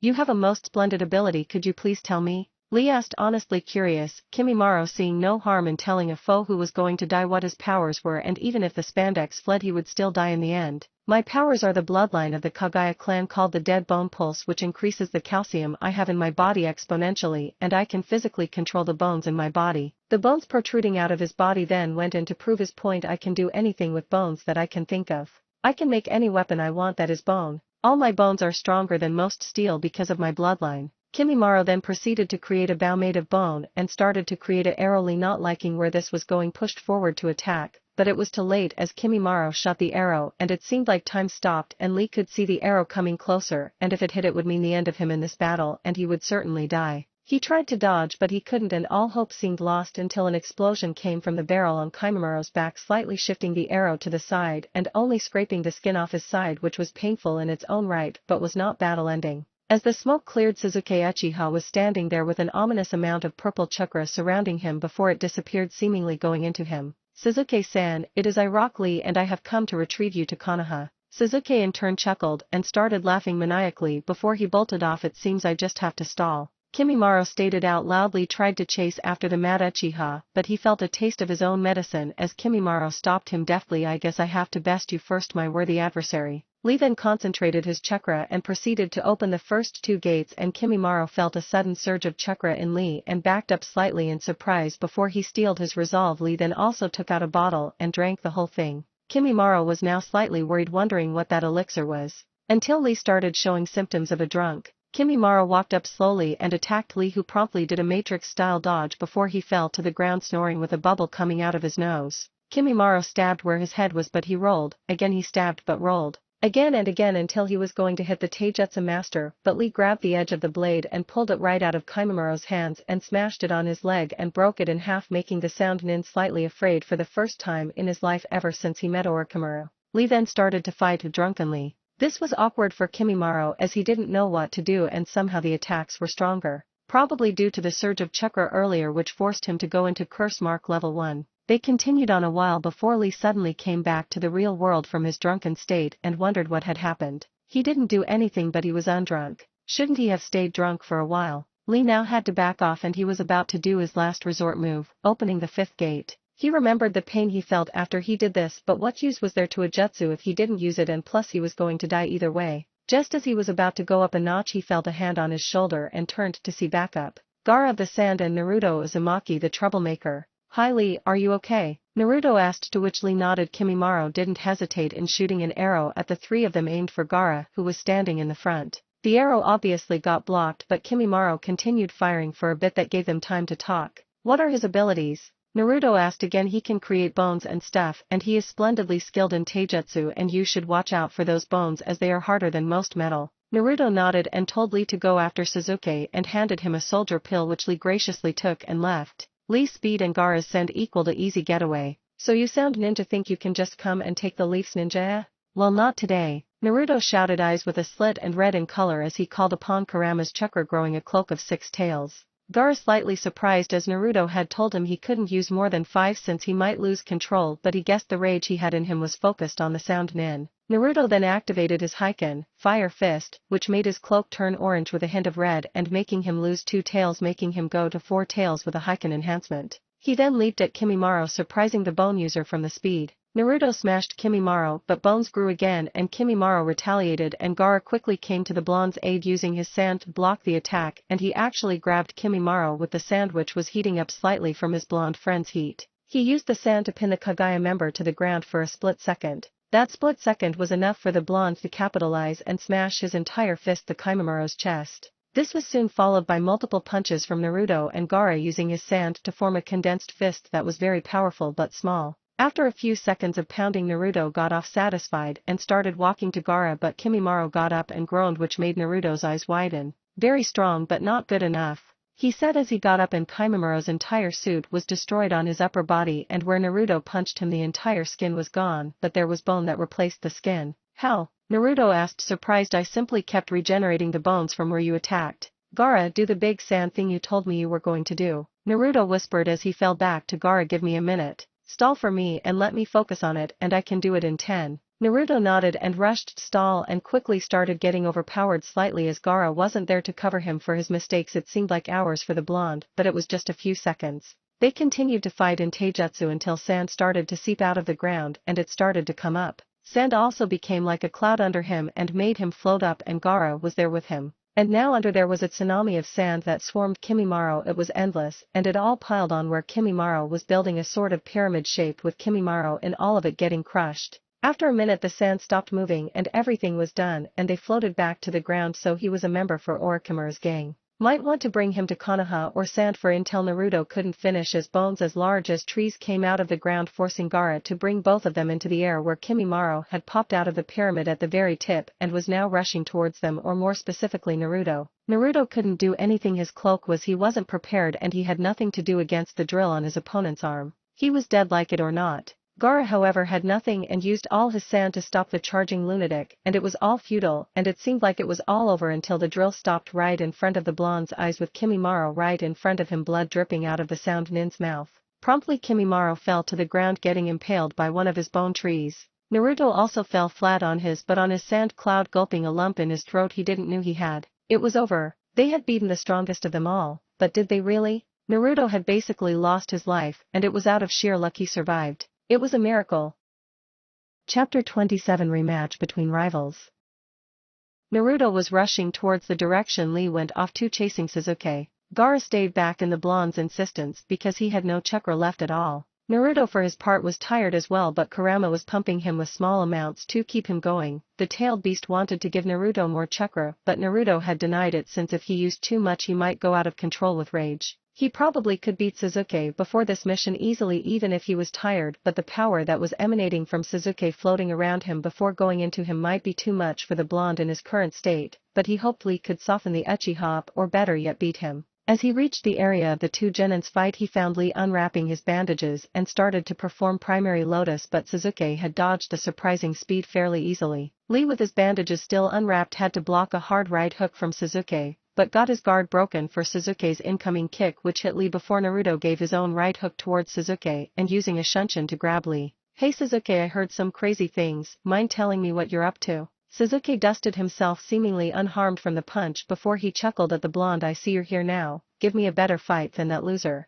Pointing towards Lee he grinned in the state the taijutsu user was panting heavily. Lee, Naruto whispered, do you have any kunao or range weapons? Lee nodded. I have a slight amount of kunao and shuriken, but nothing too much. Naruto frowned slightly. Give me support with those, wish we had some soldier pills. Naruto muttered the last part to himself. Naruto, you do not believe I would stay back most unyouthfully and let you do everything? Lee, which is more unyouthful, dying so you will never have time to be youthful, or being unyouthful for one action and being able to make up for it through hundreds of more youthful actions? The cunning Jinchuriki grinned as he knew he got Lee to back down. Planning something? Go ahead, I have all the time in the world, Sasuke said between their conversation in a cocky tone that made Kurama snort. Sasuke, I'll give you one chance to return to the leaf. Our team can lie and just say you were controlled by the curse mark, or some stuff will put out our ass. To this Sasuke responded by laughing maniacally in a more amused tone than being a lunatic like some other people. Whenever I want to come back to the leaf, people will worship me. I bet if I kill you, they would be begging me to come back, sending all their ninja after me. That was the one thing different between us besides the fact that I am an Avenger. You lusted for attention while I denied anyone who wanted anything with me. Naruto leaped in anger at Sasuke, losing slightly to the anger that came with Kurama's chakra. Oh, and remember Sakura? He started again as he backstepped, continuously dodging the enraged blonde's attacks. Always in the academy you always asked for dates. I'm sure that Temari girl would make an appropriate wife for me. At this point Naruto lost it and roared demonically, getting on all fours. Shit. Kurama cursed as wondered what he could do. The strongest of tailed beasts watched as Sasuke immediately got on guard from the roar and had to dodge the transparent red chakra claw that swiped at him. Kurama started to process what he could do, and really his options were hope for support and let his host die since the Uchiha still hadn't used the mark on his neck. It could drain Naruto of its chakra, effectively making the blonde unconscious since his chakra reserves were drained and he was only still conscious due to the chakra of a tailed beast going through his chakra coils. His best option was boost the levels of his host's chakra and hope he ends the fight quickly, then cut it, but that couldn't work since Naruto would go to unconsciousness because of the stress it would put on his coils, since human coils couldn't handle too much tailed beast chakra at once, and the only reason Jinchuriki could was because their own chakra that made a resistance to the chakra of tailed beasts allowed them to adapt to it. If he used too much when Naruto's chakra wasn't there to resist, it could possibly make him unconscious near instantly, and he wasn't taking the tailed beast's line of thought was cut short as Sasuke suddenly appeared in the mindscape where Kurama was. So an Uchiha appears, Kurama said, faking the fact he knew of Sasuke. Your the nine-tailed fox. Sasuke roared in fear before he punched the ground in rage. This is why he is loved by everyone important. You're why he is so strong. Sasuke roared, his Sharingan spinning in a pinwheel fashion before he somehow cut the connection and chakra Kurama had with Naruto. Naruto then started to lose his cloak he had in the fight, while Kurama was praying the Uchiha didn't kill his host or that the taijutsu user could do something. Naruto for his part didn't fall unconscious instantly and actually stayed conscious due to his Uzumaki heritage and his surprisingly high will to stay awake. What did why you do? Naruto muttered out in shock, not feeling Kurama, and was scared shitless. Now I get everything and I pity you less, Sasuke said with rage in his Sharingan eyes which were still spinning. Where is he? Naruto roared, not sure what I really did, he said smirking, but I guess you don't like it now. Let's fight without that stupid fox. Lee rose an eyebrow but quickly threw his last kunai while Sasuke dodged it with his curse mark level 1 receding, which he activated during his bout with Naruto. Fine,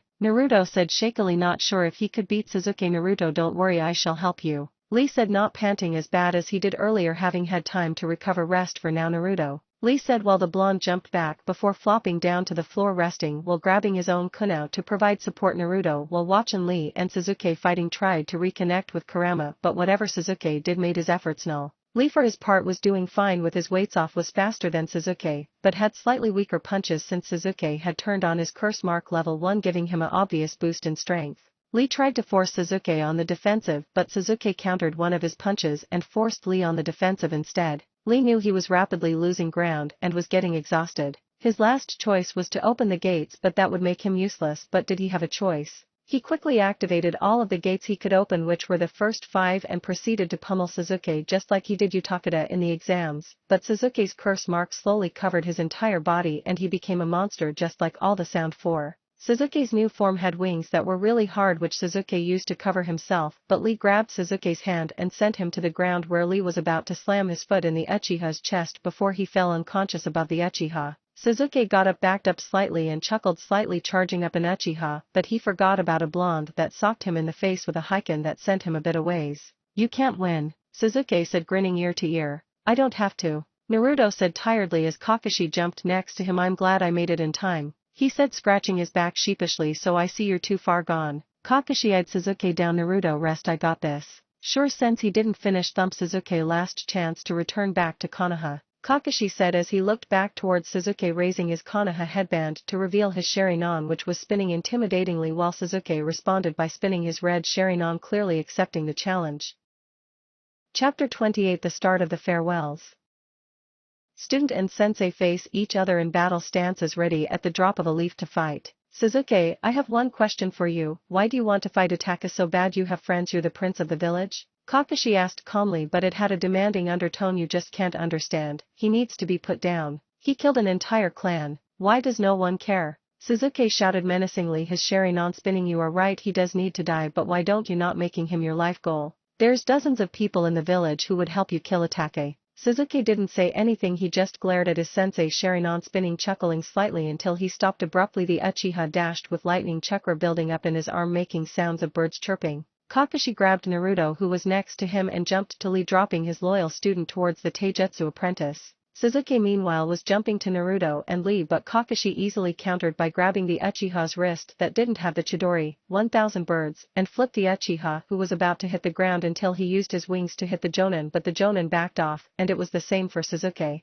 Kakashi started to do hand signs and ended by bringing up his hand to his mouth and holding his hand in an O shape and blew out a large fireball at Sasuke, who countered with his own, but Kakashi used a quick wind-style great breakthrough to enhance his flame, which overpowered the surprised Uchiha's fireball, and Sasuke had to use his wings to cover himself. The wings ended up getting seared and they slowly burnt. Kakashi however did not relent and came in with a Reikiri, lightning blade, which was the advanced version of Chidori, and cleanly cut off Sasuke's right wing, making the boy scream in pain. Kakashi then undid the jutsu and punched Sasuke in the stomach and jabbed him multiple times in the face before he ended the combo with a quick kick, sending the Uchiha crashing into the statue of Madara Uchiha. Sasuke now was tired, no in fact he was exhausted and wanted to flop down and just rest, but he couldn't. Slowly his curse mark receded and Sasuke tried to call upon its power, but he was at his limit. His Sharingan turned into his normal onyx-colored eyes and he panted, glaring at his sensei. Ah! Sasuke screamed before he got a chop to the neck by Kakashi, who had shunshined behind the boy who had accepted defeat. I'm sorry Obito, if only I guided him better, Kakashi muttered before slinging Sasuke behind him and jumping to Lee and helping the boy up, and they soon went to the village. Naruto's eyes slowly opened and he saw that he was on Lee's back and could see his teammates slung over his sensei's back, and smiled slightly. Sensei, where's everyone? He asked. My ninja hounds told me they're fine, so don't worry. Kakashi replied. That's nice. Naruto slowly succumbed to unconsciousness. A day later.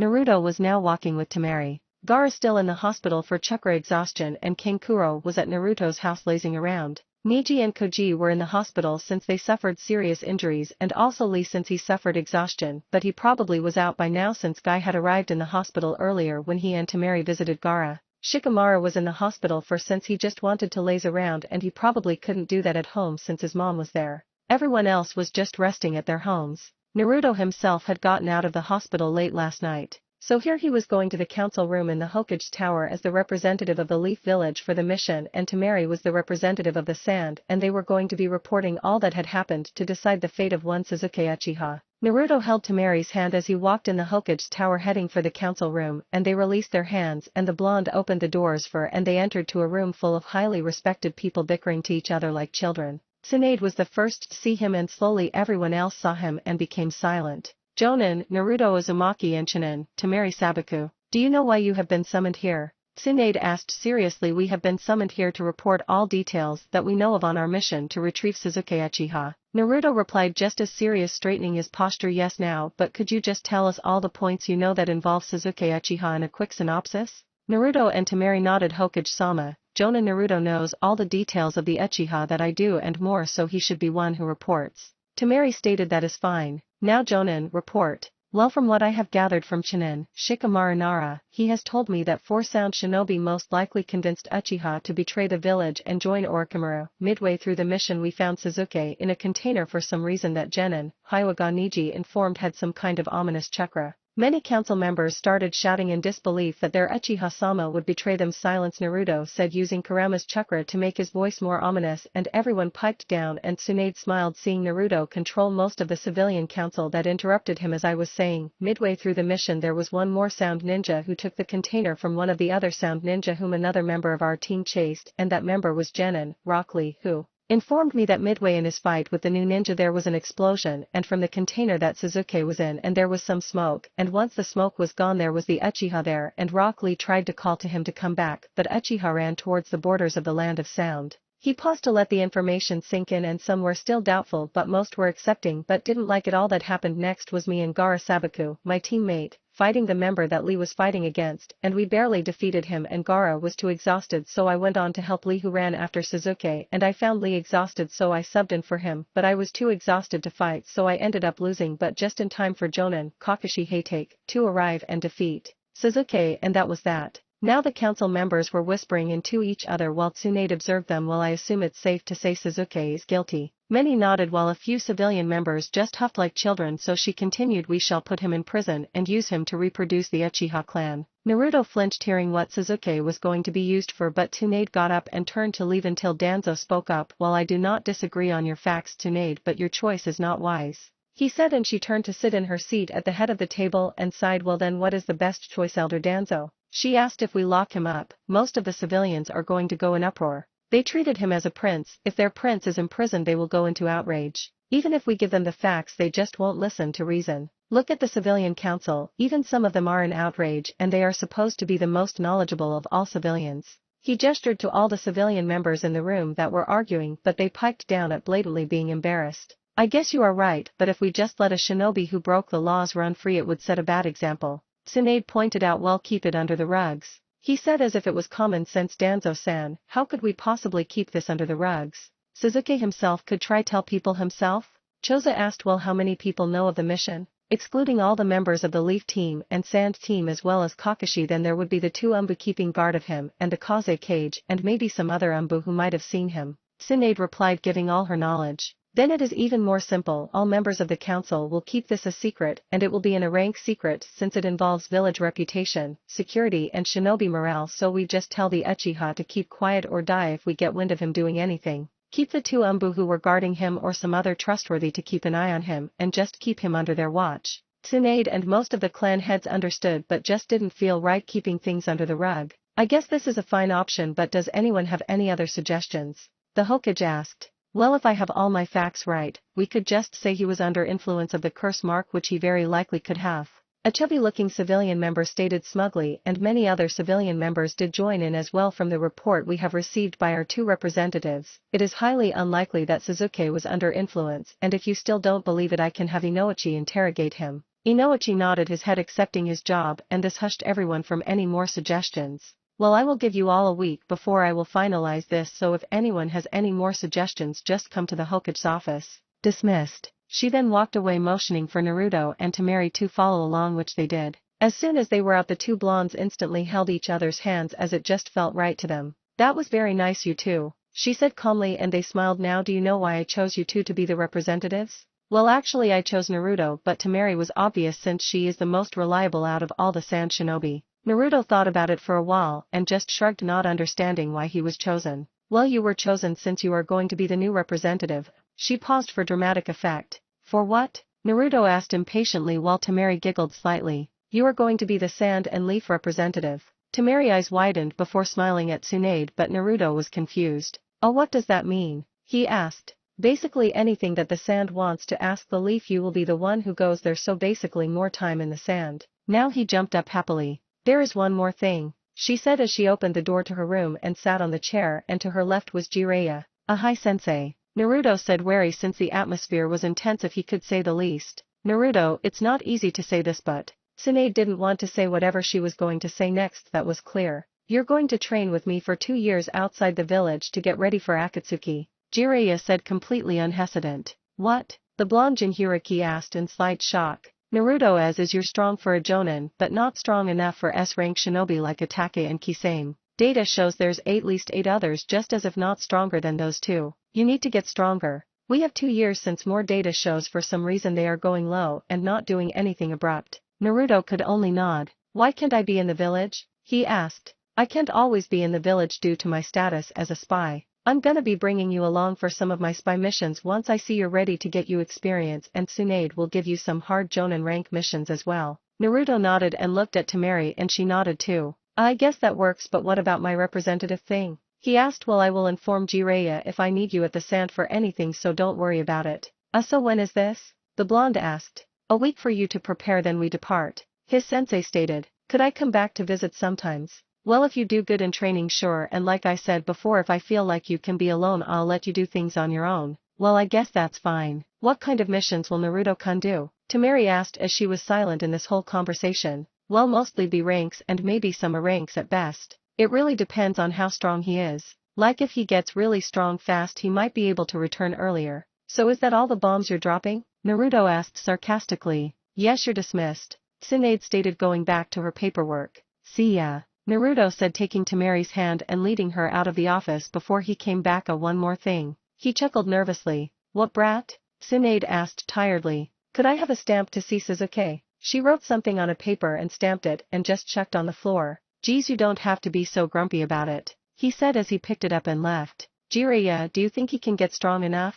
Tsunade asked in a worried tone as soon as he left. If anyone can, then it's him. Do you think we should tell him about his parents? Sarutobi-sensei did say to tell him once he is a Chunin or 16. I'll tell him when we leave, so could you just get the documents ready? Jiraiya moaned in displeasure. He is gonna be so mad or something. Why do I have to deal with it? Jiraiya rhetorically asked while Tsunade laughed wholeheartedly.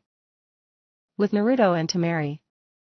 So I guess we won't see each other much since you're going to be training, Temari said as they walked. Yeah, but Jiraiya-sensei did say we could spend time together if I do well in training, and you better believe I will. Of course I believe you, Naruto-kun, but we're just gonna be apart for so long. Well, maybe we should. He blushed. We should kinda address this, he said, gesturing to them holding hands. Yeah, I guess. She chuckled nervously, blushing a shade of pink. Temari-chan, I like you. Get what I'm saying? He asked. Yeah, but you know I'm kind of the princess of my village, so it won't be easy to get my dad to agree. Don't worry about that, we'll get him to accept us. She smiled at him. So are we like boyfriend and girlfriend? Yes, you idiot. She smacked him playfully. Do we tell your brothers? I guess. I doubt either of them would be mad at you. Gaara pretty much treats you as a brother and Kankuro likes you enough. Oh well, wanna go tell my everyone I'm leaving? Not in your dreams, she said as if it was fact. Please? He asked like a child. No, she added. When are you gonna go back? Probably in 3 days. Well, just go back to my house. I need to go see someone. Uchiha? He nodded. Okay, get back soon. God, I sound like a old housewife. He chuckled before he walked away, waving in her direction. Konoha prison.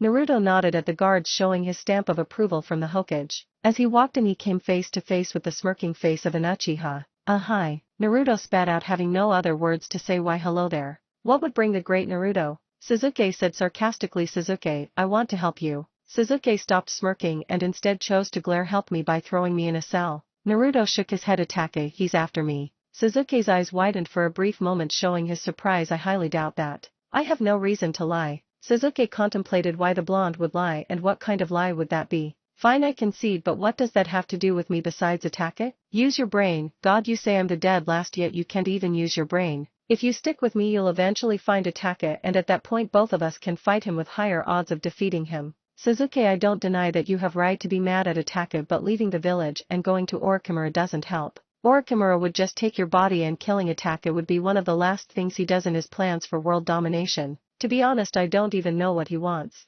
So you're saying you want me to basically just team up with you and we will eventually fight Atake? Naruto nodded. That's not half a bad idea. So you agree with that? It sounds like the best plan. Sasuke nodded. However, if we do come across Atake, I would highly hope that we do it in a one-on-one match. We can talk all the details later. Here goes nothing, Naruto thought hopefully. Now on to the next thing I want to tell you. Since you agreed to my plan, I want you to train with me. Sasuke raised an eyebrow but nodded. Sure, don't know why that's such a big deal. I mean, we're going to be going out of the village for 2 years training under Jiraiya of the Chunin. Deal. Almost immediately after he finished saying Chunin had, Sasuke replied. Yeah, I don't know why I thought that was going to be hard. You are power hungry after all. He chuckled when Sasuke sent him the stink eye. Now this offer isn't official since I haven't asked Hokage-sama and Jiraiya-sensei yet, but I think we could work something out. Sasuke snorted. If you ask for anything, they'll give it to you on a silver platter. Naruto gave a confused look. What does that mean? I don't get anything handed to me.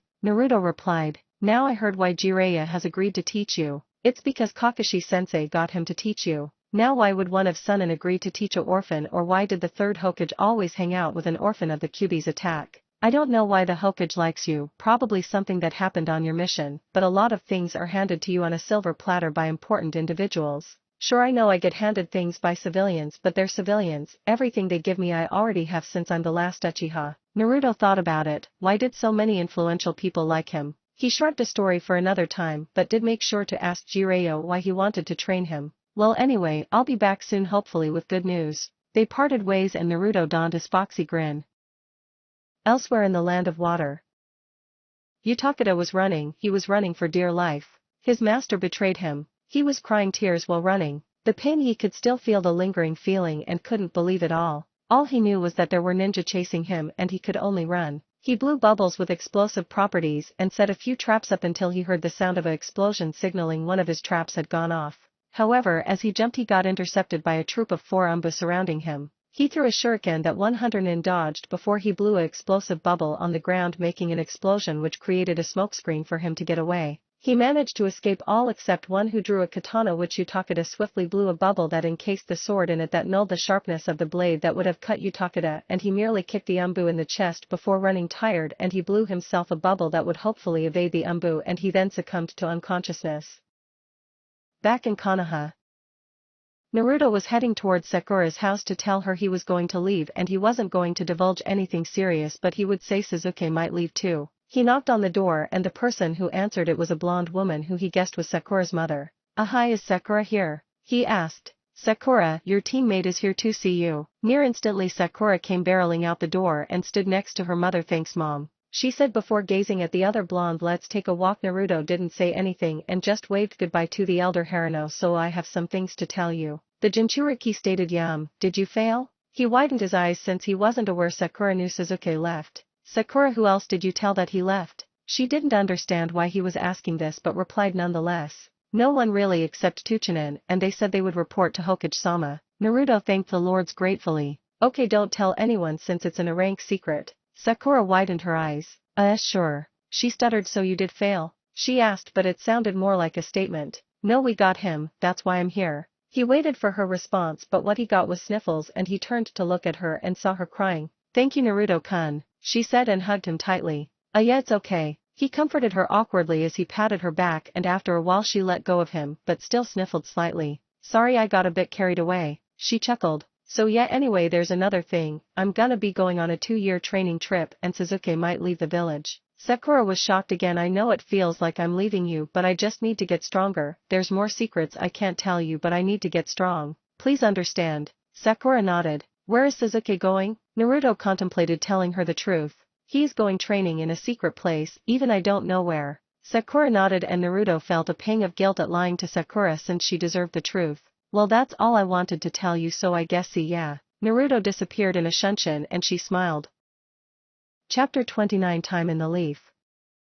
Naruto walked down the street. He didn't get many glares, if not even any, for any civilians who even had a shinobi in their family, since most shinobi knew he saved the leaf from the Shikaku. Naruto liked having people actually smile at him. The Jinchuriki's like definitely was getting better, but now he was going to a training ground to meet Kakashi-sensei. The blonde enjoyed this time of the year since it was spring and wasn't too cold or too hot, which he very much liked. He couldn't believe it had been only 5 months ago that he had started this wild journey of his as a ninja. All the cool ninja he fought being Haku, Gaara and so many more. He liked the battles he had since they all pushed him past his limits, Gaara especially. The best part of his time as a ninja had to be his friends. He would lie but he couldn't imagine life anymore without a single friend. He just didn't understand how he didn't kill himself in his earlier days. He did have the Sandaime and the Ichirikas but he rarely got to meet them. He then thought about his classmates. He really liked all of them but it felt a little sting since when he started getting good as a ninja people started liking him even though beforehand no one would bat an eye. He was broken from his musings as he found himself facing his sensei. Yo. Kakashi greeted waving his hand slightly. Yo. The blonde greeted just as hip and cool as his sensei. You really are my student Naruto. Kakashi cried anime tears while the blonde chuckled nervously. Anyway, his sensei straightened his posture showing it he was serious. I heard you're going on a trip? The blonde nodded. Now, I know Jiraiya will be teaching you and Sasuke. Naruto briefly widened his eyes before he realized why Kakashi knew. So I wanted to help you out a bit on some of the more menial but important skills you should have. Really? Naruto asked excitedly. Yes, so here. He said, opening a scroll and unsealing a few items. The first thing he unsealed was a highly expensive sealing kit. Sensei, I can't possibly take that. He gulped, counting the amount it would take to get it. It would cost me everything I have. Well, since you don't have much, I don't think it would be much. Naruto pouted. Besides, I don't have kids and don't plan to have any, so why not splurge on a friend? I have everything I need, and if you still can't in good conscience use it, then look at this. Kakashi opened a book that he had in one of the pockets in his vest that when he opened showed his bank accounts. How did you get that much? Naruto widened his eyes. S-rank missions, a lot of S-rank missions. Well, I guess I could take it. Kakashi then unsealed the next item, which was a scroll. Oh, what's this? Naruto picked up the scroll ready to unfurl it before Kakashi stopped him. Don't open it yet, open it after you start your trip when Jiraiya tells you. Naruto nodded suspiciously. Kakashi unsealed the final and last item, being a sword. It was just a plain sword that's blade was a red. What is this? Naruto asked, reaching for the sword before he felt a sensation ripple through his arms before it stopped just as abruptly as it appeared and he fell to the ground panting for air. You really need to work on your patience. Naruto glared at him as he got up. That, my friend, is a special sword. Once you show Jiraiya, he should know what it is. Again, like the scroll, he will tell you what it is. Can you at least tell me what that pain was? Oh, that pain was the sword bonding itself to you. Naruto adopted a confused look. Basically that sword will only work if you hold it, and if someone else uses it the sword will attack the person. Trust me when I say don't let anyone touch it. How do I get rid of it? Naruto asked, half understanding what his teacher told him. You can just push a bunch of chakra, and if you pushed in enough it'll just jump out your hand, but you probably don't have enough yet on your own, but if you use the Kyuubi's chakra it could probably work. Naruto nodded. So what do I do with my other sword? Kakashi shrugged. You could dual wield? Kakashi suggested before he immediately regretted it, as there was a certain twinkle in his students' eyes before they turned into full-fledged stars. Comically, that would be insanely cool. Naruto exclaimed, could you imagine me just being like a badass, slicing one with my left and another with my right? A thought popped into the boy's head. I could even use my shadow clones to dual wield. Well, whatever you do with it is your choice, but yeah, that's all I got. I feel that this is a bit much. What would Sasuke get that compares to this? Don't worry, I got things for him too. I am after all the best, sensei, Kakashi stated while he gave Naruto a smile. Yeah, well thanks, and I'm gonna go say goodbye to my friends. Tomorrow is the last day I'm here before I go, so yeah. Naruto ran off with the scroll he sealed all his gifts in. He really is a mixture of those two in the best possible way. Kakashi smiled before turning around to the monument of people who gave their life for Konoha. He's a lot like you too, Obito, but I had to get rid of the nonsense that comes with a personality like Obito Uchiha. Now how do I get in touch with Sasuke? Naruto rose from bed sad but happy, since this was the last day for him in Konoha for a while. His friends from Sand weren't staying with him and were staying in a inn which they had insisted on. Naruto slowly made breakfast before a knock on the door was heard, and he opened said door to reveal an Umbu. So I go to the office? He asked while the Umbu nodded, and Naruto could feel the guy smirking behind his mask. I'll be there soon. The Umbu disappeared in a shunshin, leaving Naruto to get ready, and once he was ready he quickly shunshined to the Hokage's office as well, clearly surprising Shizune, who was cleaning Tsunade's office at the time. Hi Naruto-kun, Tsunade-sama is out for a bit, but she should be back in a few minutes. Sure, that's fine. Naruto took a glance at the room that was slightly dirty. Never pegged Ba-chan for a dirty person. I would think a medic would very much appreciate cleanliness. Tsunade-sama has always been a bit messy, but no one usually sees it since most of the time in the morning and night everyone is just waking up or just sleeping, so that's the time when it's most dirty. Naruto nodded and just waited for Tsunade, and Shizune quickly finished her cleanings and left him alone. He waited and she came in a while. Hi brat, she greeted. Ba-chan, he greeted while her eye twitched. Let's get down to business and talk about the Akatsuki. Naruto nodded. Well, first of all, we found out that Orichimaru used to be in the Akatsuki, and there is also an ally in the Akatsuki. Naruto wondered who it could be. Now before I tell you who he is, I want to inform you that no one shall hear of this. Only reason I'm telling you is because I doubt you would tell anyone if they physically hurt you or even mentally, since you've got a pretty strong will, and if there was someone who could enter your mind they would easily be shut down since the Kyuubi is there. Naruto nodded slowly since he was unsure if he could handle that, but Kurama told him that it'd be fine. Okay, so the ally is Itachi Uchiha. Naruto just widened his eyes. That's bullshit language, but yes, I know it's hard to wrap around the idea, but calm down and listen. Naruto took deep breaths and felt calmer and motioned for her to continue. Okay, so listen carefully since I'm not gonna repeat the story again. When the Kyuubi attacked 13 years ago, many suspected that the Uchihas might have had a hand in the attack, since quite a number of our ninjas swore that they saw the Sharingan in place for the Kyuubi's eyes. Now this led to a lot of distrust of civilians against the clan, and they basically became ostracized in the village. A few years later they planned a coup, and 2 people informed us about the coup, but there was no clear proof besides the words of those who informed us. Eventually it became more obvious that the Uchiha were going to attack us, so we, being the elders of the village, chose to use Itachi Uchiha as a noble soldier of the leaf to annihilate his entire family in exchange for us to keep Sasuke alive. Naruto's brain shattered and he did what any genin could have done. He flopped down on the floor with a thump as he lay unconscious. Should have told him slower. Tsunade sighed. Chapter 30 Departure.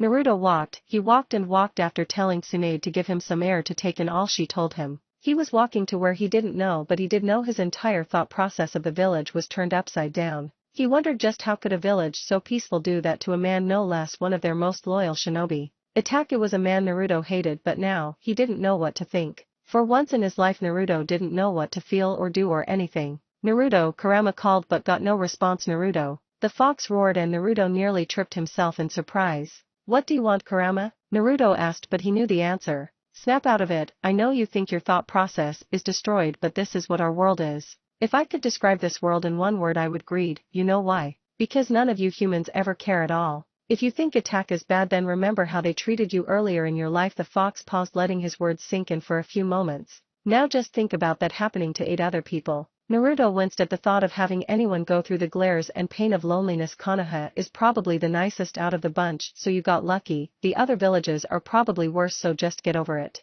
I get it, but it's just that, if that's what they do to their most loyal shinobi, then what about anyone else? It's just wrong, Naruto roared. Never said it was right, just said you had to deal with it. Naruto, I'll be honest with you, you're one of the few humans in years I've actually liked enough to talk with. I'm sure that one day when you die I'm gonna be sealed again, and there's nothing I can do. Just understand that this is our world and just live with it. Naruto sat down on a bench and closed his eyes to enter his mindscape to face Kurama instead of doing everything mentally up to this point. Kurama, is it not possible everyone can live happily? Naruto asked. It's possible, but I doubt it would ever happen. Naruto, to make everyone happy you're going to have to unify all the nations first. You would have to find some way to convince all the Kage to forego all their past grudges and just forgive each other, which is near impossible without counting the fact there's no way you can even gather all 5 Kage. No offense, but you're politically powerless, kid. Besides being the Jinchuriki of me, there's nothing you can have anyway in politically. If somehow you do get all the Kage to forgive each other, you have to make all the shinobi under them, or at least a majority of the shinobi under each nation, to forgive each other, which is just impossible.